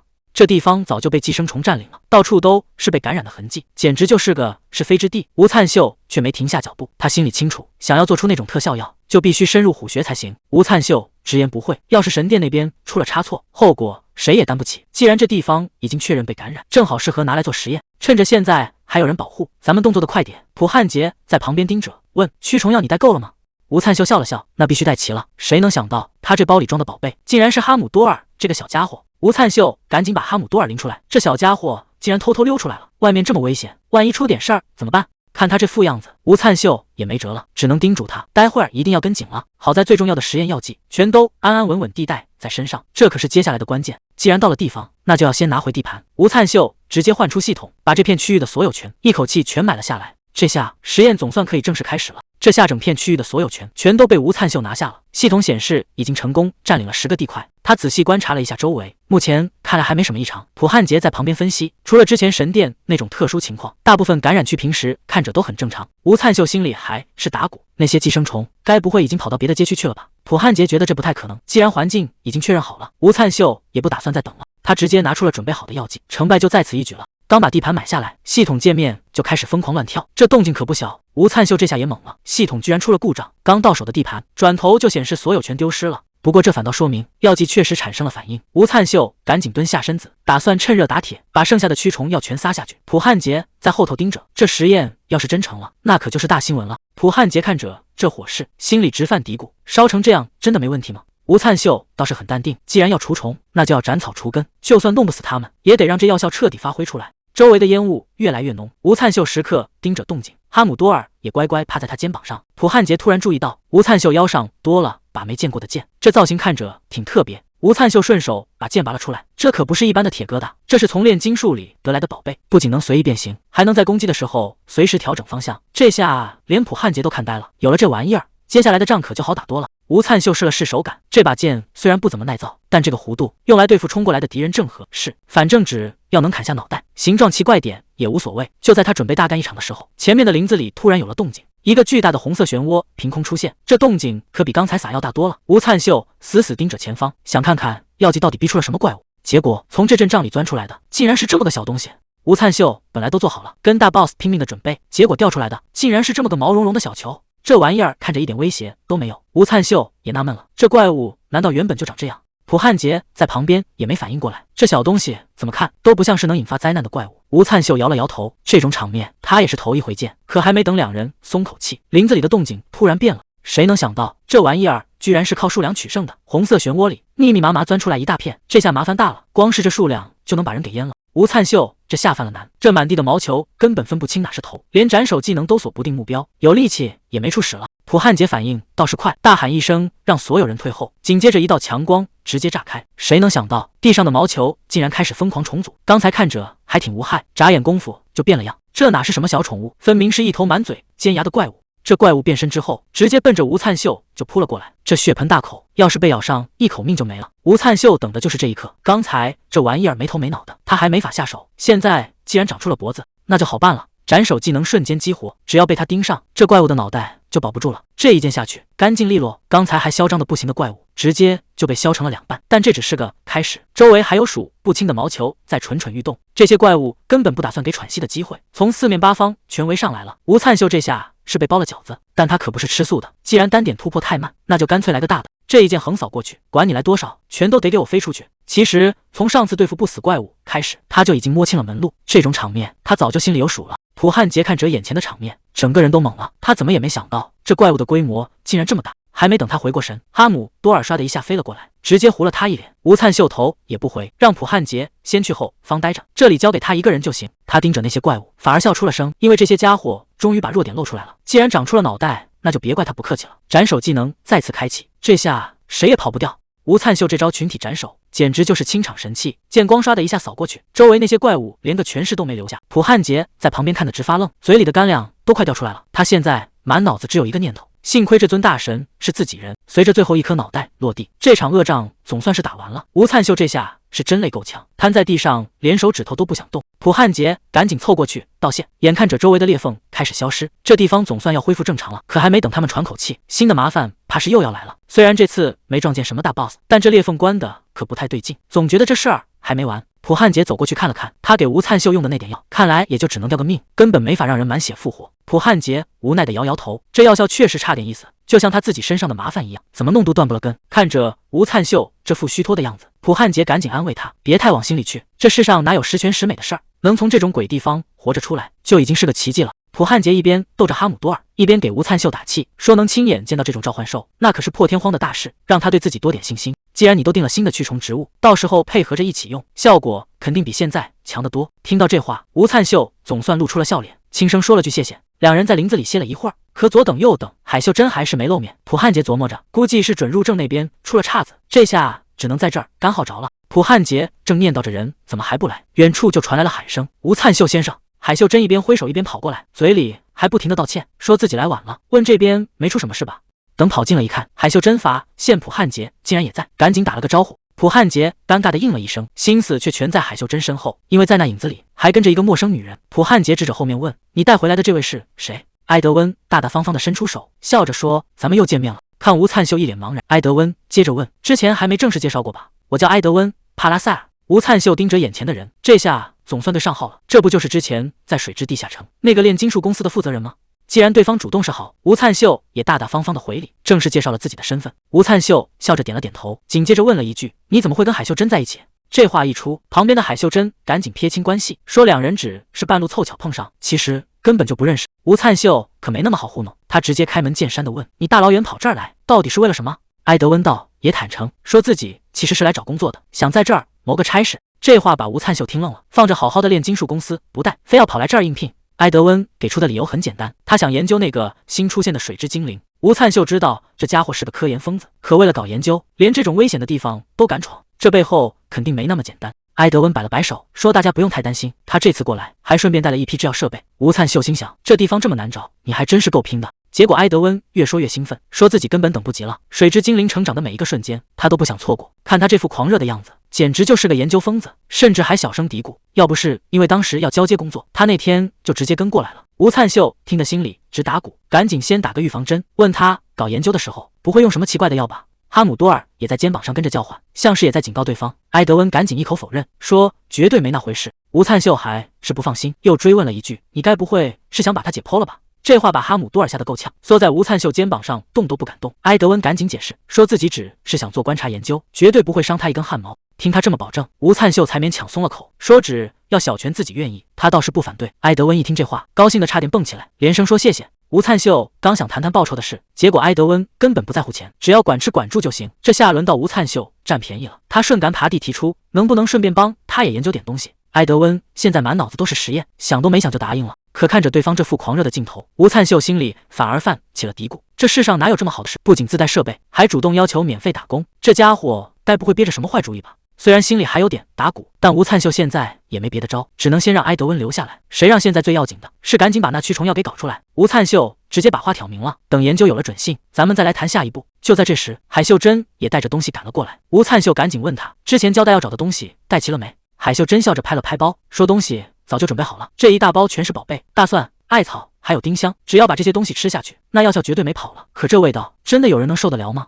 吴灿秀拎着这一大袋子重口味调料，心里直犯嘀咕，这埃德温为了研究简直像变了个人，难道这就是传说中的研究疯子？埃德温闻着这股冲鼻的味道，好奇地问，拿这么多大蒜艾草是要干什么？吴灿秀也没打算瞒着，直接摊牌了，说这是要给支配寄生虫做驱虫药。这话一出口，埃德温整个人都愣住了，那可是传说中的7大灾难之一啊！吴灿秀看他这反应，还以为这会儿太难，正打算问问是不是搞不定，结果埃德温一听是这种级别的挑战，反倒更来劲了，拍着胸脯保证这事儿包在他身上。埃德温这回正拍着胸脯吹牛呢，说分析研究可是他的拿手好戏。就在大家伙儿干劲十足的时候，海秀珍突然凑了过来，看样子是有正经事要说。原来是那个叫贞洁的组织居然主动发来了邀请函，说是想为之前的事而道个歉，不仅不取消资格了，还打算继续收购这边的物资，这可是个大反转。吴灿秀心里立马有了盘算，他现在最关心的是能不能趁这个机会回一趟人间，毕竟现在到处都是寄生虫，正常的通道早就被封死了。海秀珍点点头说，只要手里攥着这张邀请函，进去倒是没问题。可吴灿秀紧接着又问了一句，那要是想回来呢？海秀珍这下没话了，看这意思，这趟差事怕是只能进不能出。海秀珍这一手申请递过去，直接把普汉杰架在火上烤了。看这位使徒大人的反应，显然是没料到对方会来这一招。吴灿秀算是看明白了，这帮人表面上客客气气，其实心眼子比谁都多，简直是把不要脸发挥到了极致。这不明摆着是缓兵之计吗？只要能拖住驱虫药的进度，他们就还有继续拿捏的筹码。这算盘打得全天下都听见了。海秀珍看出了他的心思，忍不住试探着问了一句，难道你是在担心？吴灿秀看他这副样子，赶紧凑过去宽慰两句，别摆出这种表情嘛，要不是有海秀珍你在，我们哪能知道这么多消息？这话一出口，海秀珍总算露出了点笑模样，谢谢你。煽情归煽情，眼下的局势可一点都不乐观，现在外面谣言满天飞，说只要碰了或者吃了人界以外的东西，立马就会被寄生虫盯上，这消息要是传开了，那可就真的一点退路都没有了。普汉杰心里犯嘀咕，难道这又是那个贞洁组织在捣鬼？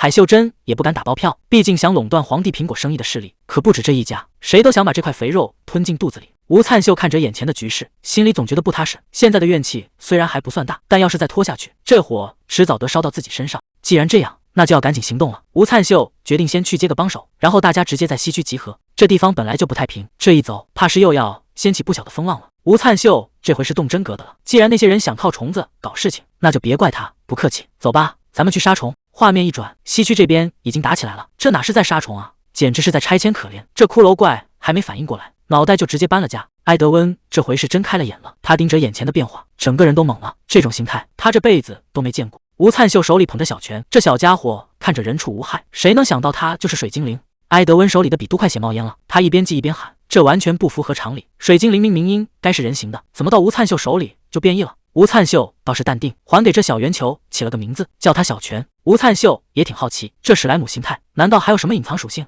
埃德温盯着这团史莱姆憋了半天，居然冒出一句真可爱，看来这研究狂人也挡不住萌物的攻击。吴灿秀倒是挺尊重这小家伙，他低头问小泉，那个人想观察你，你看行不行？没想到小泉还挺给面子，这么一点头，埃德温整个人都燃起来了，只要能研究这稀罕物，让他干啥都行。既然双方都同意了，吴灿秀嘴角一勾，接下来咱们该谈谈报酬了。吴灿秀这算盘打得响，不光管吃管住，还要按最低标准发工资。最关键的是，他每天还额外给一个皇帝苹果，这玩意儿一个就值20万金币。埃德温这下是真被砸晕了。既然神殿进不去，吴灿秀随手一指，说你就住这儿吧。海秀珍在旁边听着，总觉得哪里不对劲。等他回头一看，这地方根本没法待，这哪是普通的林子啊，旁边全是干活的骷髅怪，在这儿管吃管住，这怕不是要把命也给搭进去。这些骷髅架子倒是一点不认生，还在这儿说风凉话，觉得埃德温这人太好骗了。真正的活儿还没开始呢，他就已经快顶不住了。金孝熙可没工夫听他们闲聊，一嗓子吼过去，让这帮骨头架子赶紧滚去干活。埃德温这下是真崩溃了，他一个正经研究员，哪受得了跟这帮玩意儿同吃同住？这哪是搞研究，这简直是进了贼窝了。他赶紧拉住吴灿秀求饶，说这地方真待不下去，再待下去每天晚上都得做噩梦。看来这20万金币的苹果也不是那么好拿的。吴灿秀赶紧出来打圆场，说这帮人虽然来路不同，但全是他花钱雇来的员工，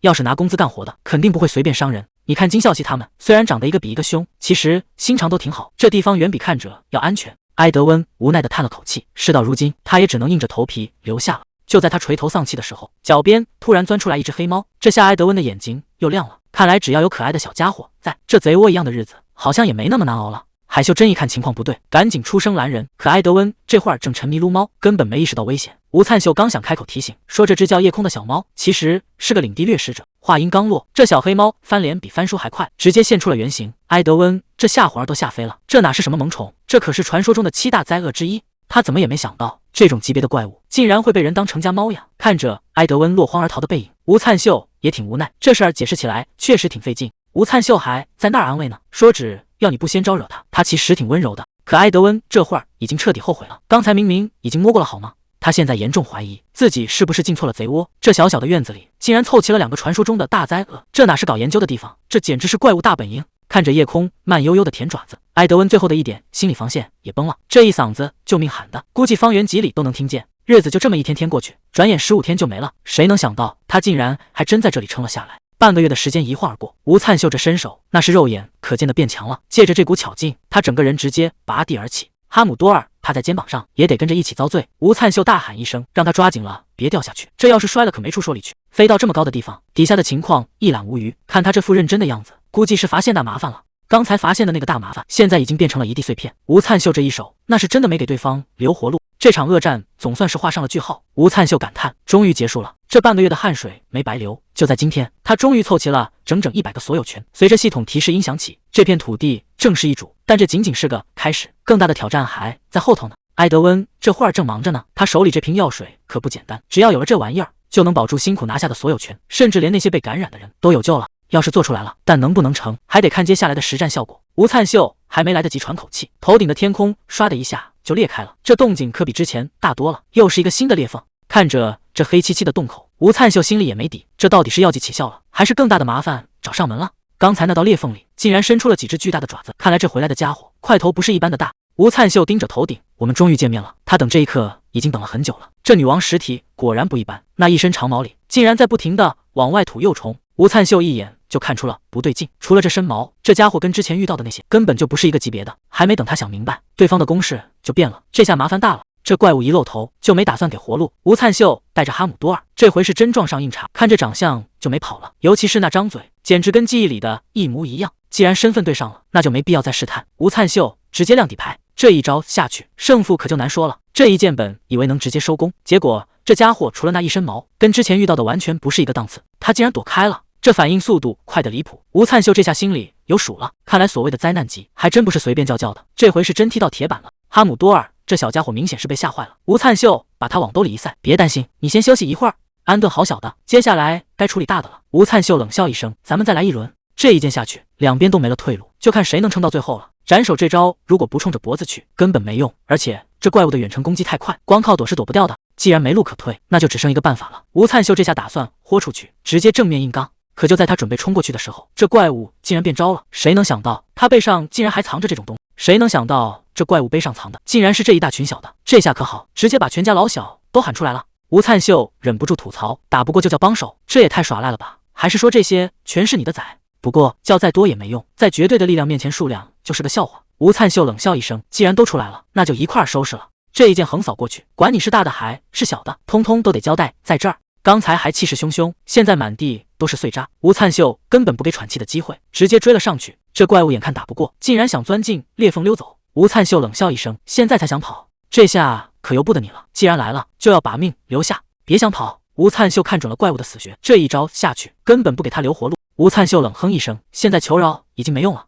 这一场恶战总算消停了。吴灿秀落地喘了口气，这玩意儿应该彻底凉透了吧？确认周围安全后，吴灿秀这才放松下来，对着后边喊了一嗓子：“哈姆多尔，别躲着了，赶紧出来吧！”吴灿秀把哈姆多尔捧在手心里，看这小家伙晕头转向的样子，刚才真是辛苦他了。吴灿秀笑着夸了一句：“干得漂亮！”就在这时候，系统突然弹出了个提示：发现不明积分。吴灿秀一开始还没当回事，这种小事也值得特意提醒。结果等他看清那个数字，整个人直接愣住了，这积分给的也太离谱了吧，竟然比那个不死鬼王掉的还多。吴灿秀激动的不行，顺手掐了一把哈姆多尔。哈姆多尔，快告诉我，这不是在做梦？掐这一下真疼，看来这真不是在做梦。吴灿秀这下心里有底了，既然这玩意儿这么值钱，他脑子里突然冒出一个大胆的想，要是能搞个寄生虫农场，把这女王养起来，那不就等于有了个刷分机器？只要女王不死，积分就能一直涨。不过转念一想，把这种灾难级别的怪物当猪养，真的没问题吗？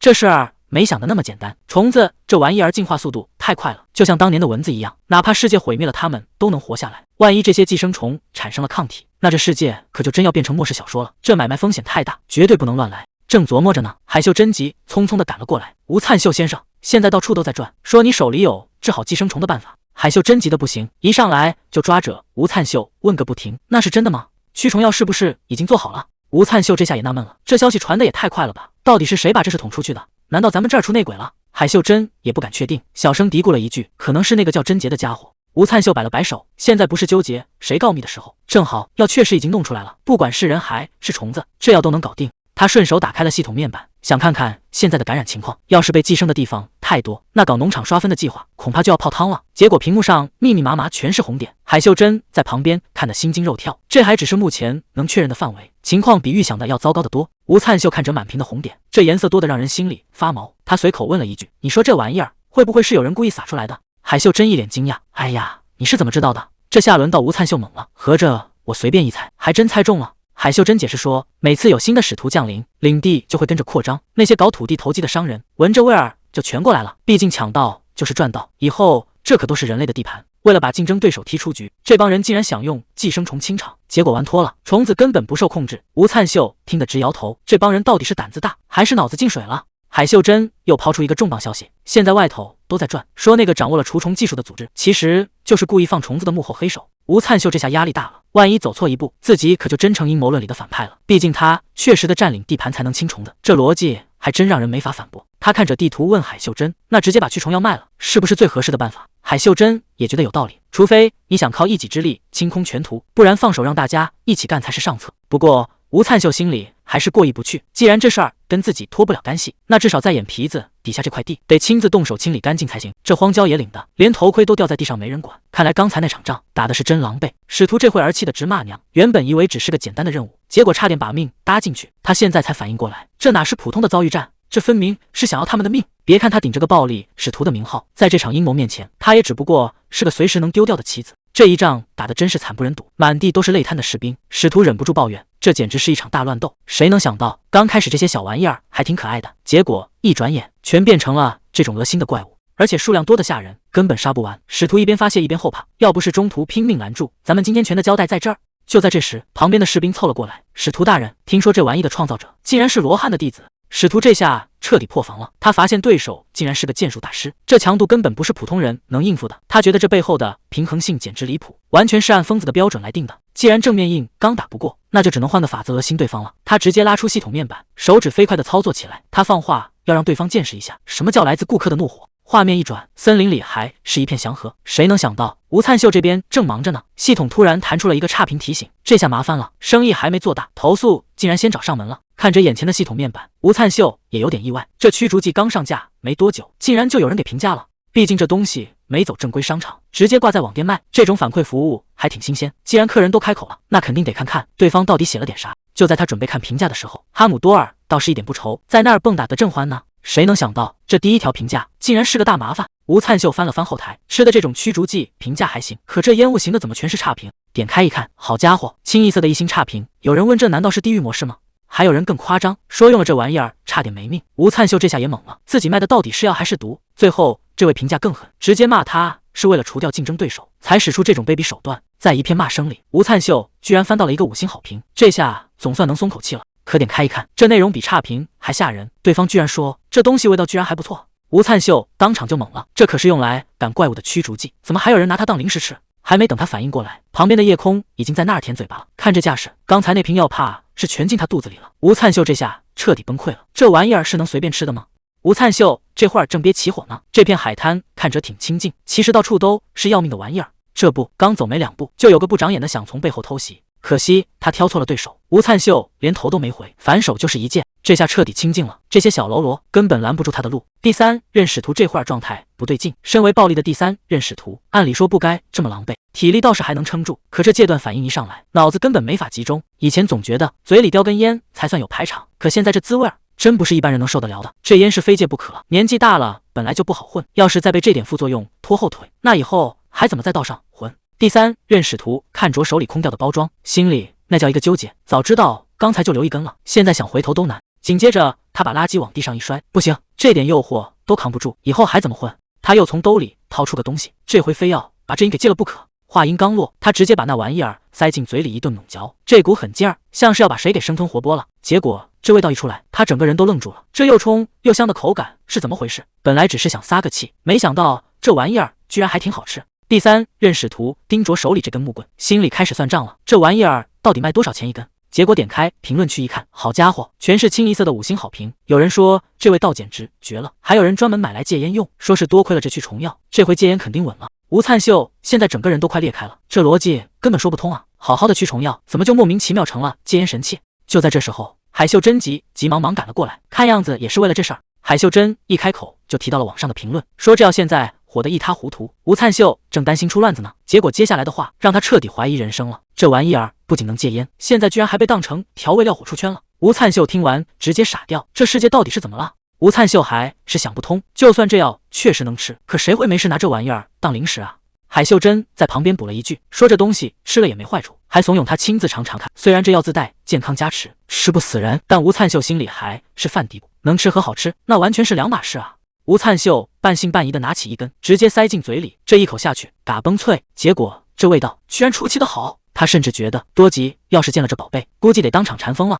海秀珍笑着问他，味道是不是还挺不错？这种独特的麻酥感刚好抓住了烟民的心。吴灿秀拿着木棍直犯嘀咕，所以这帮人现在是把驱虫药当糖吃了。戒烟这事儿他勉强能理解，可这玩意儿怎么还能当成调料火起来？正常人谁会专门跑去吃这个呀？海秀珍看他一脸懵的样子，忍不住开始给他科普，这个世界的人口组成可没他想的那么简单。除了像他们这种从地球被传送过来的使徒，还有原本就侍奉神灵的信徒，以及最普通的平民，这3种人聚在一起，那口味和需求自然是天差地别。海秀珍接着解释，普通平民没有所有权，按理说这次寄生虫事件跟他们压根没关系，可坏就坏在那帮唯利是图的商人为了赚钱什么都干得出来，他们到处散布谣言，说普通商品也会被寄生虫污染，这下可把平民吓坏了，大家为了保命只能疯狂抢购驱虫药。好在这些寄生虫对普通人没什么实质伤害，但这样买回家就成了食之无味弃之可惜的累赘。谁能想到就在大家发愁怎么处理时，这样能戒烟的消息一下子传开了，现在网上的讨论区都炸了，到处都是叼着驱虫药的人，甚至还有人发帖问，这难道是最新款的香烟吗？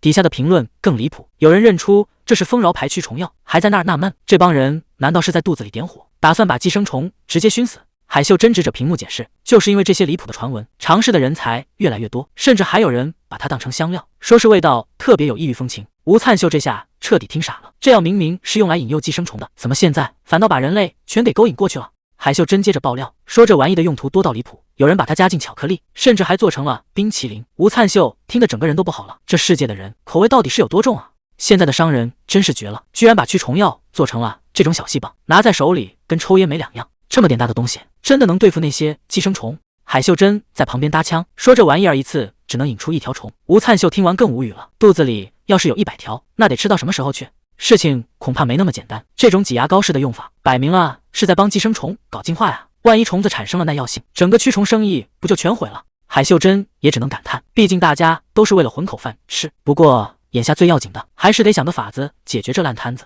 吴灿秀也挺无奈的，虽然想把这些乱象全禁了，但嘴长在别人身上，怎么用还真管不着。既然拦不住，那就干脆顺着他们来。他打算专门出一款能当调料吃的版本，至于那种用来烧的药，他也准备提前分好小包装，省得大家在那儿瞎琢磨。不过有一点必须得强调，千万别再把药量往小了切了，不然这事儿可就真麻烦了。海秀珍一眼就看穿了他的心思，问他是不是在担心那些寄生虫会产生耐药性。吴灿秀点了点头，这才是他最头疼的地方。海秀珍觉得他这是杞人忧天，可吴灿秀心里这道坎就是过不去，毕竟那可是传说中的7大灾难，对手还是最让人头疼的虫子。虽然他也想表现得乐观一点，但这种不安感怎么都甩不掉，总觉得事情没那么简单。就在这时候，他突然意识到一个更严重的问题，难道就是因为自己这股子负能量，才会被那个不正义之神给缠上？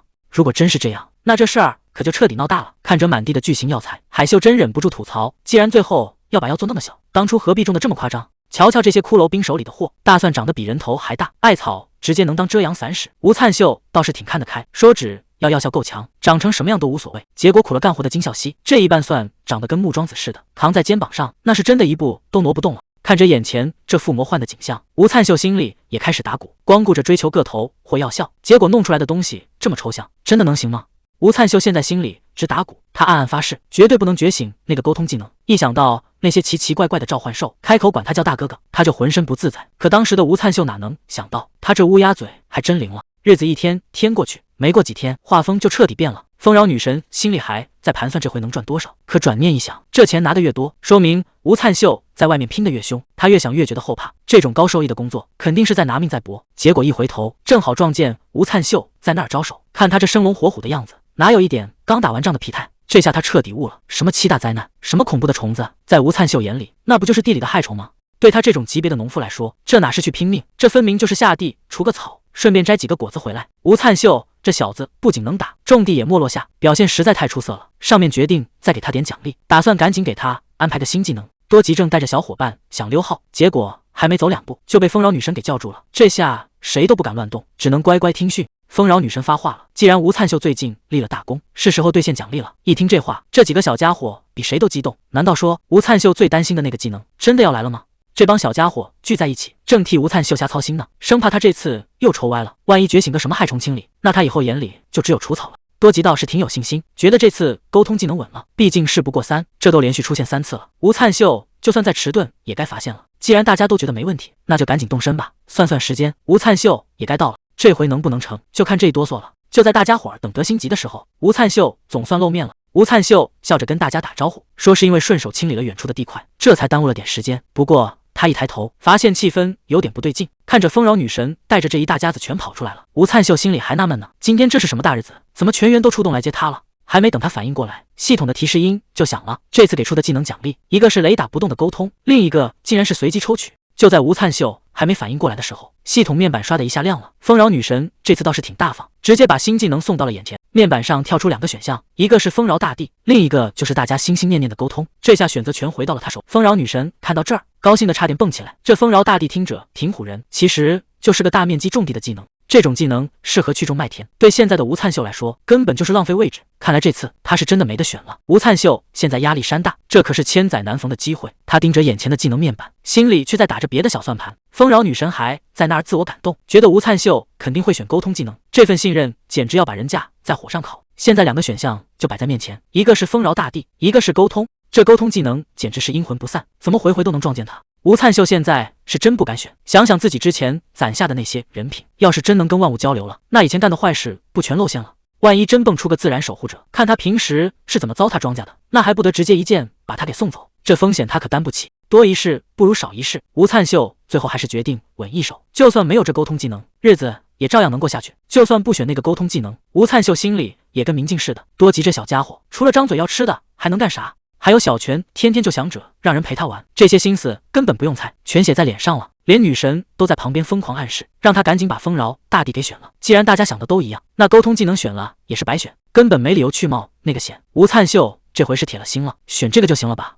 这一指头点下去，丰饶大地技能正式到手。可这结果跟吴灿秀想的完全不一样，多吉他们几个当场就看傻了，这哪是选了新技能啊，简直就是选了个晴天霹雳。吴灿秀还没转过弯来，看丰饶女神蔫8成那样，还以为他是口渴了，赶紧让小泉给他浇点水。结果这水一浇下去，小家伙们叫得更惨了，连女神都给喊出来了。看这架势，他们是真觉得天要塌了。吴灿秀只能在一旁干笑，本来想稳一手，谁能想到这下反而把事情搞砸了。日子过得飞快，转眼都过去3个月了。吴灿秀心里直犯嘀咕，这帮赵异兽怎么一点没长个？按理说鸟类长得最快，可阿里怎么还是个球？多吉也还是那副老样子，除了卖萌，体型是一点没见长。吴灿秀忍不住问罗汉：“这赵一兽是不是压根就不会长大？”结果罗汉也给不出个准话，这事确实有点反常。算了，纠结这个也没用，还是先试试刚拿到的技能吧，看看这丰饶大地到底有什么名堂。就在吴灿秀准备动手的时候，系统提示刷的一下跳了出来，原来这招还能配合着使，这下可有意思了。既然状态栏解释不清楚，那就只能让系统亲自下场了。吴灿秀也没多想，打算先试试看再说。他直接发动了丰饶大地，这绿光一闪，效果确实挺唬人，连肩膀上的哈姆多尔都看呆了。吴灿秀发现这招还挺方便，隔着老远就能送出祝福。不过这地里的杂草还是得靠自己动手清理。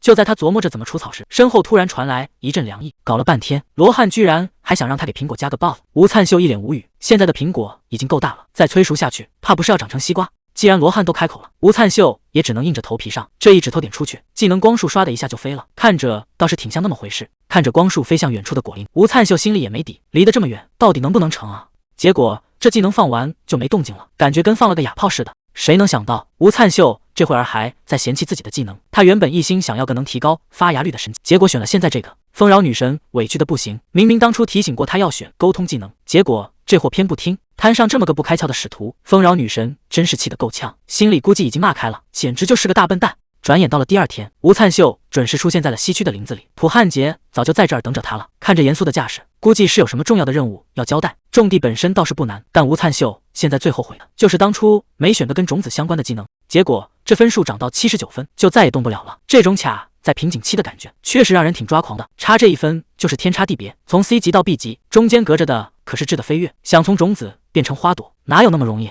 吴灿秀现在只能靠这种冷笑话来给自己找点心理安慰了。普汉杰看他这么焦虑，赶紧在旁边劝他稳住，别太心急，咱们还有的是时间。可这嘴上说的轻松，接下来的路到底该怎么走？普汉杰话里有话呀，他说分数一直没动静，其实是在暗示别的问题。结果这话题越聊越歪，居然扯到了杂志上的名场面。这下吴灿秀可坐不住了，这种话哪能随便乱说？哈姆多尔还在旁边听着呢，当着孩子的面，好歹也得加个滤镜吧。玩笑归玩笑，正事还是得办。普汉杰语气一沉，接下来的话才是重点，如果不处理好那个技能的副作用，后果恐怕谁都担不起。埃德温正拿着数位板在那儿分析，光靠现在的办法根本没法从源头上解决问题。虽然之前勉强撑到了现在，但咱们还得找点更给力的招数才行。吴灿秀也在旁边琢磨，既然上次做驱虫药的效果不错，能不能再找个类似的问题练练手？他转头问普汉杰，那些受影响的人现在光靠吃药真的能顶住吗？话音刚落，耳边突然响起了系统提示音，这声音来的可真不是时候。吴灿秀这下直接没声了。普汉杰也看出了不对劲，赶紧问他出什么事了。该来的终究还是来了。吴灿秀这副表情把旁边的普汉杰都给看毛了，赶紧问他到底怎么回事。还没等解释，系统提示就刷在了眼前，暴力使徒申请进入领地。吴灿秀心里也在打鼓，对方可是暴力使徒，自己这个搞农业的真能顶得住吗？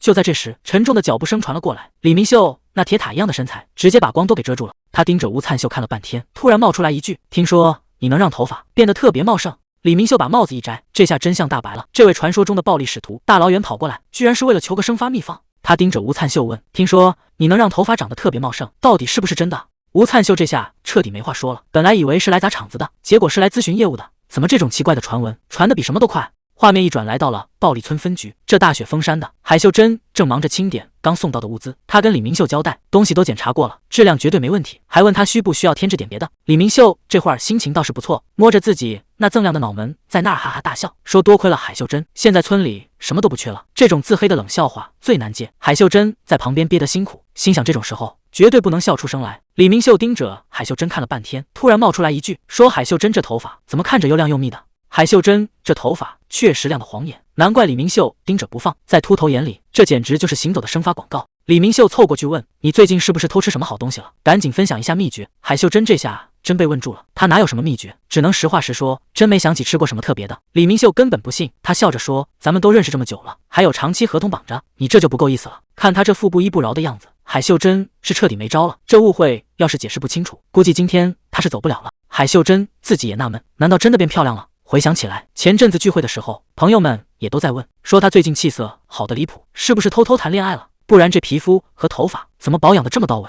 海秀珍当时还没当回事，只当是大家的客套话。可现在连李明秀都这么说，这事儿恐怕就不简单了。就在这一刻，海秀珍脑子里突然灵光一闪，这哪是单纯的变美啊？这分明是送上门的商机。美容市场这么大，利润还高的吓人，要是能把这生发的法子搞清楚，那以后还愁没钱赚吗？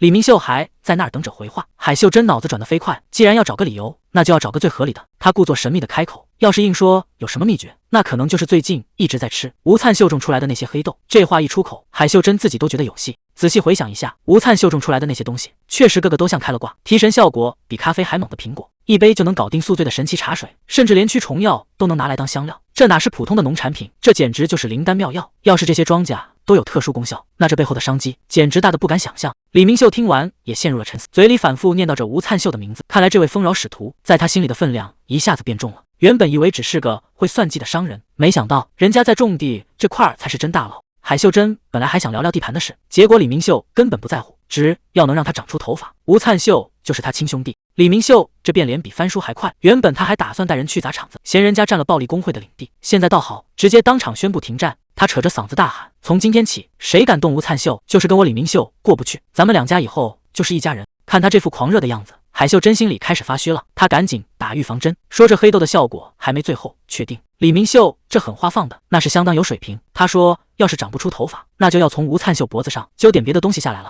海秀珍在旁边尴尬的不行，只能陪着笑脸，心里却早就炸开了锅。这牛皮吹得实在太大了，他在心里疯狂给吴灿秀道歉，这回真是把他坑惨了。谁能想到李明秀对头发的执念能深成这样？李明秀已经找上门了，他根本不给吴灿秀解释的机会，直接说海秀珍把一切都招了。吴灿秀整个人都听傻了，怎么好端端的突然扯到了海秀珍头上？看李明秀这架势，暴力工会这回怕是要动真格的了。这下全对上了，难怪海秀珍之前一直道歉，原来是在这儿等着呢。这锅甩的真是猝不及防。吴灿秀现在甚至怀疑他是故意把这事儿闹大的，现在的局面已经完全失控。李明秀可没心思管他怎么想，他直接摊牌了，说吴灿秀的丰饶势力已经把周围的地盘全占了，这架势摆明了是要把暴力工会给吞并。吴灿秀也是一脸懵，他压根不知道那儿还有个村子。李明秀冷哼一声，原本他们都已经做好开战的准备了，不过现在那些地盘的事儿都不重要了，毕竟在李明秀眼里，只要能长出头发，就把工会送给吴灿秀。普汉杰在那儿感慨呢，说对于暴力工会的人来说，能治好他们心病的丰饶，简直就是救世主一样的存在。小泉听得一愣一愣的，至于夸张到这种程度吗？普汉杰一边斗着多吉，一边笑呵呵的补了一刀，说那帮人现在已经彻底沦陷了。看小泉这副表情，普汉杰还故意逗他，问他是不是突然开始害怕了。李明秀这边的画风可就完全不一样了，他盯着吴灿秀一字一句地说，要是这事儿最后发现是骗人的，那他就会让吴灿秀见识见识什么才叫真正的暴力。吴灿秀现在是一个头两个大，这帮人怎么一个比一个任性，全都在按自己的想法乱来，根本没人听他这个当事人的。他忍不住在心里咆哮，自己明明只是个种地的农民，怎么现在还得兼职当医生，去治那帮人的秃头问题？谁能想到地球竟然会变成这副鬼样子，到处都是绝望的人。在这无数个崩坏的世界里，偏偏有这么一个地方，得靠运气和神明的眼缘才能活命，只要跟神不合拍，你就注定会被甩在后面。这种不公平从一开始就没得选，但总有人不服气，在绝望到底的时候，心里那股火反而烧得更旺了。壮汉一上来，先假惺惺的打了个招呼，紧接着就抛出一个警告，他说这前头有一份闪闪发光的命运在等着。李明秀听完直接炸了，这哪是开玩笑，这简直是要命啊！闹了半天，这所谓的发亮，竟然是让脑袋变得锃光瓦亮。看着眼前这位大哥的现状，这下换谁都得绝望。李明秀现在肠子都悔青了，早知道选个神还要搭上头发，当初说什么也不会被那点概率给骗了，这哪是中奖啊，这简直是遭罪。壮汉倒是一副过来人的样子，还好心劝他别戴帽子，说什么戴了帽子散热不好，对剩下的头发更不友好。这话听着更扎心了。李明秀心一横，大不了直接全剃光，总比现在这富贵样子强吧。结果壮汉悠悠的来了一，当年我也这么想过，这下完了，看来这秃头诅咒根本就不是剃光就能解决的事儿。壮汉叹了口气，当初他也下不去手，谁能想到这每用一次力量，头发就要跟着掉一茬，这买卖怎么看都不划算。李明秀本来还抱有幻想，觉得这肯定是那些秃顶的人给自己找的烂借口，可现实就是这么残酷，在这股力量面前，谁也别想当那个例外。想要变强就要付出代价，现在摆在李明秀面前的是一道送命题，是守着那点头发当个小喽啰，还是彻底放弃发际线去换取那股狂怒的力量？这个所谓的狂怒分布，以前那可是只有真正的战士才有资格被选进去的地方，可就算是这群不要命的硬汉，心里其实也一直有个坎儿，那就是谁也不想彻底变成秃子。李明秀这会儿倒是挺自来熟，一把搂住吴灿秀的肩膀，说刚才那些话就是打个预防针，让吴灿秀千万别往心里去。他还说从今天起，大家伙儿就是异父异母的亲兄弟了。关于保住头发这事儿，他觉得肯定还有救。可吴灿秀听得一头雾水，这都哪儿跟哪儿啊？他现在是真的一点头绪都没有。虽说侧面和后面的头发保住了，但这头顶已经彻底成了荒漠，这玩意儿到底该怎么救活啊？吴灿秀看他这么痛苦，赶紧在一旁出主意，要不你去求求那位，论起起死回生的本事，没人比他更专业了。结果这话一出，气氛直接降到了冰点。吴灿秀也反应过来，赶紧低头认错。谁能想到，普汉杰正带着哈姆多尔在旁边看戏呢？爆米花配上3D 眼镜，这戏码简直太精彩了。他心里清楚，这人要是真找上门来，那肯定是已经走投无路了。吴灿秀心里直打鼓，这祝福树平时都是给庄稼用的，现在直接往人头上扣，真的不会出事吗？谁能想到这一招丰饶祝福下去，效果简直离谱！这哪是法术啊，这简直就是秃顶新人的救世主！李明秀整个人都疯了，对他来说，这可是比中大奖还大的神迹，他激动得语无伦次，非要问出这生发的秘诀不可。吴灿秀也没想到效果这么好，看来以后换发型连理发店都不用去了。吴灿秀觉得这招虽然看着神，但其实弊端不少。这头发到底是催熟的，还是新长出来的？他自己心里也没底。最关键的是，这招太烧点鼠了，性价比实在低得离谱。普汉杰在旁边看得一愣一愣的，连埃德温都在后面忙着记录。这生发神迹确实够震撼。不过吴灿秀脑子里又冒出了个大胆的想法，他这副表情一出来，准没好事。这下不知道又要拿谁当实验品了。李明秀为了长头发，那是真的一点脸都不要了，恨不得把脑袋直接塞进吴灿秀怀里，大喊着让他随便折腾。既然对方这么主动，吴灿秀也不客气了，抬手就是一记绿光，直接照在那颗锃亮的脑门上。这一下力道可不轻，李明秀只觉得头顶火辣辣的，忍不住叫出了声。吴灿秀盯着那冒烟的头皮，心里也没底，这回到底能不能长出来？谁能想到这一通操作下来，头发没长出来，脑袋反而更亮了。李明秀一脸怀疑地问：“你是不是专门学了让人掉头发的技能？”吴灿秀尴尬地解释：“主要是刚才那招火力太猛，产生的热量把发根给烧没了。”吴灿秀心里也犯嘀咕，幸好这招叫丰饶，要是换成别的，估计这脑袋直接就炸了。看来这情况跟普汉杰大叔那时候差不多。李明秀这下不干了，既然你是丰饶的使徒，平时能插秧种地，怎么就不能给我种点头发？吴灿秀听完直接炸毛了，这种事你应该去找医生，找我一个种地的干什么？虽然种头发这事儿确实难办，但眼下也只能先尽力而为了，说不定这就是解决问题的终极方案。埃德温这边也没闲着，正对着数位板一通疯狂输出，看他这认真的架势，难不成是在搞什么秘密研究？他盯着屏幕叹了口气，结果这成品一出来，大家都看傻了，这叫家伙是不是有点蒙过头了？吴灿秀这嗓子把正忙着的埃德温吓了一跳，埃德温赶紧回头打招呼，吴灿秀也没废话，直接说有事儿要帮忙。他端出一大碗核桃和黑豆，这可是防脱发的黄金搭档。吴灿秀开门见山，想要一份专门治脱发的配方。一听是脱发问题，埃德温立马进入了战斗状态，手上的动作快的都要出残影了。没一会儿功夫，这第一版成品就端了出来。看来为了那颗锃亮的脑袋，大家也是拼了。吴灿秀端着那一碗黑豆核桃，问旁边的召唤兽要了点水。既然配方有了，剩下的就是动手了。吴灿秀和埃德温蹲在地上，开始对着那碗东西一通揉搓，忙活了半天，这成品总算是出来了。看着手里这颗亮晶晶的小药丸，谁能想到这是黑豆做的？吴灿秀把药丸递过去，问李明秀要不要试试。李明秀早就等不及了，虽然这只是个试验品，还得再精调，但看这架试效果应该差不了。李明秀二话不说，仰脖子就把药给吞了。药刚下肚，李明秀就开始嚷嚷了。他说头皮痒得不行，感觉头发正跟雨后春笋似的往外钻。李明秀急得不行，一个劲儿问吴灿秀是不是已经长出毛来了。吴灿秀盯着那颗锃亮的脑袋，头发倒是没瞧见，反倒是有一股白烟正顺着天灵盖往上冒。看来这药劲儿确实挺大。吴灿秀让他先吃着观察观察，自己还得去寻摸点别的材料，毕竟光冒烟不长毛可不行。这生发大计到底能不能成，还得看接下来的实验结果。2天时间一晃就过去了，谁能想到李明秀又回来了，而且这次他还带了一大帮兄弟过来。金孝熙躲在旁边一看，这阵仗确实有点吓人，全是清一色的肌肉猛男，看着打扮分明就是暴力使徒的人。可这群人跑过来不是为了打架，而是冲着吴灿秀求救来了。看着那一排排锃亮的脑门，在阳光下晃得人眼晕，看来这生发药的名声算是彻底传开了。这一排排秃脑袋聚在一起，简直比正午的太阳还要晃眼。吴灿秀被这阵强光晃得连眼睛都睁不开了。这群暴力使徒的猛男们现在是一点脾气都没有，齐刷刷的对着吴灿秀弯下腰，那场面别提多壮观了。李明秀扯着嗓子喊，说他们终于看到了改变命运的希望，求吴灿秀一定要救救他们的头皮。吴灿秀也是一脸无奈，说这订的药材还没到货呢，现在想开工也成不了啊。结果李明秀早就想好了后路，拍着胸脯说只要能长头发，缺什么材料他们自己全包了。为了能长出头发，这帮壮汉平时也没少折腾，什么糙米黑芝麻，那是顿顿都要往嘴里塞，连绿茶都成了他们的救命稻草。吴灿秀听得直摇头，随口又问了一句，那牙猪枣你们总该有吧？李明秀一脸不屑，说这种保发秘方他们怎么可能没有。吴灿秀这下算是看明白了，这帮人为了这颗脑袋，家里估计早就备齐了各种材料，既然万事俱备，那还等什么？吴灿秀直接下令，让他们赶紧把东西都搬过来。话音刚落，这群猛男跑得比兔子还快，生怕慢了1秒头发就长不出来了。吴灿秀倒也没把话说死，他直截聊当地告诉这帮人，就算现在保证一定能治好，估计你们心里也没底，但他紧接着又补了一句：“只要大家配合，他一定会拼尽全力给大伙儿带去希望。”这话一出，这群猛男彻底坐不住了，一个个扯着嗓子在那儿表忠心，只要能让头顶重新长出毛来，哪怕上刀山下火海，他们也绝不皱一下眉头。吴灿秀这算盘打的是真响，反正正愁没人干活，这下不仅有了免费劳动力，还能顺便把这帮人给收编了，简直是一箭双雕。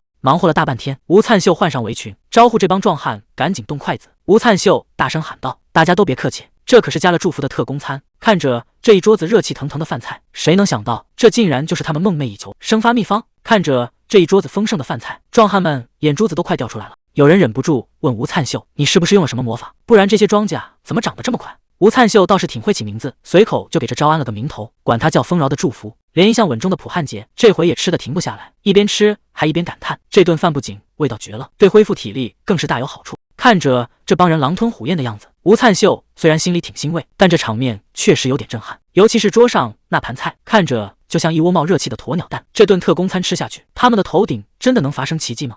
这帮壮汉吃的那叫一个拼命，简直是在拿命干饭。有人甚至觉得再这么吃下去，自己怕是要交代在这儿了。吴灿秀倒是一脸淡定，还笑眯眯的招呼大家说：“要是没吃饱，尽管开口，千万别跟他客气。毕竟在他眼里，这帮人可不是普通的劳动力，那都是他好不容易忽悠来的生发实验专家，必须得好好供着。”就在这时，李明秀突然摸了摸头顶，这手感好像有点不对劲啊！李明秀突然蹦了起来，吴灿秀也被吓了一跳，这又是怎么了？旁边的人都看傻了，这饭吃得好好的，怎么突然就开始发疯了？结果这哥们儿摸着自己的头，嘴里一直念叨着头发，谁能想到这哥们儿竟然直接哭出了声，他扯着嗓子大喊：“长出来了，头发真的长出来了！”这帮秃顶壮汉全疯了，一个个摸着脑袋嚎啕大哭，谁敢相信这顿饭吃完竟然真的长头发了？吴灿秀还没反应过来，就被这帮激动的汉子死死拽住，他们当场放话，以后两边就是生死兄弟，谁要是敢动吴灿秀，那就是跟他们全团过不去。这帮人之前还半信半疑，觉得靠吃饭治脱发纯属扯淡，现在看着头顶这层清茶，那是心服口服，恨不得把吴灿秀当神仙供起来。吴灿秀却没打算让他们高兴太早，他直接泼了一盆冷水，说这头发长出来容易，想保住可就难了。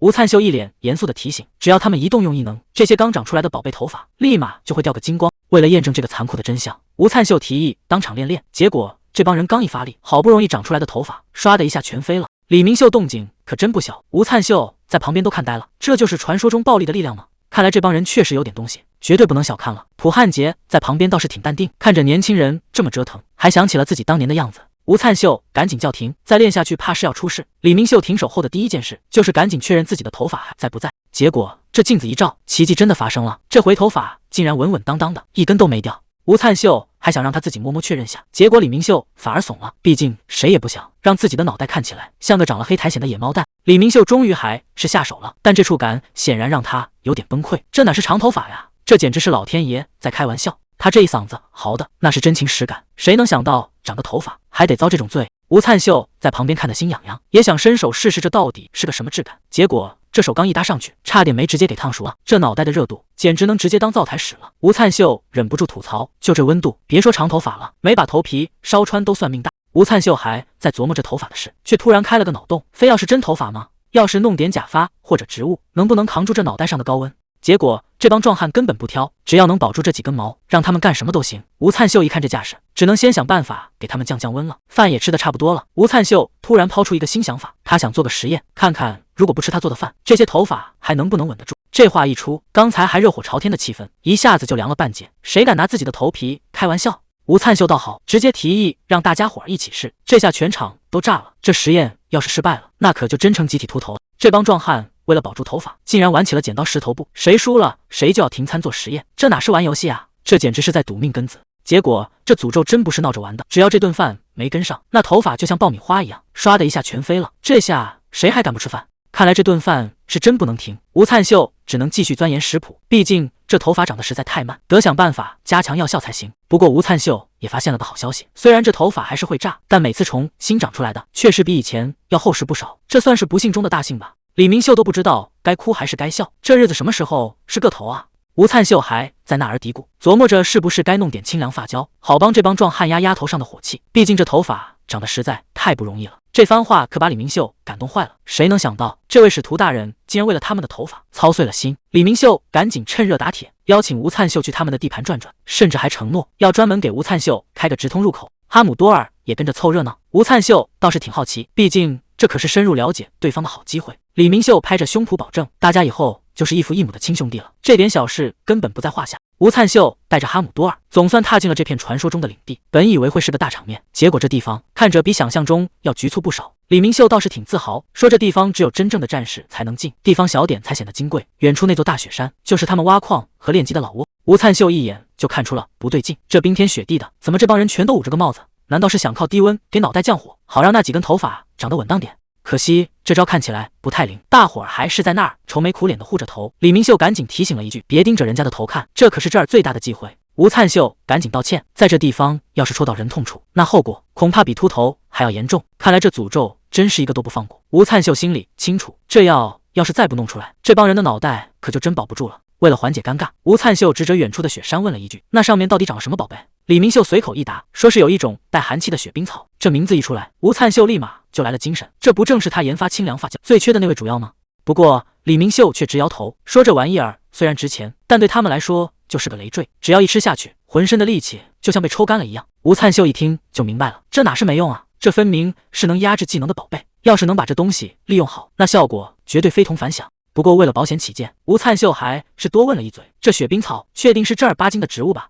吴灿秀这脑子转得飞快，既然这雪冰草能压制技能，那只要稍微加工一下，药效绝对能翻倍。他甚至连后路都想好了，打算直接搞人工养殖。这种宝贝要是拿出去高价卖，再顺便当成清凉发胶的原材料，那简直就是一鱼两吃。眨眼功夫，几天时间就过去了，原本清静的地方，现在却变得热闹非凡。这可把阿里给气坏了，看着吴灿秀在那儿折腾，他整只鸟都不好了，在那儿疯狂吐槽这使徒到底在干啥。多吉赶紧上去当和事佬，想让这位小祖宗消消气，毕竟现在的局面已经不是谁能轻易拦得住的了。谁能想到吴灿秀动作这么快，转头就又带了个外人进来，看这架势，他是打算彻底把这儿变成研发基地了。吴灿秀看着那边闹腾的小家伙，无奈的跟埃德温解释，说这只叫阿里的雏鸟，平时最怕生人。吴灿秀倒是一脸淡定，说自己这人没别的，就是心思单纯，让对方别太紧张。多吉在一旁看着阿里，这小家伙平时就随性惯了，根本没人管得住，这不一看到好吃的就完全变了样，刚才还怕生呢，结果一转眼的功夫，阿里和多吉就跟离弦的箭一样，奔着吃的就冲过去了。埃德温秀看着这副吃相，忍不住感叹，这小家伙虽然警惕性高，但只要给点甜头，还是挺好说话的。吴灿秀也没闲着，既然人都到齐了，那就赶紧趁热打铁，把手头的工作给结了。他熟练的挤出芦荟胶，这可是研发的关键，只要这一步成了，接下来的事情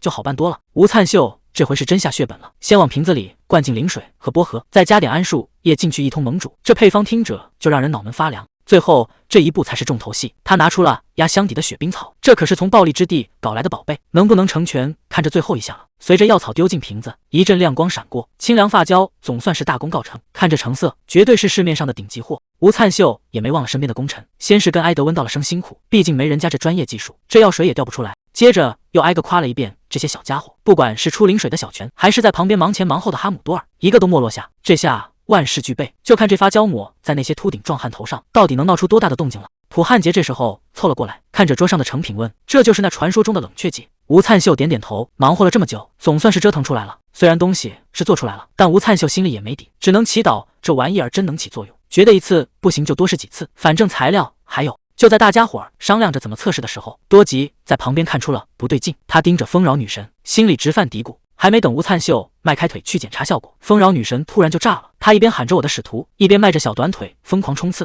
谁能想到这小东西速度这么快，对着吴灿秀的腿就是一口，这下可把吴灿秀给整懵了。看着挂在腿上的这位女神，她整个人都傻了。谁能想到这一口咬下去，竟然是因为这小东西想他了。吴灿秀这下全明白了，感情是最近太忙，没顾上这位女神。既然找到了病根，那就好办了。他赶紧把小家伙捧在手心里，搞定了这个小插曲。吴灿秀也没打算多留，毕竟外头还有一堆事等着他呢。临走前还不忘挥挥手，说是很快就回来。吴灿秀一边走还不忘回头安抚，说是为了伟大的丰饶，让这位女神千万别担心。反正吴灿秀这嘴跟妈了蜜一样，直夸他是自己心里的第一名。这几句话一出，效果简直立竿见影。刚才还闹腾的丰饶女神，现在满脑子都是我的使徒最棒，恨不得把心都掏出来送行。看来只要马屁拍得对，再难搞的女神也能被治得服服帖帖。在这冰天雪地里，一群狠人正光着膀子打坐，这哪是在修行，简直是在跟老天爷叫板。日子一天天过去，吴灿秀总算赶到了，连哈姆多尔都发现了。这一晃眼，大家的头发都长长了不少。李明秀说这全是大家的功劳，看来这趟苦差事总算是熬出头了。吴灿秀拿出来的这玩意儿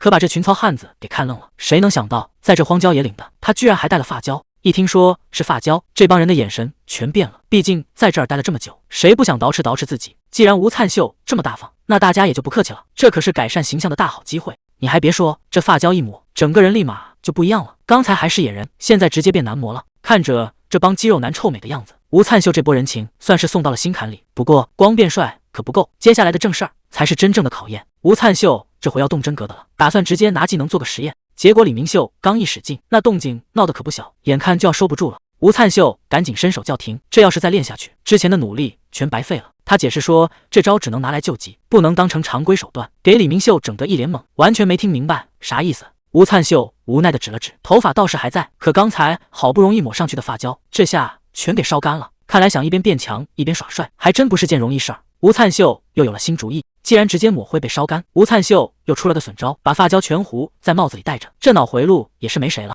主意好不好，打一架就知道了。这帮人二话不说，直接就开始了实战演练，架势打得挺顺。可吴灿秀看着这情况，心里总觉得有点不踏实，这招真的管用吗？结果到了揭晓时刻，李明秀死活不肯摘帽子，生怕一摘下来自己就彻底没脸见人了。旁边的人可没这耐心，上去就是一顿硬拽。这帽子一掀开，里面的情况让所有人都傻眼了。吴灿秀盯着李明秀的头看了半天，说看着还挺正常的。李明秀一听，刚才那股紧张劲儿立马没了，还以为保住了自己的形象。结果吴灿秀话锋一转，指着帽子说，虽然头还在，但帽子里可掉了一堆头发。这下李明秀彻底傻眼了，头顶凉飕飕的感觉可骗不了人。吴灿秀一针见血地指出，你刚才打架缩手缩脚的，就是怕头发掉光吧？要是以后都这么打，那还怎么再道上魂？看来这发胶战术还是有副作用。吴灿秀摸着下巴提议，要不干脆在你头上种点雪冰草。李明秀吓得当场拒绝，这要是真种了，以后出门不就成盆栽了吗？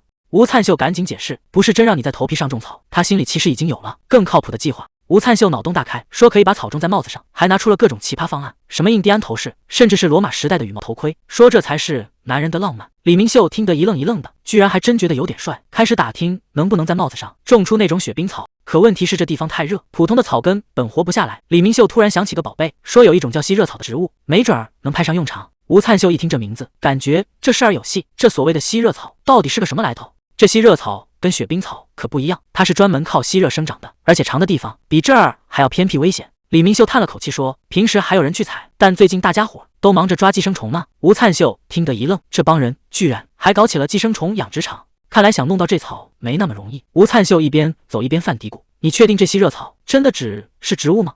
李明秀被问得有点虚，支支吾吾的说是道是，看这架势，这草恐怕没那么简单。吴灿秀回头招呼了一声，还愣在那儿干嘛？咱们的远征现在就开始，这吸热草的事儿可不能等。画面一转，大伙儿已经赶到了目的地，看这气派的建筑，估计就是那帮人抓寄生虫的据点。可还没等进门，多吉就先发现了不对劲，他盯着远处的哈姆多尔，心里直犯嘀咕，这家伙怎么会出现在这儿？多吉在那儿直犯嘀咕，这人不跟着使者走，怎么反倒跟女生混在一起了？他甚至怀疑这俩是不是背着大家偷偷躲起来吃独食呢？阿里实在听不下去，直接给了他一下，让他别把谁都想得跟他一样。大家其实都在担心女神，毕竟这次的任务连最靠谱的小伙伴都被留下了，危险程度可想而知。丰饶女神虽然心里也没底，但还是决定相信使者，只要能让这世界变好，冒再大的险也值了。哈姆多尔还在那儿钻牛角尖，觉得自己刚才的想法太离谱。丰饶女神看不下去了，赶紧过来当和事佬，她安慰说，使者下次肯定会带上你，这回就别再闹脾气了。这一招果然好使，刚才还委屈巴巴的哈姆多尔转头就乐开了花。闹剧总算告一段落，大家现在唯一的念想就是希望使者能平安回来，目标就在那座火山顶上。吴灿秀看着远方，吸热草应该就在那儿吧。这一路走得比想象中顺，他这会儿还没意识到气氛不对。吴灿秀笑着感慨，能平安无事的赶到这里，真是谢天谢地了。可他随口问了一句对吧，身后那俩人却根本不敢接话。李明秀在后头小声嘀咕，这事儿越想越离谱，以前只听说过剑圣的名号，谁能想到连吴灿秀这种级别的都这么猛。看着远处战斗留下的痕迹，这帮人心里只剩后怕，得亏当初没直接开战，不然就凭对方这身手，他们现在恐怕连命都没了。吴灿秀看这俩人支支吾吾的，随口问了一句怎么了，结果对方赶紧摆手说没事，这明显是心里有鬼啊。原来是听说了第7次灾难的传闻，说是这地方的环境全变了。吴灿秀倒是一脸淡定，既然传闻这么邪乎，那咱们动作就要再快点。可接下来的这一幕直接把李明秀看傻了，这到底是个什么怪物？吴灿秀解释说，这是能随意变形的魔剑，灵感还是从女王那儿得来的。这下好了，原本苦哈哈的爬山，硬生生让他完成了高科技代步。吴灿秀随口问了一句，刚才过来的时候你没看见吗？李明秀还没缓过劲儿来，看是看见了，但谁能想到这玩意儿还能这么使。吴灿秀一脸淡定的吐槽：“那是你想象力不够。”这话差点没把李明秀给噎死。这哪是想象力的问题，这分明是正常人干不出来的事儿。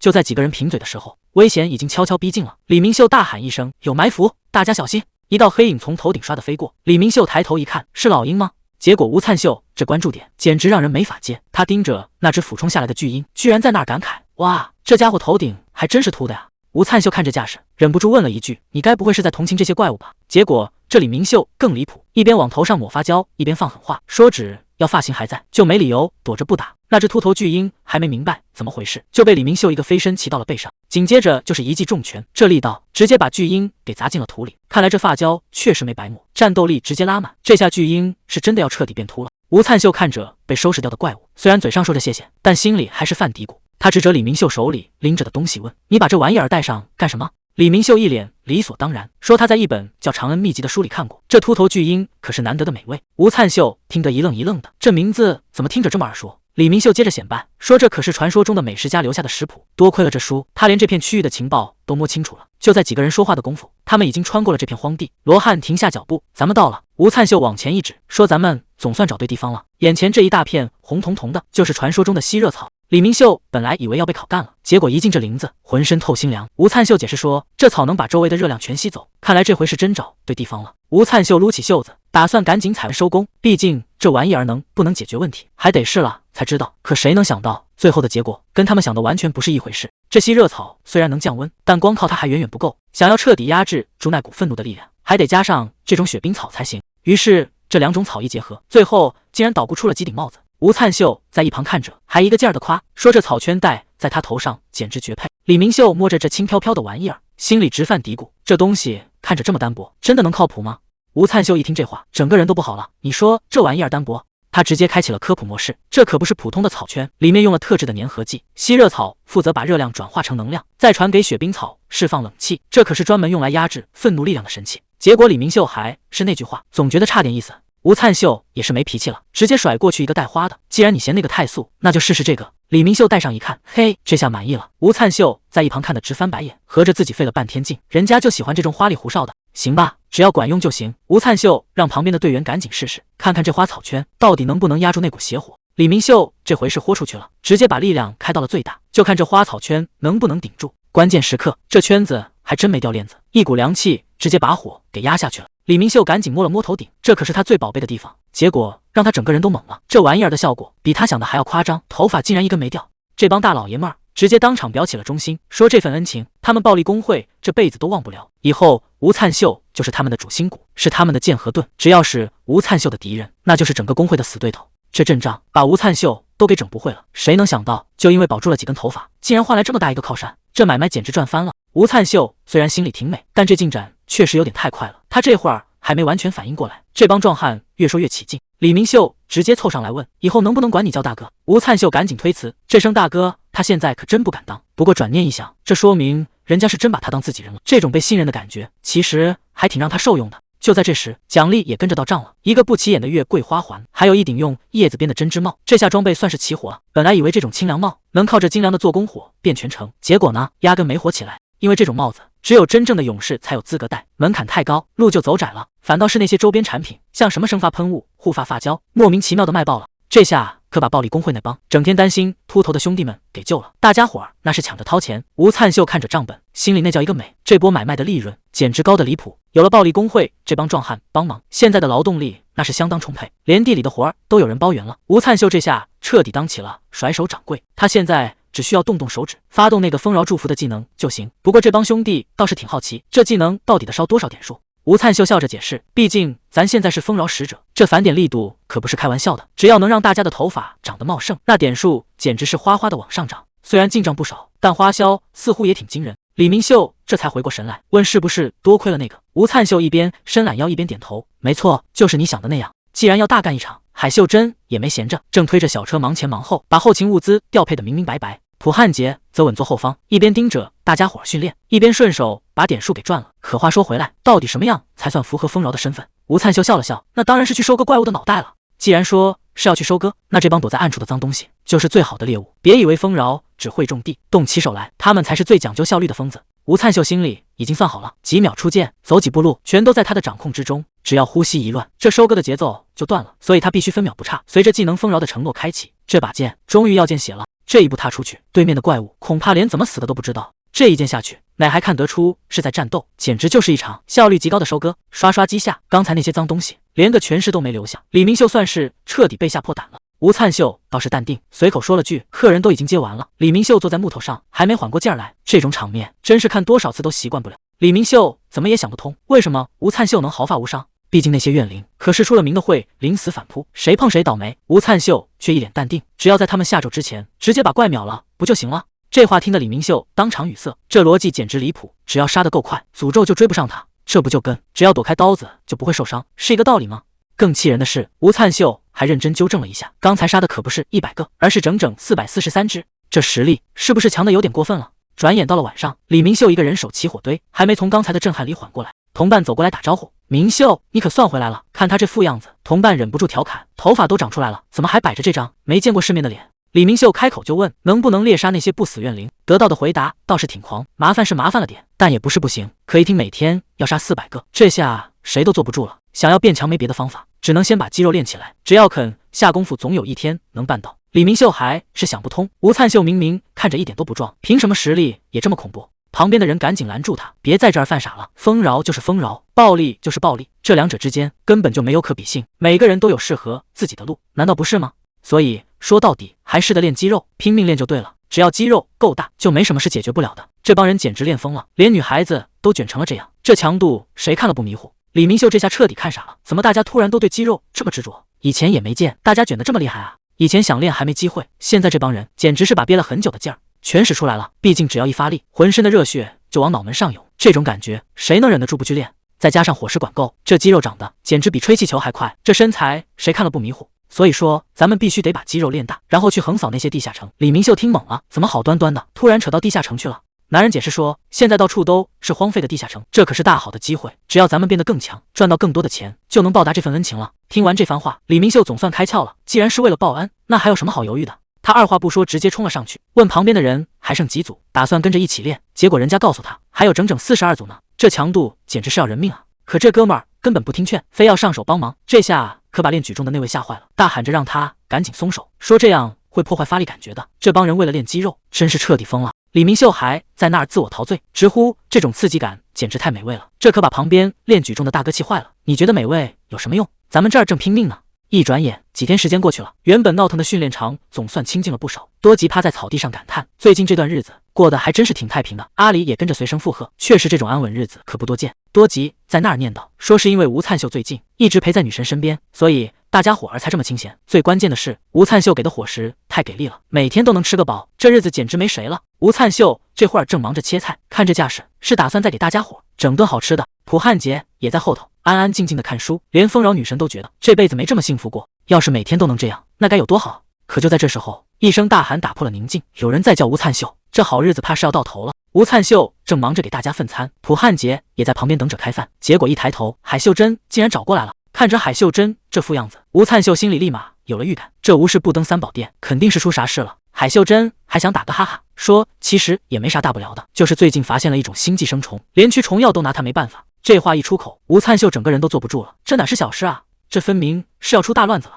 海秀珍接着说，这寄生虫现在不光不怕药，甚至能自己冒出来了，这意味着之前的防线彻底失效了。吴灿秀听得头皮发麻，这玩意儿还能凭空出现？他赶紧追问，这中间到底出了什么岔子？海秀珍叹了口气，说到底还是内斗惹的祸，那些派系看暴力动静太大，怕自己的功劳被抢，竟然在这节骨眼上撤走了人手。这下倒好，人手不够还印着头皮上，要是撒了不少，可根本没杀干净。那些死里逃生的寄生虫直接在野外完成了进化。吴灿秀这下全明白了，原来之前的那些事儿全都是在埋伏笔，谁能想到暴力派系在那儿拼命刷副本，最后竟然憋出这么大一个后招。现在这新寄生虫闹得满城风雨，全人类都跟着遭殃，这锅总得有人背吧？谁让当初是他们没把活儿干利索？海秀珍把这烫手的山芋递了过来，看来这事儿是非管不可了。普汉杰倒是觉得，既然对方都认错了，帮忙也是理所应当。可吴灿秀心里直犯嘀咕，那帮平时眼高于顶的家伙，这回能有多礼貌？这封信写的那叫一个客气，堂堂战争派系，居然把姿态放得这么低，看来这回是真的没招了。海秀珍在一旁也看出来了，能让这帮眼高于顶的家伙低头，说明外面的情况已经到了火烧眉毛的地步。吴灿秀心里压力山大，对方这是想让他研发出能对付进化版寄生虫的新药，可这事儿哪有那么容易？不过比起研发难度，吴灿秀发现了一个更离谱的问题，这信里写了半天好话，居然一个字都没提钱的事儿。他赶紧追问海秀珍，这帮人除了说漂亮话，难道就没打算给点实际的报酬？海秀珍压低了声音说，对方其实透了个底，这次的报酬是一件神器。吴灿秀一听眼睛都亮了，赶紧追问，难道是丰饶派系的神器？海秀珍摇了摇头，直接否定了这个猜想。吴灿秀这下更纳闷了，神器这东西讲究各属性契合，既然不是丰饶，总不能是战争派系自己的吧？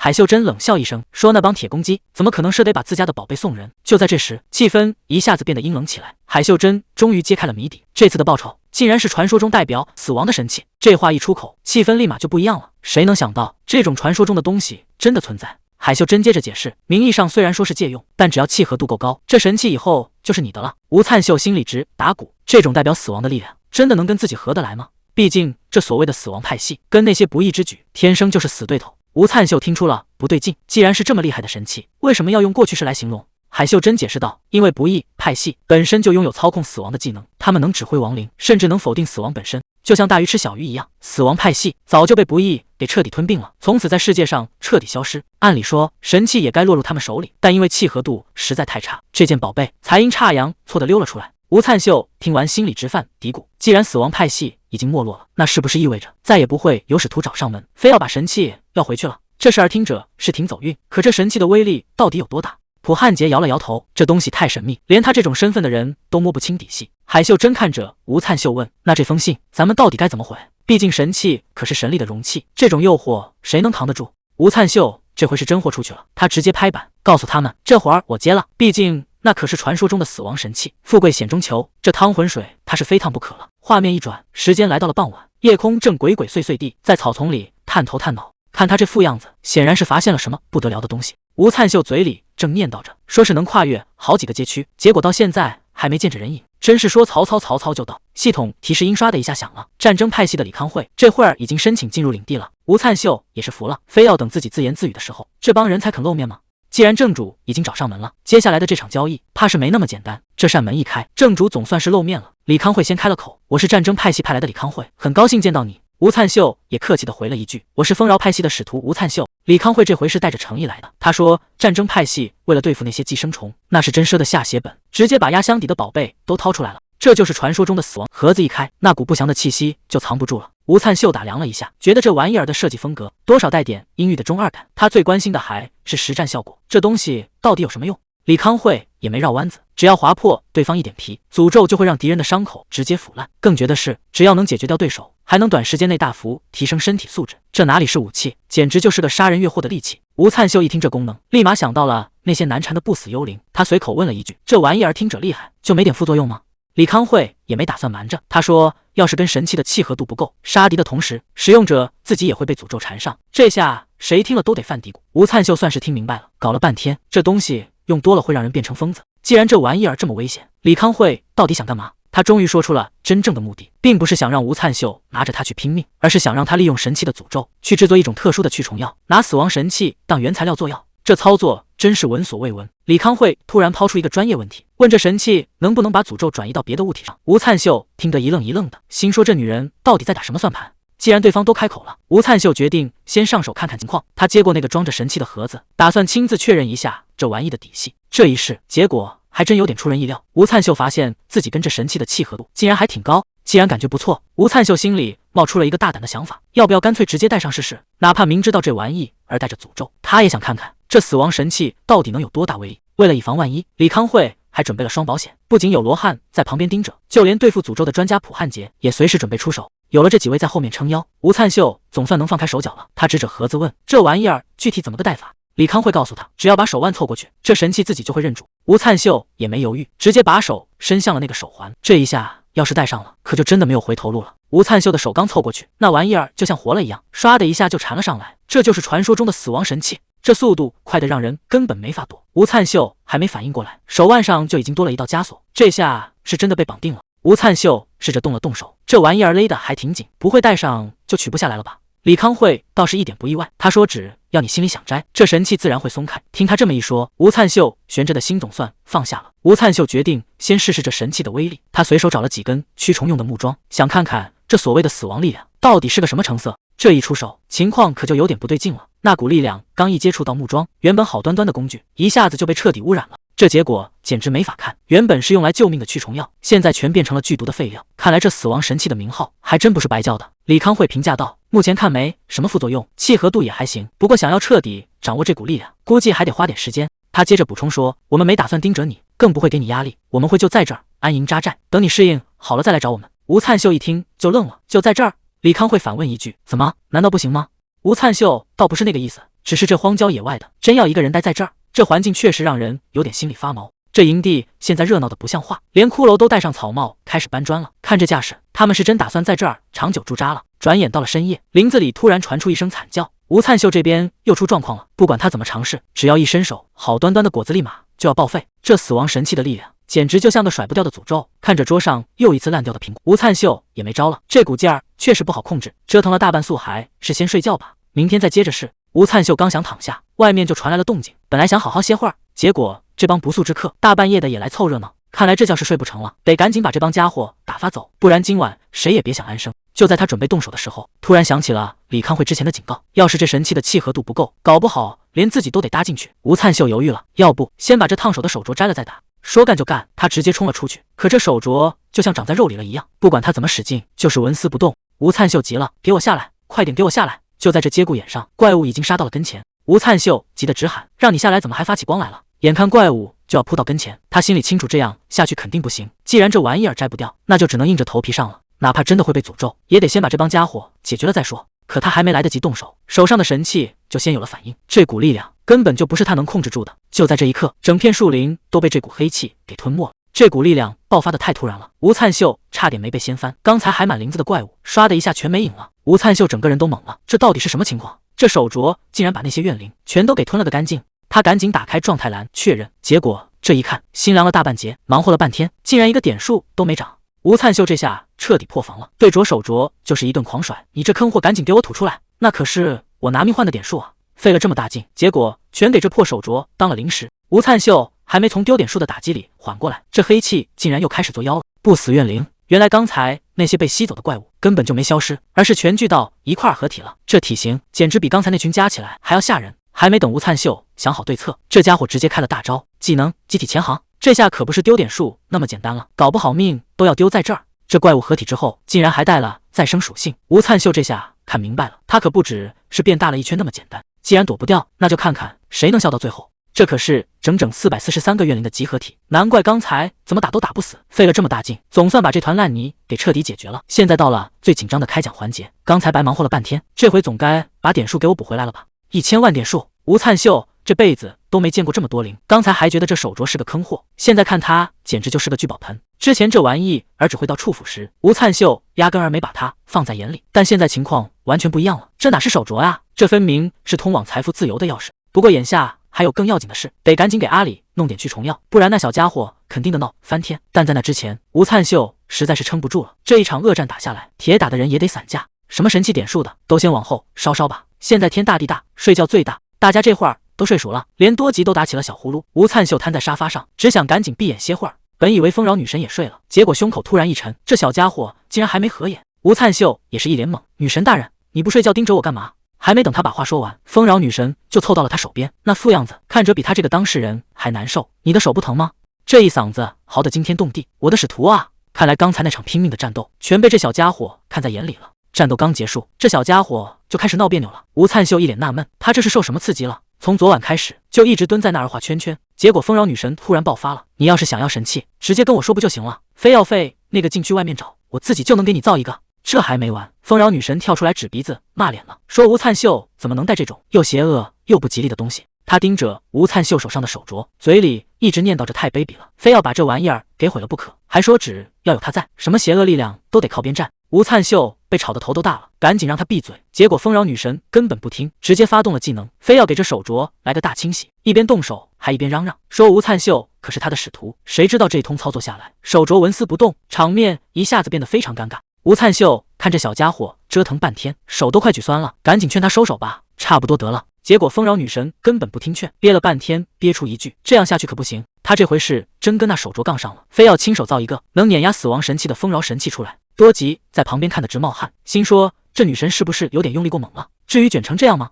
结果这话还没说出口，就被丰饶女神一顿臭骂，说她一个小跟班哪来的胆子质疑神灵。吴灿秀盯着手上的诅咒，这玩意儿要是用好了，没准儿还是个宝贝。多吉驮着那小家伙在后面跟着，看这架势，拔个草对他来说简直就是小菜一碟。更离谱的是，这诅咒腐烂之后竟然还能发酵。吴灿秀这脑回路也是没谁了，居然想着拿它去酿大酱。他甚至开始盘算，现在地球上到处都在禁酒，要是能用这玩意儿酿出好酒来，那绝对能卖个天价。看他这副财迷的样子，丰饶女神一脸不屑，这点小事儿有什么好显摆的？他拍着胸脯保证，只要有他的丰饶之力在，这些全都不在话下。吴灿秀这下算是捡到宝了，随手一挥，竟然能召唤出神灵的碎片。不仅如此，连身体素质都跟着暴涨，砍起怪来跟切菜一样。这招手机收割简直无敌了。最离谱的是，这股诅咒气息一散开，那些怪物直接吓破了胆，连滚带爬的往回跑。多吉和丰饶女神都看傻了，这哪是普通的诅咒啊，这简直就是个全能的外挂，这简直没天理了。丰饶女神看得怀疑人生，根本不敢相信眼前发生的一切。吴灿秀这身手怎么看都不像个新手，这熟练度简直高的离谱。吴灿秀自己也挺意外，这手镯比预想的还要好使，简直就是量身定做的神兵利器。就在这时，丰饶女神又开始抢人了，非说吴灿秀是她的使徒，当场急得跳脚，明明是我先来的，凭什么跟你去报仇啊？丰饶女神彻底急眼了，当场就开始宣示主权，大喊着吴灿秀是她的使徒。结果火还没烧旺呢，就被一盆冷水浇了个透心凉，这下场面可就尴尬了。不过这盆水也让他冷静了下来，他心里很清楚，光靠嘴硬肯定是不行的。既然现在弄不出更厉害的神器，那就只能另辟蹊径了。他咬咬牙做了个决定，既然硬件暂时跟不上，那就必须得给吴灿秀安排个强力技能。吴灿秀看这小家伙半天没动静，赶紧凑过去问问情况。结果丰饶女神正搁那儿纠结呢，吴灿秀试探着问：“女神大人，你没事吧？”这下可好，为了憋个大招出来，他直接把沟通频道给掐了。吴灿秀还以为他是累坏了，一边安抚着丰饶女神，一边琢磨着是不是得弄点补药。谁能想到这小家伙是在憋劲呢？为了留住吴灿秀的心，他必须得整出一个让他没法拒绝的强力技能。几天时间一晃就过去了，这林子里倒是挺热闹，连骷髅架子都出来干活了。普汉杰正给吴灿秀做检查呢，本来还担心会有什么副作用，结果这亲和度高的吓人，吴灿秀这气色反而比之前更好了。吴灿秀自己也纳闷，怎么就跟这种邪门力量这么合拍？难道真是因为那个潜行技能的原因？埃德温在后头盯着看，总觉得吴灿秀身上多了点说不清道不明的味道。这下事情变得更有意思了。吴灿秀看着眼前的女人，整个人都傻了。这药要是对身体有害，你干嘛还吃得这么香？埃德温嚼的那叫一个起劲，还一脸得意地说：“这种东西才是最好吃的。”顺手还逗了逗旁边的召唤兽。玩笑归玩笑，正事儿可一点没耽误。他拍了拍口袋里的药剂，说：“这驱虫药的效果确实提升了不少。”吴灿秀心里还是没底，追问了一句：“光靠这些真的够吗？”埃德温这下也严肃起来了，毕竟那些寄生虫已经变异了，不仅不怕药，甚至连一般的攻击都能扛住。他也没法给个准话，只能走一步看一步。这情况比预想的还要糟糕。吴灿秀听完心里咯噔一下，看来最担心的事情还是发生了。既然软的不行，那就只能来硬的了。既然药剂的事儿还没个准信，吴灿秀这回是铁了心了，打算亲自去探探虚实。趴在肩膀上的哈姆多尔倒是挺兴奋，叫的那叫一个欢实。看来这小家伙对吴灿秀是100%的信任。吴灿秀也是客气，赶紧谢过罗汉帮忙开路。罗汉只要一个苹果当辛苦费。吴灿秀听完乐了，这买卖做的倒也干脆。就在这气氛挺融洽的时候，吴灿秀突然话锋一转，看来接下来的这个问题才是他真正关心的重点。吴灿秀刚踏进这地方，眉头就皱起来了，这儿简直乱成了一锅粥，脚后跟还没站稳呢，林子里的畜生就扑过来了，真是1秒钟安生日子都不给。吴灿秀冷哼一声，既然对方这么热情，那也没必要客气了，斩首技能直接发动。这怪物还没看清怎么回事，当场就被劈成了2半。可还没等松口气，后头密密麻麻又围上来一堆。哈姆多尔在肩膀上吓得嗷嗷直叫，这回真是捅了马蜂窝了。面对这漫山遍野的怪物，吴灿秀这回是不打算留手了，直接甩出大招群体斩首。这一刀下去，周围确实清静了不少。可吴灿秀还没来得及喘口气，就发现情况有点不对劲。这些刚才还拼命往上扑的怪物，竟然全都掉头跑了，甚至连另一边的人马也都在急着撤退。这林子里怕是出了什么更恐怖的东西。吴灿秀看着满地乱窜的怪物，心里直犯嘀咕：不是说这些家伙变强了吗？怎么见着人就跑？难道这就是所谓的变强？既然老办法不管用，吴灿秀干脆蹲下身子，打算是试新研制的驱虫药，看看这回能不能奏效。结果让人大跌眼镜，那小怪物凑过来舔了一口，扭头就钻进裂缝，没影了。这操作直接把吴灿秀看傻了，这算怎么回事？尝个咸淡就跑了？吴灿秀这辈子没见过这么离谱的事，看来这批药剂还是差点火候。吴灿秀叹了口气，还得回去重新折腾才行。药剂没起作用，罗汉也发愁，说这些怪物抗药性越来越强，再这么耗下去根本不是办法。吴灿秀倒是冷静，既然硬碰硬不行，那就干脆换个赛道，不玩药水了，玩点高端的。他提了个大胆的想法，能不能通过祝福来施加诅咒？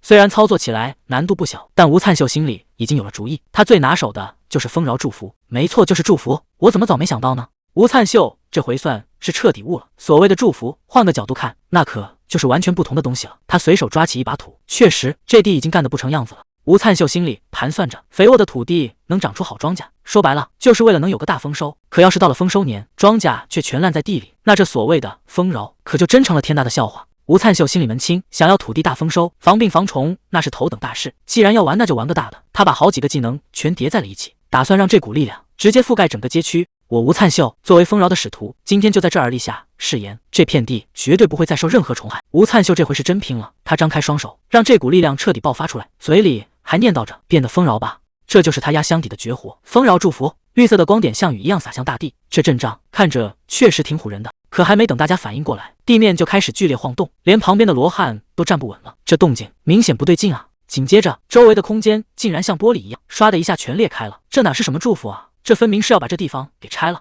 这空间裂缝一开，出来的可不是什么宝贝，而是一群密密麻麻的怪物。看这阵仗，全是长着血盆大口的害虫。这下吴灿秀的防虫计划算是彻底完脱了。罗汉倒是淡定，可吴灿秀自己都看傻了，连领口里的哈姆多尔都吓得缩成了一团。这乃是蛆虫啊！这分明是把方圆几里的害虫全给招到一块了。看着漫天飞过来的虫群，吴灿秀只能尴尬的笑笑，这数量确实是有点超标了。这下连哈姆多尔都吓得够呛，两人只能赶紧拉开距离。看来今天这关没那么容易过去。虽然这场面挺吓人，但吴灿秀可一点没虚，在他眼里，这局根本就不可能会输。他把哈姆多尔托付给罗汉，自己一个人就冲进了怪堆，这胆子确实是大的没边了。这把剑就像开了胃一样，杀的越多，吴灿秀身上的气息就越恐怖。这种以战养战的打法，简直就是为了这种场面准备的。现在他根本不需要别人帮忙，一个人就能把这群怪物全给收拾了。但这股力量要是再这么涨下去，最后到底谁才是真正的怪物？这剑法看着确实没啥花哨的，但这收割效率简直高的离谱。吴灿秀这波是一个人顶一个团，在他看来，对付这些怪物根本不需要什么华丽的招式，只要能把他们全解决掉，他一个人就足够了。这满地的狼藉就是最好的证明。罗汉看着被清空的现场，这驱虫剂的效果比预想的还要夸张。吴灿秀乐得合不拢嘴，赶紧招呼哈姆多尔过来。这一趟下来，咱们可是赚翻了。吴灿秀看着哈姆多尔不太对劲，赶紧问了一句：“你怎么了？是不是刚才被寄生虫碰到了？”其实哈姆多尔这是被吓着了。吴灿秀身上那股死亡气息现在还没散干净，这股能量确实有点太吓人了。吴灿秀看着自己的双手，也觉得这动静闹得有点大，他尴尬的笑了笑，这玩意儿难道就没个开关吗？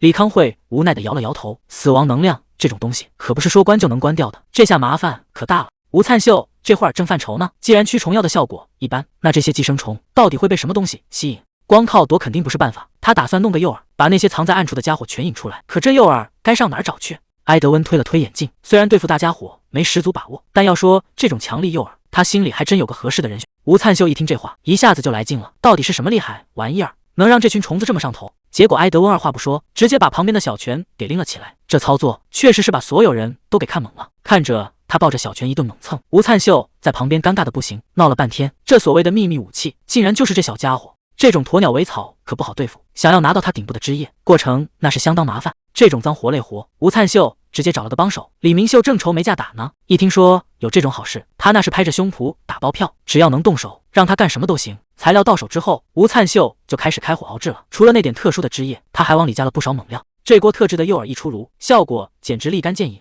原本空荡荡的荒地，一下子全被寄生虫占满了。看来这回他们是真的上钩了。既然虫子都已经聚齐了，剩下的就是把他们一网打尽。趁着死神诅咒还在生效，现在动手绝对是最佳时机。李康慧也是个明白人，他主动找上吴灿秀，想请他和那位剑术大师一起帮忙。吴灿秀心里早就乐开了花，这可是个敲竹杠的好机会，但他表面上还得装一装，故意说自己最近忙得不可开交，更何况还要请动那位剑圣，这出场费恐怕一般人真给不起。眼看吴灿秀还在犹豫，李康慧一咬牙，直接亮出了底牌，只要肯帮忙，死神的遗物就是你的了。一听到有宝贝拿，吴灿秀这变脸的速度比翻书还快，刚才还说没空，现在直接管人家叫上帝了。就这样，这桩大买卖算是彻底摊。既然拿了人家的好处，那干起活来肯定不能含糊。本以为这波清理工作能顺顺利利的收尾，结果吴灿秀转了一圈，发现这附近竟然连个虫影都看不着了。罗汉在旁边也觉得纳闷，刚才还漫山遍野的虫，怎么一下子全没影了？吴灿秀越想越觉得不对劲，这些家伙不可能无缘无故玩失踪，除非是有更大的麻烦要来了。还没等他想明白，系统警报就开始疯狂刷屏。贪婪之蠕虫正式入侵，这下不是他们在狩猎，而是要被反包围了。吴灿秀这下总算知道了，这些寄生虫的真名竟然叫贪婪之蠕虫，光是报上来的感染区域就已经超过了300个，而且这些家伙的目标非常明确，全都是冲着他一个人来的。看着这密密麻麻的红点。吴灿秀不仅没怕，反而还笑得挺开心。看来这回是真的把他们惹毛。消息传回大本营，普汉杰气得直接拍了桌子，这简直就是疯了！整整7个灾厄竟然同时盯上了一个势力，这种离谱的事情，以前那是听都没听说过。可当事人吴灿秀倒是一脸轻松，既然事情已经发生了，那就只能说明他之前的那些小动作确实是戳到对方的痛处了。面对这铺天盖地的虫子，普汉杰心里也没底，他转头问吴灿秀，接下来到底打算怎么办？吴灿秀这回没开玩笑，既然这些家伙非要送死，那计划就只有一个，直接把他们的首级全部拿下。看着吴灿秀这副杀气腾腾的样子，旁边的金孝熙表现得更离谱，他正对着手里的骷髅头一顿疯狂输出，队友们心里都在犯嘀咕，这家伙真的是友军吗？狠话放完了，吴灿秀又变回了那个笑嘻嘻的样子，他不好意思地问大家能不能搭把手，毕竟这虫子实在太多，一个人确实忙不过来。这话一出，全场瞬间燃起来了，那帮肌肉壮汉早就等不及了，纷纷表示这几天的特训就是为了在这一刻派上用场。普汉杰也带头表态，这活儿就交给我们了。看来这回吴灿秀不是一个人在战斗。埃德温推了推眼镜，笑着跟大家打了个招呼。他说自己还没做好战斗准备，正面硬刚肯定是不行了，但只要有人受伤，尽管来找他就行。吴灿秀听完心里踏实了不少，有这么个强力后勤在，大家冲锋陷阵也就没了后顾之忧。毕竟指望这帮搞辅助的去前线杀敌，确实有点不太现实。既然分工明确了，埃德温转头就开始安排，让剩下的辅助人员全力支援前线。金孝熙在旁边听得一愣一愣的，看来这回是真的要全员出动了。时间紧迫，吴灿秀直接拉开了全息地图。面对这铺天盖地的虫群，想守住所有地方根本不可能，所以他决定只死守村庄和神庙这2个核心点。虽然放弃其他地方很心疼，但现在只能弃车保帅了。吴灿秀飞快地分配着防区，普汉杰负责最关键的北边地块，其他人也都有了各自的任务。至于剩下的最后一个硬骨头，吴灿秀打算自己亲自动手。可就在这时，普汉杰突然指着地图喊了一嗓子：“不对啊，这儿怎么还漏了一个地方？”看着地图上那个空白的区域，普汉杰眉头都拧到一起了。这个位置没人防守，那不就等于给虫子开了后门吗？面对普汉杰的质疑，吴灿秀一点都不慌，原来他早就安排好了，叫夜空守住最后缺口的关键。仗还没打，吴灿秀连庆功宴都想好了。他说等这事儿一了，请大家喝自酿的好酒。普汉杰在旁边听得直发愣，拿灾厄当借口聚餐，也就他能干得出来。吴灿秀抱起夜空，把最后的希望全托付给了在场的每一个人。就在这时，系统提示刷了出来，贪婪之蠕虫的入侵正式开始了。这下是真的没退路了。随着系统一声令下，神庙的防御机制总算开启了。哈姆多尔和这帮小家伙们全都被护在了最后堡垒里。这招一出，后方总算是稳住了。镜头一转，吴灿秀这边已经跟虫群对上了。本以为是一场恶战，结果这帮虫子看着挺唬人，打起来却根本不是那么回事。吴灿秀一边收割一边嘀咕，这所谓的灾厄是不是有点太弱了？除了数量多的让人心烦，战斗力简直没眼看。他甚至还有心思担心别人，觉得自己这边太轻松，不知道其他防区是不是也像他这样在割草。关键是这死神的神物太好使了，简直就是个自带的充电宝。打到现在，吴灿秀连气都没喘一下，他这边倒是稳如老狗。可普汉杰他们守的那几个防区，真的也能这么顺利吗？吴灿秀正杀得起劲，突然感觉背后一阵发凉，一个巨大的身影直接撕裂空间钻了出来。这玩意儿长得像个缝合怪，个头大的吓人。吴灿秀脱口而出：“这难道是个秃头巨人？”看到这大家伙，吴灿秀一下子全明白了，合着刚才那些弱得掉渣的寄生虫，全都是用来探路的侦察兵。他们费这么大劲，就是为了确定吴灿秀落单的位置，好把这个大家伙引过来定点清楚。意识到中计了，吴灿秀第一反应就是得赶紧撤，去跟队友会合。可还没等他迈开腿，系统提示就响了，传送门竟然在这个节骨眼上失效了。看着周围密密麻麻重新围上来的虫群，吴灿秀这下是真的被断了后路。这乃是割草啊，这分明是掉进人家专门挖的坑里了。吴灿秀忍不住吐槽，这些虫子看着没脑子，玩起阴招来还真是一套一套的，居然懂得用炮灰当诱饵，把他这个主力给单独隔离了。看看这体型差，吴灿秀在他面前简直就像个小挂件。普通的寄生虫就算了，现在连母体都亲自下场，看来这地方今天是非要见个生死不可。连这种没见过的变异种都成群结队的围了上来。吴灿秀这下看明白了，原来从一开始这些家伙的目标就是他自己。既然已经被盯上了，那就没什么好客气的了。这一镰刀抡过去，管你是什么新物种，通通都得变成碎片。这一套连招打下来，周围总算清静了不少，但这仅仅是个开始，真正的麻烦还在后头呢。既然这些怪物不打算放过他，吴灿秀也懒得再留手了，直接开启了大范围收割模式。这一招下去，周围的怪物连惨叫都来不及，全都被切成了碎片，满地都是散落的残骸。吴灿秀甩了甩手里的武器，这种强度的战斗对他来说也就是热个身的程度。他看着眼前这一片狼藉，笑着说：“照这个节奏打下去，我能在这儿玩上一整天。不过杂兵清理的差不多了，真正的正主也该露面了。”吴灿秀刚准备动真格的，脚底下的地面突然剧烈晃动起来，这动静可不太对劲。吴灿秀赶紧稳住重心，还没等他看清是怎么回事，整个人就愣住了。吴灿秀这会儿还想讲道理，他说这中间肯定有误会，咱们能不能坐下来聊聊？结果人家根本不接这茬，直接一脚就踩了下来，这体型差的也太离谱了。吴灿秀一边躲一边吐槽，光是一个脚趾头都比人高，这还怎么打？既然对方不打算给面子，那他也懒得再装了。吴灿秀冷哼一声，这可是你先动手的，待会儿可别后悔。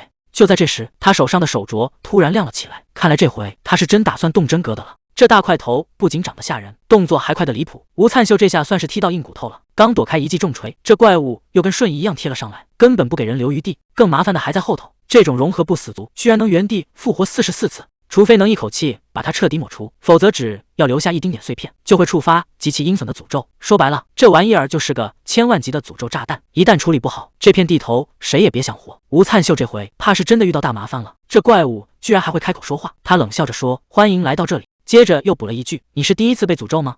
这体型差的实在太离谱，吴灿秀在他面前简直就像只乱跳的小蚂蚱，这一巴掌要是拍实了，估计连渣都剩不下。吴灿秀只能拼命找空隙躲闪，但这还没完，这玩意的攻击范围大得吓人，这怪物还在步步紧逼。吴灿秀这回不打算躲了，他把攒了半天的死气一股脑全灌进了镰刀里。既然这玩意儿命多，那就直接给他来个痛快的。这一招斩首使出来，那是奔着要命去的。这一刀要是砍实了，这大块头还能不能再站起来？吴灿秀这一记斩首那是真的狠，直接把这怪物的脑袋给搬了架，这大块头轰然倒地，总算是彻底没动静了。看来这回是真把他给收拾了。系统提示紧跟着就跳了出来，恭喜吴灿秀成功讨伐了第7杂恶贪婪之虫，这下奖励肯定少不了。系统正忙着计算贡献度呢。吴灿秀一屁股坐在地上，总算能喘口气了。他感叹道：“虽然中间出了不少岔子，但好歹是把这玩意儿解决了。”不过看着手里的镰刀，吴灿秀又开始犯嘀咕：这死神教团的审美是不是有点太中二了？吴灿秀看着手里这把大镰刀，心里直犯嘀咕。本来只是想换个趁手的家伙，谁能想到最后整得这么花里胡哨，这风格确实有点让人顶不住。就在这时候，系统的结算奖励总算出来了，头一个就是个稀罕货，封印技能。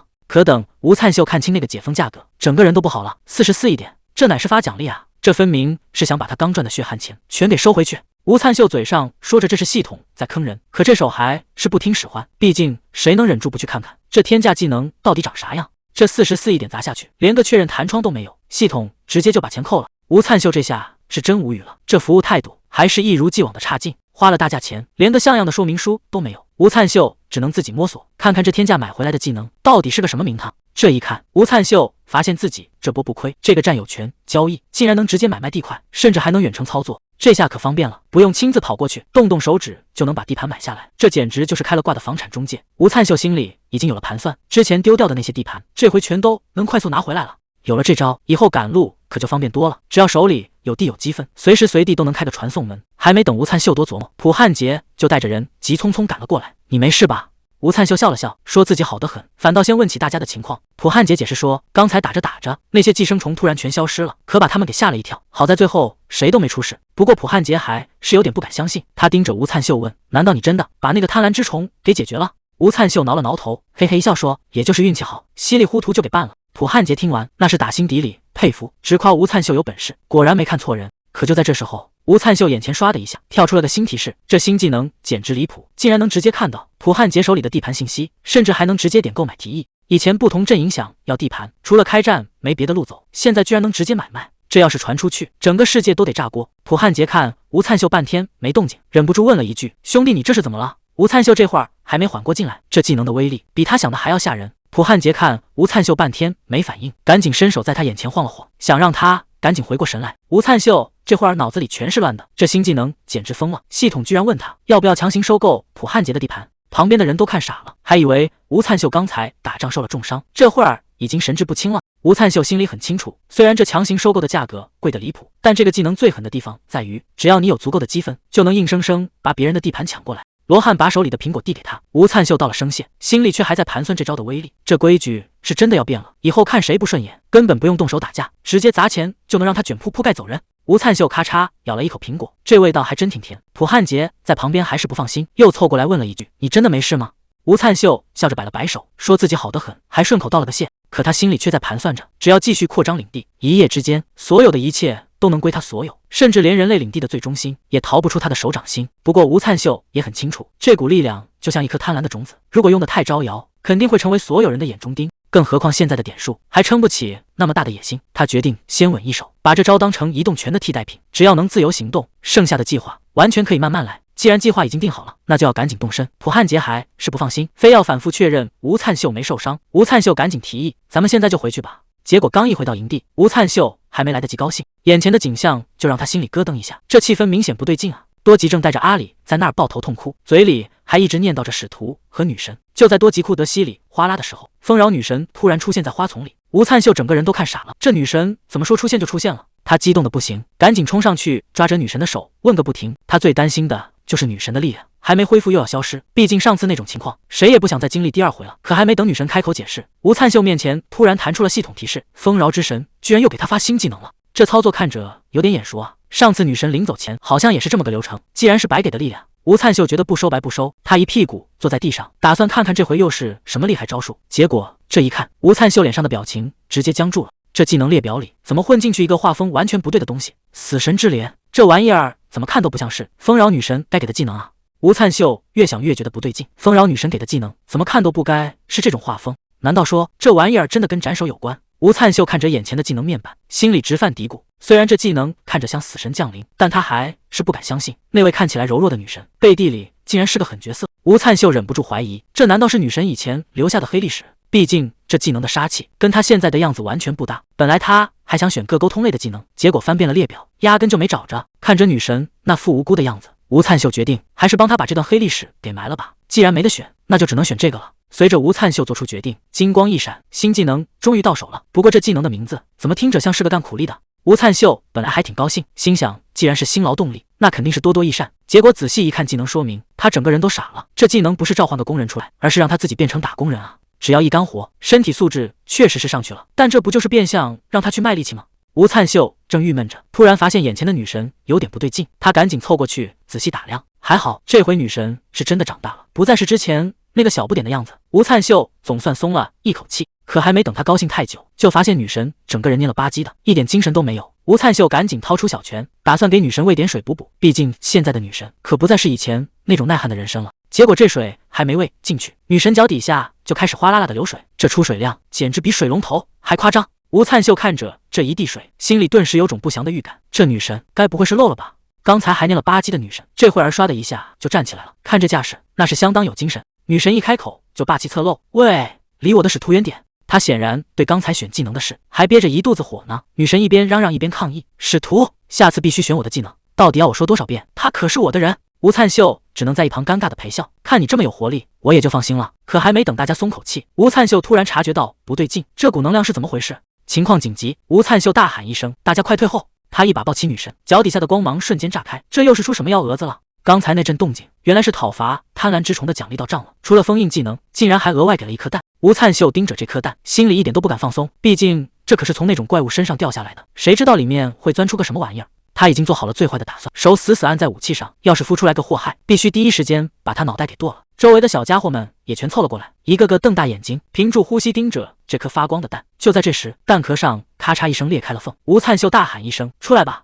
结果让所有人都没料到，从蛋里钻出来的竟然是一条白白净净的小蛇，头上还顶着一朵小花，看着要多无害有多无害。吴灿秀整个人都傻了，这画风不对啊，说好的恐怖怪物呢，怎么变成这种宠物蛇了？他看着这小家伙，心里直犯嘀咕，这玩意儿真的能战斗吗？怎么看都像是拿来当宠物的吧。既然大家都凑过来了，吴灿秀干脆让这帮小家伙互相打个招呼，认识一下。不过这新来的还没个正经名字，吴灿秀趁着那个麻烦的罗汉不在，打算赶紧把这事儿给定下来。吴灿秀指着小蛇说，以后你就叫巴米了，请多指教啊。这巴米道是一点不认生，对着女神就开始丝丝地表忠心，说自己是第6系的蛇，特地来向丰饶女神请安。他还挺自责，觉得自己之前没能守护在女神身边，简直是罪大恶极。女神倒是大度，摸着他的头安慰道，那时候大家都不容易，你就别往心里去了。不过女神话锋一转，既然你擅长魔法，那正好有个忙得请你帮一下。女神指了指吴灿秀，说他的身上缠着邪神的残余能量，这玩意儿就像个定时炸弹。他叮嘱巴米一定要看好了，千万别让这股力量伤到使徒，更不能让他被带跑偏了。巴米立马领命，保证完成任务。结果他转头就开始吐槽，说女神带着这帮笨鸟和猪脑袋，日子过得肯定很辛苦。这话一出，旁边的小家伙们可就不乐意了。阿里第一个不服，指着他就骂，说他是个一降温就只会冬眠的冷血动物。吴灿秀在旁边看得一愣一愣的，这新来的刚进门就开始搞职场排挤了。巴米倒是一脸淡定，反问他们明明攒了不少力量，干嘛非要缩成这种圆滚滚的样子？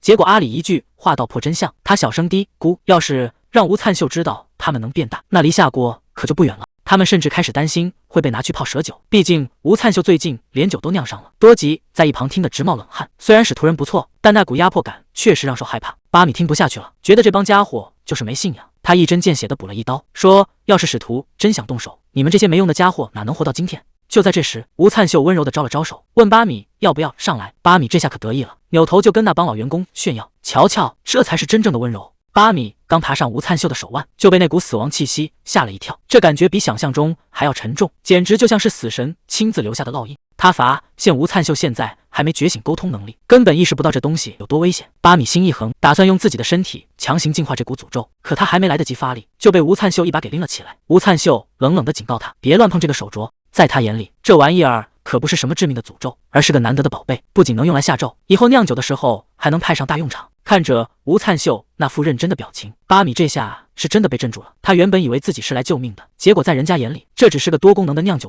巴米只能尴尬地缩了缩脖子，赶紧改口说：“既然使徒大人心里有数，那看来确实是自己多虑了。”巴米这下是彻底服了，这位使徒大人绝对不是一般人。在吴灿秀眼里，诅咒什么的根本不重要，重要的是能不能拿来酿酒。这脑回路直接把巴米给整不会了，他甚至怀疑吴灿秀要把敌人全泡进酒缸里。就在这时，旁边的女神突然开始不对劲了。阿里在旁边看得直纳闷，这好端端的怎么突然就开始抽风了？吴灿秀倒是挺淡定，觉得女神可能是睡太久了，或者是刚动完魔法，脑子还没转过弯来。看着围在身边的一大群小家伙，吴灿秀叹了口气，这家里吃饭的嘴是越来越多了。坏了！吴灿秀猛地反应过来，光顾着在这儿收小弟，庆功宴的事儿还没着落呢。看着吴灿秀急匆匆的样子，巴米心里直打鼓，跟着这位爷魂，以后每一步都得走得小心翼翼啊。巴米现在是彻底慌了，他觉得再这么待下去，自己迟早得被吴灿秀塞进酒坛子，变成名副其实的蛇酒。转眼到了傍晚，庆功宴总算热热闹闹的开场了，大家伙儿聚在一起，这气氛别提多带劲了。忙活了这么久，总算能坐下来好好吃一顿，连夜空都跟着分到了肉。吴灿秀推了推眼镜，抿了一口杯里的酒，这味道确实不一般。金孝熙在旁边喝得正起劲，听说这酒里加了巴米特供的神水，难怪口感这么有劲儿。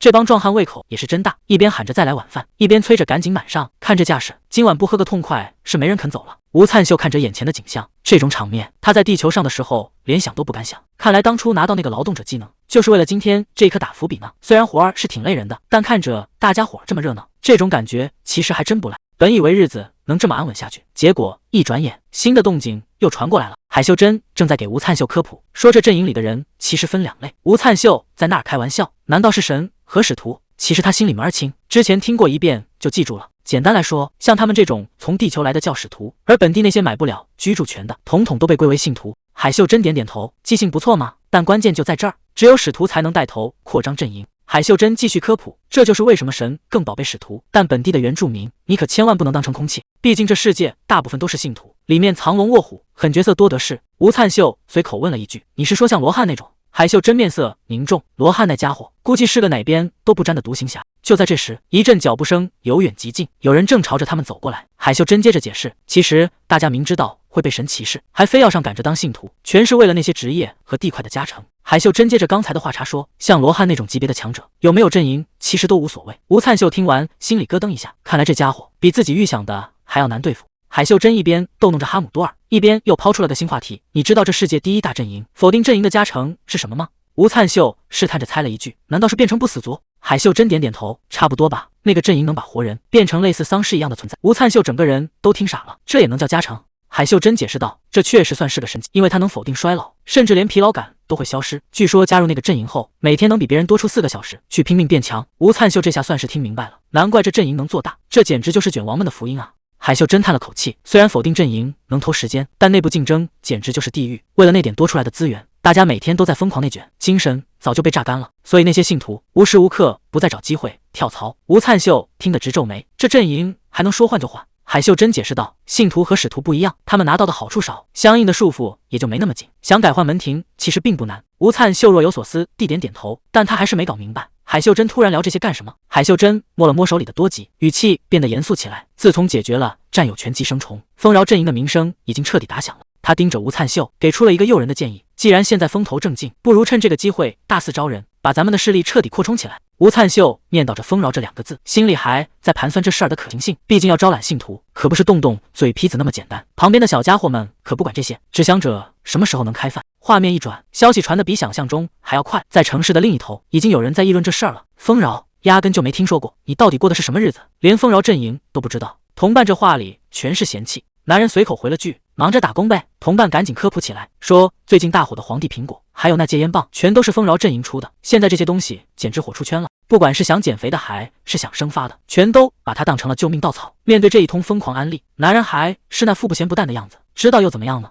同伴压低声音说：“现在好多人都打算跟着丰饶阵营去搞农业了，毕竟谁也不想像个丧尸一样没日没夜的卷下去。”男人叹了口气，说：“算了，毕竟还有孩子要养，这种大事确实没法随便拍板。”但他还是忍不住提醒：“现在丰饶阵营的门槛可是最低的时候，要是再犹豫，以后想进怕是都挤不进去了。”同伴没说话，心里却开始犯嘀咕：回去务农吗？这听起来确实是个出路。他终于还是动心了，开口打听这地方到底在哪。同伴报出了一个坐标，北纬33度，东经10度。男人这下彻底没法淡定了，因为那个坐标根本就不在人类的领地范围内。别担心，想去那儿其实有捷径。同伴指了指大楼上的广告，纯洁阵营旗下的旅行社竟然专门出了个往返套餐。男人这下更纳闷了，纯洁阵营为什么要帮丰饶？同伴随口开了个玩笑，说不定两边高层联姻了呢。丰饶阵营出的好东西可不少，除了那个风力推车，连这枸杞汁也是他们家的。同伴晃了晃手里的瓶子，说这玩意儿对想要二胎的人简直是神药。而且这事儿最绝的是，就算你最后没打算入伙，只要跟着去一趟，好处也少不了。听说在那儿还能买到不少好东西。同伴劝他，既然心烦，倒不如去散散心，顺便再带点吃的回来，毕竟那里的农作物早就被外面传神了。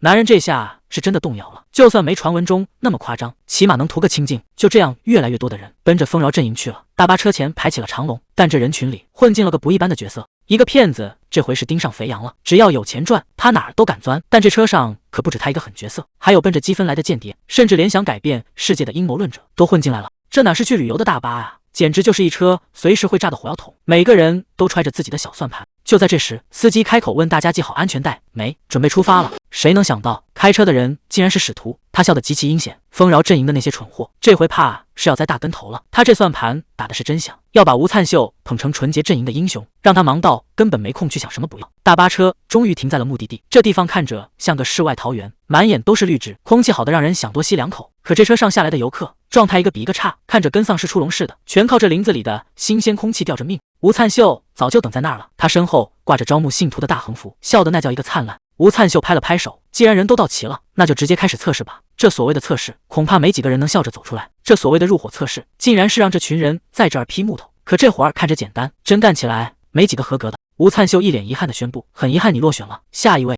看着这群笨手笨脚的新人，吴灿秀心里直犯嘀咕：连这点活都干不好，以后还怎么在这儿生存？其实这批木头只是个幌子，丰饶阵营最基础的技能叫做斩首，想要获得丰饶的祝福，就必须得学会砍下脑袋。如果只是想来这儿卖力气干活，那根本没必要当什么信徒。吴灿秀这人挺挑剔，他觉得宁缺毋滥，哪怕最后只剩一个人，也得挑个真正够格的。大半的人直接卷铺盖走路了。天色渐渐暗了下来，剩下的这几个才是真正的硬骨头。吴灿秀带大家来到树下，宣布第二轮测试开始。他拔出长剑，对着树上挂着的木棍，唰的一下，这一剑下去，木棍应声而断。这下谁都懵了，这哪是测试啊，这分明是在给他们下马威。吴灿秀随手捡起一根细木棍，说这轮测试其实很简单，只要把它削成筷子那样又长又细就行。他还特意强调，这材料脆得很，随便拿把刀都能切开，听着倒是一点难度都没有。可底下这群人全都在小声嘀咕，谁也不敢第一个上去丢人。吴灿秀等的都没耐心了，问到底有没有人敢试一试。就在这时候，女骗子直接站了出来，她拎着长剑，说这活儿她接了，要的就是这股子劲头。她对着木桩摆好架势，这第一剑能不能成，全看这一下了。本以为女骗子站出来能打个样，结果这一剑下去，别说削成筷子了，连层皮都没蹭掉。这下连吴灿秀都看傻了，忍不住大喊：好歹你也垂直着往下劈呀！这动静一闹，底下的人全都不干了。一个穿灰衣服的男人直接跳出来，指着鼻子就开始质问。他觉得这根本不是在招人，而是在故意把大家往外赶。毕竟谁家好人招信徒，还得先考这种杀人的剑法。看着这群群情激愤的信徒，吴灿秀心里也直犯嘀咕，看来这斩首技能的秘密怕是快要瞒不住了。想要壮大势力，就要把真相摆在台面上。他直接摊牌了，说这斩首技能其实就是丰饶派系的基础。这话说得轻巧，底下的人可全听傻了。有人壮着胆子问，难道真是那种要把脑袋砍下来的斩首吗？吴灿秀一点没避讳，解释说只要砍下头颅就能献祭给女神换取积分，光靠种的那点收益根本没法在这地方立足。想要真正变强，就要靠这种血腥的法子。这下原本神圣的信仰一下子变得阴森森的了。吴灿秀这话一出口，意思就很明白了，想信丰饶派系就要先学会怎么砍人脑袋。这话谁听了不打冷战？原本想来求个安稳的人，这下全被吓退了。人群里有人直接炸了，指着鼻子大骂，说怪不得丰饶派系会没落，搞这种歪门邪道，谁敢跟着你们干？吴灿秀一句话也接不上，眼看着大家伙儿成群结队的往回走，这招人的差事算是彻底搞砸了。虽然心里憋屈，但他也没法反驳，毕竟这种事儿确实没法跟正常人解释清楚。人都走光了，这烂摊子接下来该怎么收场？吴灿秀看着远去的背影，好在还没全走光，剩下这几个得先看看他们到底有几分本事。数来数去，最后竟然只剩下了6个人，100多号人兴冲冲的跑过来，结果就留下了这么几个苗子，这比例确实有点惨不忍睹。女骗子这时候也凑了过来，虽然刚才那一剑劈得离谱，但她这股子不服输的劲头倒是挺让人意外。既然这几个人有这份心，吴灿秀决定再给他们个机会，毕竟在这个世道，胆量有时候比本事更重要。但这事儿急不来，就凭他们现在的水平，想直接进门当信徒，那还差得远呢。吴灿秀清了清嗓子，既然留下了，那就先从实习生干起，以后表现好再转正，大家应该没意见吧？这话一出，剩下的几个人简直像捡了宝，女骗子更是激动的没边了，直接冲上来把吴灿秀撞了个满怀。就在大家伙高兴的时候，吴灿秀却发现了一丝不对劲，人群里那个男人明明有本事直接过关，却偏偏要在最后关头放水，这种人混进队伍里绝对不是为了混口饭吃，他到底藏了什么不可告人的秘密？一转眼几天过去了，大家忙活了一整天，吴灿秀赶紧招呼大家休息，辛苦大家了，今天就到这儿吧。那个男人虽然在干活，心里却一直没踏实过，好端端的为什么要专门测试剑法？这背后肯定还有别的猫腻。看着这群弱不禁风的队友，李明秀实在看不下去了，非要拉着大家一起练肌肉。男人表面上没吭声，心里却在冷笑。虽然对方伪装成擅长农活的样子，但那招斩首技能怎么看都跟种的不沾边吧？这种鬼话谁会信啊？连死神都没这种离谱的招式，这伪装也太不走心了。不过他的心思根本不在这上面，他来这儿只有一个目的，就是弄到那个能产生海量积分的源头。如果没猜错，东西肯定被藏在神殿里了，看来得赶紧想办法混成信徒，不然连神殿的大门都摸不着。就在他盘算计划的时候，开饭的吆喝声响了，大家干了一天活，听到吃饭比谁跑得都快，忙碌了一整天，这顿饭吃的那是真香。男人坐在旁边，正闷头大口往嘴里塞东西，虽然表面上一片和谐，但在这张饭桌上，每个人心里恐怕都揣着不一样的算盘。吴灿秀这顿饭吃的是真舒坦，连饭后甜点都安排上了。他觉得羊羹配绿茶简直是绝配。虽然干活确实挺枯燥，但要是天天能吃上这种伙食，他甚至觉得在这儿干一辈子都行。看看周围这帮人，一个个吃的那叫一个香，男人心里别提多得意了。现在的他看起来和这些见习生根本没两样，这伪装简直天衣无缝。他忍不住在心里给自己点赞，自己绝对是史上最强间谍。吴灿秀看着男人那副得意的样子，心里忍不住想笑。虽然嘴上说着谢谢大家捧场，但他那点小心思简直就差直接写在脑门上了。日子一天天过去，吴灿秀在丰饶这儿待的时间也不短了，连女神都觉得这小子离正式入伙已经不远了。毕竟自从使徒把那7个大麻烦解决掉，这儿的生活总算步入了正轨，一切都在往好的方向发展。这不，吴灿秀刚洗漱完出来，多急，这小家伙是真能吃，连同伴的口粮都要抢。看来这帮赵一兽胃口见长，以后伙食费怕是要翻倍了。忙完手头的活，吴灿秀直接找上了女神，他打算趁热打铁，尽快把这批见习生正式收编。毕竟这帮人干活确实卖力，早点转正也是顺理成章的事。女神听了这话，自然是举双手赞成。不过光会种地可不行，吴灿秀心里还有更大的盘算，他想弄个融合地下城，专门给这帮人练练那个斩首技能。听说这种地方会出现完全没见过的怪物，就是不知道这回折腾出来的到底是练手的小怪，还是能要人命的大家伙。虽然融合地下城听起来很诱人，但女神心里还是有点打鼓，毕竟这种地方充满了未知，运气好可能只是些杂鱼，要是运气不好，里面的怪物可比普通副本凶残得多。吴灿秀一眼就看出了女神的顾虑，他赶紧安慰道，别担心，这都是为了扩大丰饶的影响力，只要这次能成功，咱们的地位可就彻底稳了。看他这父兄有成竹的样子，女神总算稍微放了点心。其实主角心里还有个更大的秘密，他拼了命地想要变强，可不只是为了在这儿称王称霸，他真正的目标是想成为这个世界的最强者，只有这样，他才有机会找到回家的路，去见见那些日思夜想的家人。女神被他的决心打动了，直接把手搭在了他的手腕上。既然使徒都这么说了，那还有什么好犹豫的？接下来的目标只有一个，那就是联手拿下这个世界。不过这第一步恐怕就没那么容易跨过去，只要没死透，就能变得更强。这种变强的感觉确实让人上瘾，连女神都忍不住过来确认他的情况。既然决定要搞大的，那选址就成了关键。毕竟融合地下城这玩意，弄不好就是给自己挖坑。结果他一开口就要把3个地方凑一块，他的想法很奇葩，专门挑那些已经没怪刷的空壳子，比如把沙漠和大海强行揉在一起，这种反差极大的环境才是最能磨练人的地方。只要能拿得下，这种方案确实有搞头。关键是那个叫罗汉的家伙对不死族这种麻烦生物好像还没什么防备，这就是咱们的机会。可奇怪的是，那些原本该在里面的怪物到底都跑哪去了？这种反常的安静往往才是最危险的信号。镜头一转，咱们已经到了融合地下城的第1层，这地方选的确实够绝，放眼望去全是望不到头的沙子。李明秀这体力明显跟不上了，一边走一边念叨：“这鬼天气太热，看样子是真被折腾得够呛。”吴灿秀听得直翻白眼，吐槽他话实在是太多，明明头上都戴着降温用的花环帽子，怎么还这么娇气？哈姆多尔倒是挺自在，趴在肩膀上跟着一起凑热闹，完全没把这点高温当回事。吴灿秀仔细观察着四周，心里也在打鼓，光是这种程度的环境，真的能达到特训的效果吗？李明秀这审美也是没谁了，非要让别人也戴上那顶土卫帽。吴灿秀哪能受这委屈？他可是堂堂丰饶使徒，自带光环的那种。李明秀在旁边听得直翻白眼，这使徒当的除了臭美好像也没啥用，关键是这大沙漠里连个怪影都瞧不见。就在大家都以为要跑空的时候，吴灿秀身后突然有了动静，这沙子底下藏着的东西明显不是冲着打招呼来的。谁能想到在这干巴巴的沙漠深处竟然蹦出来一只大鲨鱼，这下麻烦大了。这融合地下城果然不按套路出牌，这大鲨鱼说来就来。吴灿秀这回是真被吓到了，谁能想到这沙子底下竟然成了怪物的游泳池？吴灿秀一边躲一边吐槽，这沙子对怪物来说简直就是水啊，你到底把什么鬼地方凑一块了？吴灿秀这下也挺尴尬，他原本想把沙漠、大海还有那帮不死族的地盘强行融合，本以为能互相克制一下，结果倒好，这几股力量竟然打起了配合。李明秀在旁边听得直摇头，这种鬼地方要是让新人来特训，那跟送死有什么区别？真想让他们死，还不如直接动手来的痛快。吴灿秀这回也没法反驳，连他自己都觉得这地方太离谱了。就在他们说话这会儿，远处的沙子里又蹦出来几条大家伙，这特训还没正式开始，难度就已经直接拉满了，接下来的路怕是没那么好走了。既然怪物都送上门了，吴灿秀可没打算客气，先清理掉这些碍事的家伙再说。技能刷的一下就发动了，这招斩首简直就是割草，管你是沙子里的鲨鱼还是剑鱼，在他面前全都是一刀两断的货。这种时候他还有心思开玩笑，说什么鱼头才是精华？可惜这帮怪物没法下嘴，只能当成祭品送给女神了。另一边李明秀可就惨了，被这群海鲜追得满地找牙，他还在那纳闷呢，怎么这些玩意儿速度这么快？吴灿秀在旁边看得清清楚楚，乃是怪物太快啊，分明是李明秀这一身肌肉太笨重。这下特训的重点可算找到了，既然找到了李明秀的弱点，吴灿秀可不打算让他闲着，直接提议让他只靠肌肉硬扛，别再用那些花里胡哨的技能。李明秀这脑回路也是清奇，一听这话竟然觉得是个好主意，二话不说就冲了上去。这下可好，他直接成了怪物的活靶子。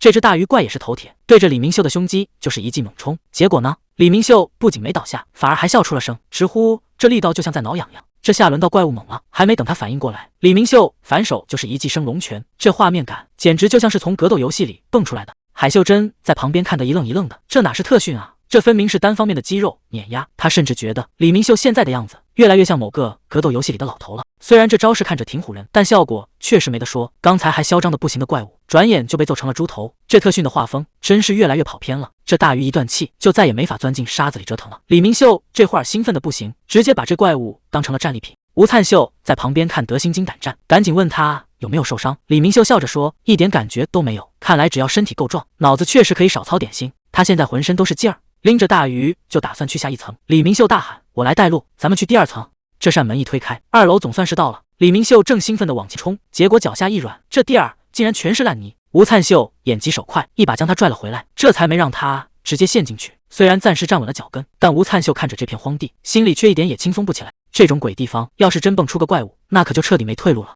吴灿秀看这地方不对劲，刚打算带人撤退，结果这李明秀跟发现了宝一样，死活不肯挪窝。地底下刷的一下钻出个大家伙，这哪是普通的螃蟹，简直就是一座移动的小山。吴灿秀这下更想跑了，李明秀却一点都不带怕的，说这玩意儿不仅好吃，还能卖个天价，这心也是够大的。吴灿秀提醒他，这地形根本没法打，而且自己绝对不会帮忙，结果人家根本没听进去。看来这顿螃蟹大餐他是非吃不可，但这命能不能保住，可就真不好说了。谁能想到这李明秀在泥地里还能跑这么快？吴灿秀都看愣了，这哪是打架，这简直是在泥巴上玩轻功啊！李明秀这一嗓子喊得挺响，可他显然低估了对手，这大螃蟹可不是摆设，随便一挥手就把他当苍蝇给拍飞了。眼看这哥们儿就要没命，吴灿秀还是没忍住，这要是真不管，这李明秀今天肯定的交代在这儿。就在这节骨眼上，吴灿秀终于动了，这一下能不能把人救回来？吴灿秀这根绳子甩得真准，唰的一下就把快被拍扁的李明秀给拽了回来。这反应速度，救命就在这1秒之间。吴灿秀赶紧问他：“你没事吧？”李明秀虽然摔得不轻，但嘴还挺硬，只嚷嚷着自己没问题。可这大螃蟹根本不给他们喘气的机会，这巨大的钳子对着2人就砸了下来。吴灿秀这下也顾不上骂他了，只能硬着头皮接招。这一砸，地面都跟着晃了3晃，这力道要是躲不开，2人都得变成肉饼。这大螃蟹是真疯了，对着墙就是一顿狂轰滥炸。趁着这大家伙眼神不好，吴灿秀赶紧带着李明秀连滚带爬地溜了。这地方实在是太危险，吴灿秀觉得这买卖亏大了，提议干脆把这地下城关了算了。李明秀一听这话，嗓门立马高了8度，说啥也不肯放弃。吴灿秀跟他讲道理，3层地下城只能用1层，这为护费简直就是个无底洞，根本没必要继续耗下去。结果这李明秀的理由更离谱，就为了这一口螃蟹肉，他连命都能不要。吴灿秀也是一脸懵，这螃蟹到底有什么好吃的？李明秀看他的眼神，简直像是在看外星人。闹了半天，吴灿秀竟然连螃蟹都没吃过，这下李明秀更坐不住了，这可是人间美味啊！这李明秀现在是彻底燃起来了，非要拉着全队的人过来，就为了让吴灿秀尝一口螃蟹肉。这阵仗搞得吴灿秀直犯嘀咕。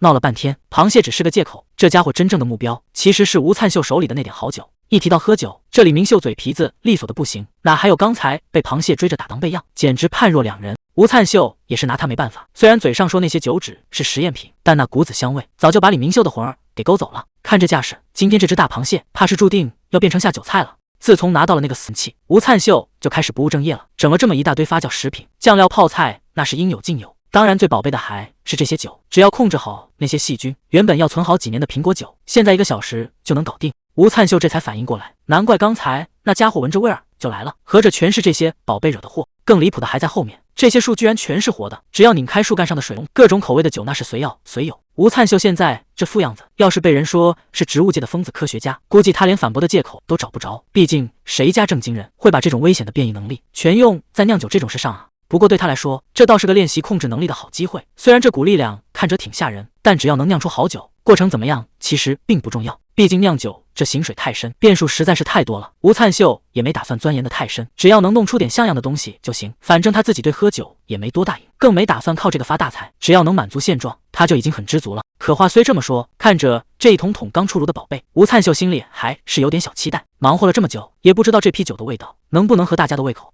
吴灿秀正一个人往林子深处走，打算去看看他那些宝贝酒。可这荒郊野外的哪有那么太平？就在他分神的时候，后头突然窜出来个黑影，这带刺的藤蔓那是奔着要命去的。得亏吴灿秀身手利索，这一下要是被缠上，不死也得脱层皮。看来这林子里的变异植物压根就没打算放过他。吴灿秀这下也犯嘀咕了，当初为了省事把酒窖盖这么远，现在走一趟跟闯关似的，确实是有点失策。他现在只想赶紧撤，毕竟这地方到处都是陷阱，要是真把这帮地头蛇给惹火了，接下来的路怕是更不好走。吴灿秀总算从那片要命的林子里钻出来了，普汉杰早就在这儿等着了，看他这副风尘仆仆的样子，估计这一趟没少折腾。吴灿秀刚想把怀里的哈姆多尔放下，抬头一看，整个人都不淡定了。这营地里什么时候多了个这种怪物？李明秀一脸兴奋的介绍说，这是他专门定制的帝王蟹蒸锅。好家伙，这阵仗哪像是要做饭啊？两边的人那是拼了老命在发功，非要把热气直接灌进螃蟹壳里，说是这样里外一起熟，速度能快上好几倍。吴灿秀在旁边看得一愣一愣的，这年头当个厨子，难道还得先去武林深造几年？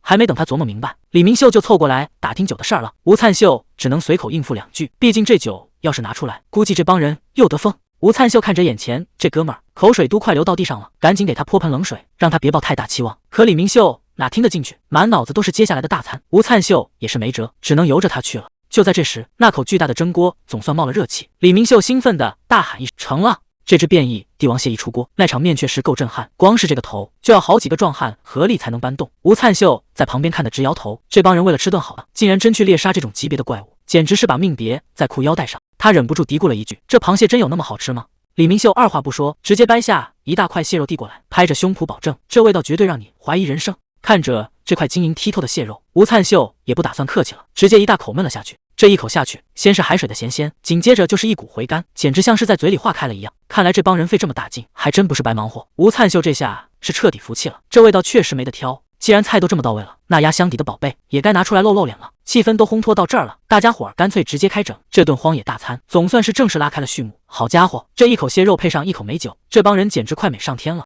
这酒虽然劲儿不小，但因为加了元素水，甜的让人根本停不下来，简直就是个温柔的陷阱。埃德温在一旁看着大家伙这副吃相，心里别提多欣慰了，觉得这趟辛苦总算没白费。结果李明秀喝着喝着，突然就开始怀疑人生了。香草薄荷巧克力味儿，这在他眼里简直就是对酒的侮辱，连吴灿秀自己都懵了。难道当时随手一调，真弄出这种奇怪的口味了？吴灿秀这下也坐不住了，借着酒尖儿就开始发难，说这玩意儿根本不算酒，就是个没深度的小甜水。这酒桌上的气氛怎么说变就变了？旁边的人还在打听吴灿秀的底细，甚至连名字都对不上号。看来他在大家眼里还是个没啥存在感的新人。男人这会儿已经彻底喝高了，指着鼻子骂吴灿秀是浪费食材的笨蛋。这酒后失态的样子，真是让周围的人操碎了心。大家赶紧上去捂他的嘴，生怕他再说出什么没法收场的话。可吴灿秀看着这乱成一锅粥的场面，心里反而有了主意。这哪是发酒疯啊，这简直是送上门的机会。既然大家心里都有疙瘩，那干脆就把话全挑明了。吴灿秀直接当众放了话，既然觉得我不专业，或者有更好的法子，那就别在背后嘀咕。他这一招以退为进，直接把球踢到了男人脸上。请吧，有本事的现在就站出来。吴灿秀笑着开了口，我又不打算因为几句建议就砍了你们，有什么话尽管直说。这所谓的交心大会就在这种要命的气氛里开始了。吴灿秀摆出一副和善的样子，我只是想给你们安排个合适的岗位，大家都放松点。可这话谁敢真信啊？一桌子人坐得比木头还直，连手里的螃蟹都不敢碰。吴灿秀接着劝菜，你们这么僵着，这螃蟹还怎么吃得下去？他越是表现得平易近人，底下的人就越是觉得后背发凉。吴灿秀喝了一口酒，的味道可能有点怪，但这螃蟹味道不错吧？这下终于有人坐不住了，李明秀猛地站起来大喊，报告长官，这酒一点都不怪，那个香草薄荷巧克力味简直是惊喜，真的太好喝了，这马屁拍得简直绝了。旁边的人赶紧跟着附和，说这螃蟹配酒简直是绝配，刚才还吓得要死，现在全成了美食评论家，连普汉杰都端起杯子夸这酒劲头够足，还对这种圣水的用法很感兴趣。不过总有几个没眼力见的，这不直接被旁边的壮汉给拎了起来，不懂行还敢乱说话，这下踢到硬骨头了。这帮人干活也是真利索，连铁锹都准备好了，居然还问要不要直接埋了，这哪是吃席，这分明是送行啊！吴灿秀在旁边看得直擦汗，赶紧出来打圆场。本来只是想搞个放松的谈话会，结果这帮人表现得太极端，这谁受得了？刚才那场闹剧总算收场了，现在这气氛倒是难得的清静。吴灿秀一边看着海秀珍埋头苦吃，一边慢悠悠地交代着后续。原来事情是这么解决的，看海秀珍吃得这么投入，吴灿秀忍不住问了一句，你到底有没有在听我说话？这一下差点没让他把嘴里的东西喷出来。海秀珍缓过劲来，赶紧打听刚才那个倒霉蛋最后怎么样了，毕竟刚才那阵仗谁看了都觉得那哥们儿死定了。吴灿秀倒是挺淡定，说那家伙酒醒之后求生欲爆棚，现在已经老老实实去酿酒了，与其让他到处乱说话，不如找点他擅长的正经事干。海秀珍听完还是有点顾虑，天天跟酒打交道，这身体能吃得消吗？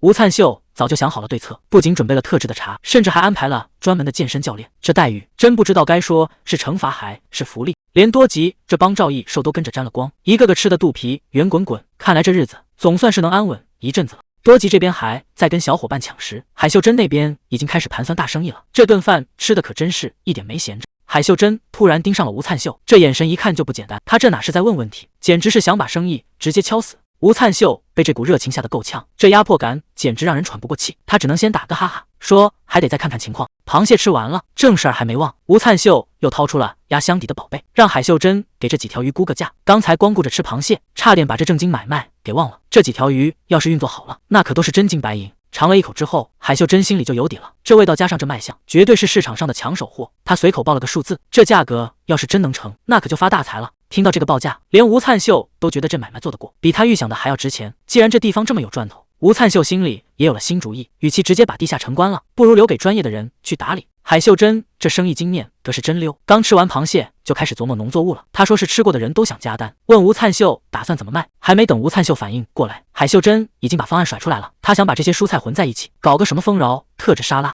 吴灿秀有点纳闷，直接卖菜不就行了？海秀珍一听就乐了，说这你就不懂了吧？减肥和护肤可是现在的头等大事，只要跟这两样沾边，那可都是大买卖。说到底，加工一下能卖得更贵。看海秀珍这眼神，简直要把赚钱两个字写在脸上了。吴灿秀在旁边听得一愣一愣的，合着绕了这么大一圈，最后还是为了多挣点钱啊！海秀珍还不忘夸一句吴灿秀，多亏他种了这么多品种，才让他有发挥的空间，连多吉都被这股香味给勾过来了。看来这沙拉的味道确实不一般，瞧瞧这卖相，确实跟店里卖的高级货没两样。这买卖要是真做起来，那还不得赚翻了？吴灿秀随口问了一句，这东西打算卖多少钱？海秀珍笑眯眯的报了个价，基础款就要12800，这还没完，要是想加点皇帝苹果，价格直接飙到17800，要是再奢侈点换成蟹肉，2万多金币就这么没了。吴灿秀听得直咧嘴，这价格定的确实有点狠。海秀珍道是一脸理所当然，说要是卖得太便宜，那不是诚心砸同行的饭碗吗？他对自家的食材那是相当自信，这生菜的脆爽程度绝对是顶级，洋葱够劲却不留味，连西兰花那股难搞的草腥味都被处理得干干净净。但这道菜真正的杀手锏其实是最后淋上去的酱汁，黑醋配上核桃蛋黄酱，这味道简直绝了。海秀珍甚至觉得光靠这口特制酱料就能让客人们排着队送钱，这生意经算是让他给玩明白了。海秀珍拍着胸脯保证，这沙拉绝对能卖爆。吴灿秀听了也只能笑着点头，心里却在打鼓。他忍不住嘀咕了一句：只要别再被拿去乱用就行。海秀珍这下听懵了，不就是盘菜吗？还能玩出什么花样？吴灿秀开始翻旧账了，之前那些奇葩事儿他可没忘，什么解酒茶、驱虫药，甚至还有人把生发水当补剂，这脑洞确实大的没边了。海秀珍在旁边听得直尴尬，这都哪儿跟哪儿啊？就在这时，多吉这小家伙又坐不住了。他扯着嗓子要吃的，连阿里都看不下去了，嘴上说着刚起床吃多会积食，结果最后还是没忍住，让多吉给他也留一口。闹归闹，吴灿秀最后还是送上了祝福。看着多吉吃的这么香，海秀珍心里也踏实了不少，这买卖稳了。海秀珍这沙拉刚一上线，网上的讨论度直接拉满了，有人在论坛里晒出了实物图，还专门显摆里面的皇帝苹果。结果评论区立马吵成了一团，有人觉得这价格纯粹是抢钱，谁买谁就是大冤种，甚至怀疑这是在固水军带节奏。可没过多久，风向唰的一下就变了，吃过的人纷纷跑出来现身说法，说这西兰花竟然一点怪味都没有，简直是挑食者的救星。就在网友们吵得不可开交时，伊达米正盯着屏幕出神，看他这副样子，显然是被网上的热度给气到了。大家现在的关注点已经从沙拉好不好吃变成了能不能单买那份酱汁，甚至有人开始研究这黑醋是不是窖藏了几十年的老古董。更离谱的是，这沙拉的功效被传得神乎其神，不仅能调理肠胃，还能恢复体力。伊达米越看越觉得不对劲，他怎么也想不通，这男人到底使了什么手段，能把一盘普通的沙拉搞出这么多名堂来。谁能想到，这位看起来高冷优雅的女性，竟然就是大名鼎鼎的否定使徒伊达米。嘴上说着不屑，身体倒是挺诚实，他还是没忍住，偷偷弄了一份海秀珍的沙拉回来。结果这一口下去，伊达米整个人都不好了。最让他抓狂的是，这东西竟然真的该死的好吃。这下麻烦大了，从皇帝苹果到体力药水，再到那个离谱的生发剂，对方一直在他的地盘边缘疯狂试探。现在倒好，连这种高端沙拉都搞出来了，这简直是直接踩到了他的底线上。要知道，伊达米一直靠着否定衰老的能力，在美容界混得风生水起，这可是他最重要的收入来源。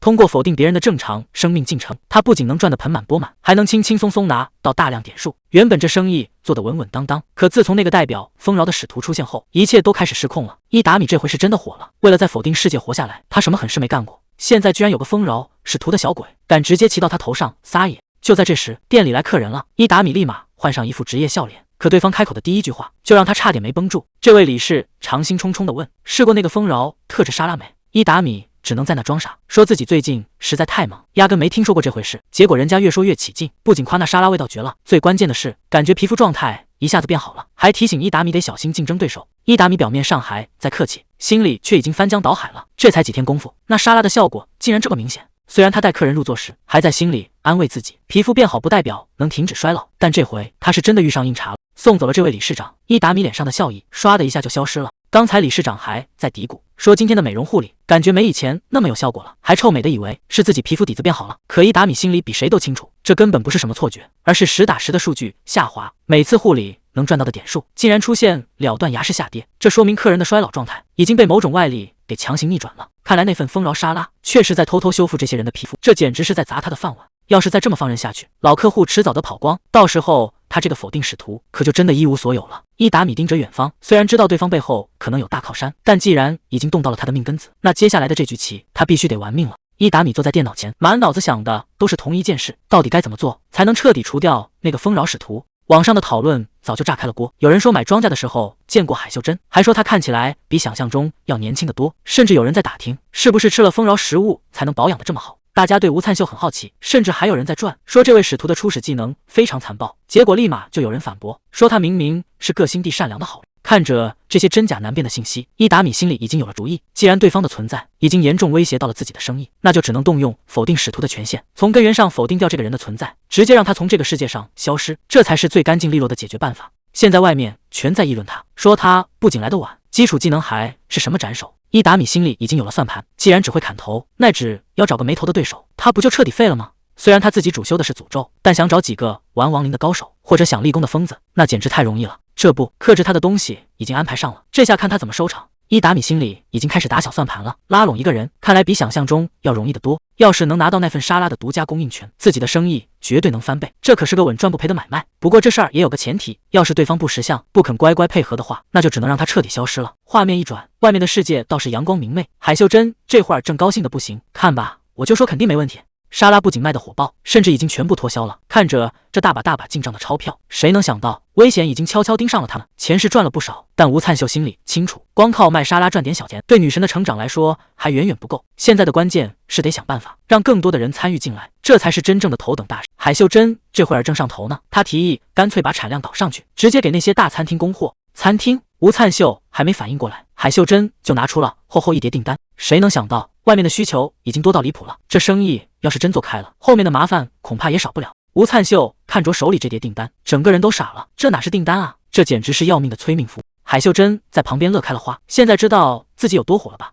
吴灿秀叹了口气，这确实有点火过头了，这么多餐厅都想要货，咱们根本供不过来啊，到底该选哪一家呢？海秀珍眼珠子一转，既然大家都想要，那办法只有一个了。他兴奋地提议，干脆咱们办一场世界第一厨艺大赛吧。吴灿秀听完直接愣住了，世界第一？海秀珍现在整个人都燃起来了，在他眼里，自家的食材那可是顶级货，必须得配得上最有实力的厨师才行。吴灿秀仔细琢磨了一下，从做生意的角度看，这招确实能把品牌档次提上去，让大家都觉得这东西难得。不过他也有自己的顾虑，主意是好主意，但步子迈得太大容易出问题，万一搞砸了，之前的努力可就全白费了。所以他提议，咱们还是先从小规模做起，稳扎稳打才是硬道理。海秀珍一听这话，刚才那股兴奋竟然全没了。看他这副样子，估计心里那个世界第一的梦还没开始就碎了一地。吴灿秀把这事儿跟女神一说，咱们要办厨艺大赛了。女神一听这话，整个人都精神了。原来在很久以前，这种祭典就是家常便饭。多吉这小家伙更不用说，一听说有吃的，那是打心底里高兴。在他眼里，这就是一场顶级吃货派对。女神正高兴着呢，觉得这事儿办得深得他心。可吴灿秀接下来的话让他一下子愣住了。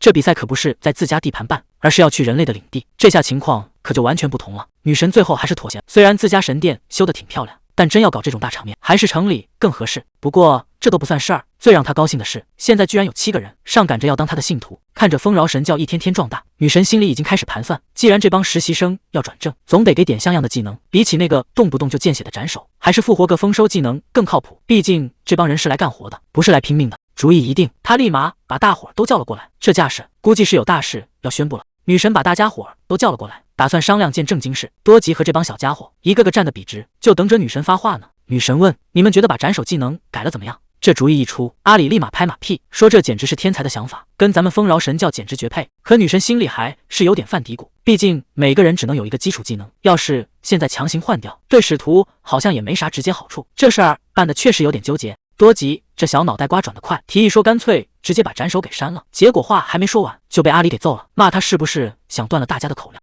女神叹了口气，要是现在硬憋个新技能出来，自己恢复真身的速度就要慢下来，给使徒发奖励的事儿也得往后排，这哪是给奖励啊，简直是给吴灿秀增加负担。看着女神这一脸愁容，吴灿秀在旁边听的冷汗都下来了，这奖励还没到手，怎么感觉自己又要倒霉了？刚才还聊得好好的，女神这会儿突然就破防了，直接扑进吴灿秀怀里哭个不停，这下把吴灿秀给整不会了，赶紧问这是怎么了。女神一边抹眼泪，一边把手按在了吴灿秀的手背上。就在这一刻，那股让人心惊胆战的否定力量又开始蠢蠢欲动了。女神这是打算豁出去，也要帮自己的使徒出口恶气。虽然这种带着死亡气息的神器确实能让吴灿秀保命，但作为丰饶女神，她心里始终觉得不是个滋味。毕竟这种力量跟她的教义实在是差得太远了。这火气一下子就上来了，对着吴灿秀的手就是一顿输出，嘴里还不停地嚷嚷，让他赶紧闭嘴。连那个红彤彤的神器也没放过，这哪是在打架，分明是在宣示主权，谁敢动他的使徒，他就跟谁没完。闹着闹着，他动作一下子停住了，好像抓住了什么关键信息。既然每个阵营只能给一个基础技能，他盯着吴灿秀手上的神器，心里开始盘算，要是能跟那家伙联手呢？毕竟想复仇的可不止他一个。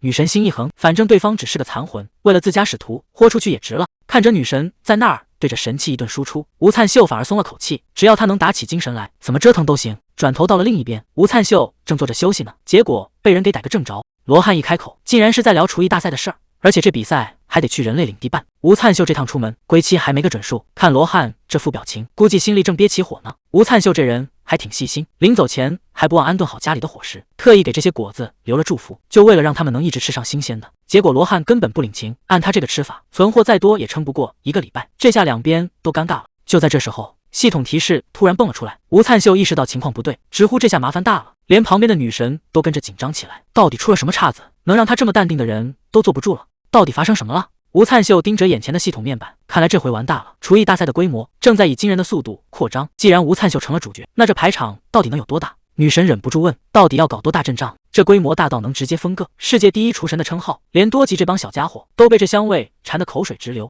女神还是想不通，使徒大人为什么非要是我们去给他们颁奖啊？吴灿秀也是一脸无奈，说实话，我也不知道为什么要这么干，真是难倒我了。这下好了，这两个人难得在吐槽这件事上达成了一致。镜头一转，咱们来到了这家叫锦花屋的顶餐厅，这里的人正聊着味道怎么样。这勺酱汁一入口，那股子陈年旧事的厚重感唰的一下就上来了。女人放下杯子感叹，这味道确实像酿了好多年的老古董。可谁能想到，这醋居然只发酵了1个星期。看来这位丰饶使徒，也就是咱们的吴灿秀，已经掌握了超越时间的财富密码。这下他们坐不住了，打算借着这次厨艺大赛，让吴灿秀把地球上那些早就失传的酱料秘方全都给还原出来。视角切到另一边，这家叫大地与方块的餐厅里，主厨正忙着展示刀工。这位大胡子主厨觉得做菜这门手艺7成都要看食材好不好，只有用最顶级的料才能逼出那股子极致的鲜味。既然现在有了从丰饶那儿弄来的完美作物，他有信心做出这世上绝无仅有的巅峰味道。可就在几条街外的那家法餐厅里，气氛就没这么和谐了。主厨气得直接拍了桌子，他怎么也没想到，那个只会模仿的抄袭货居然也敢报名参加这次大赛。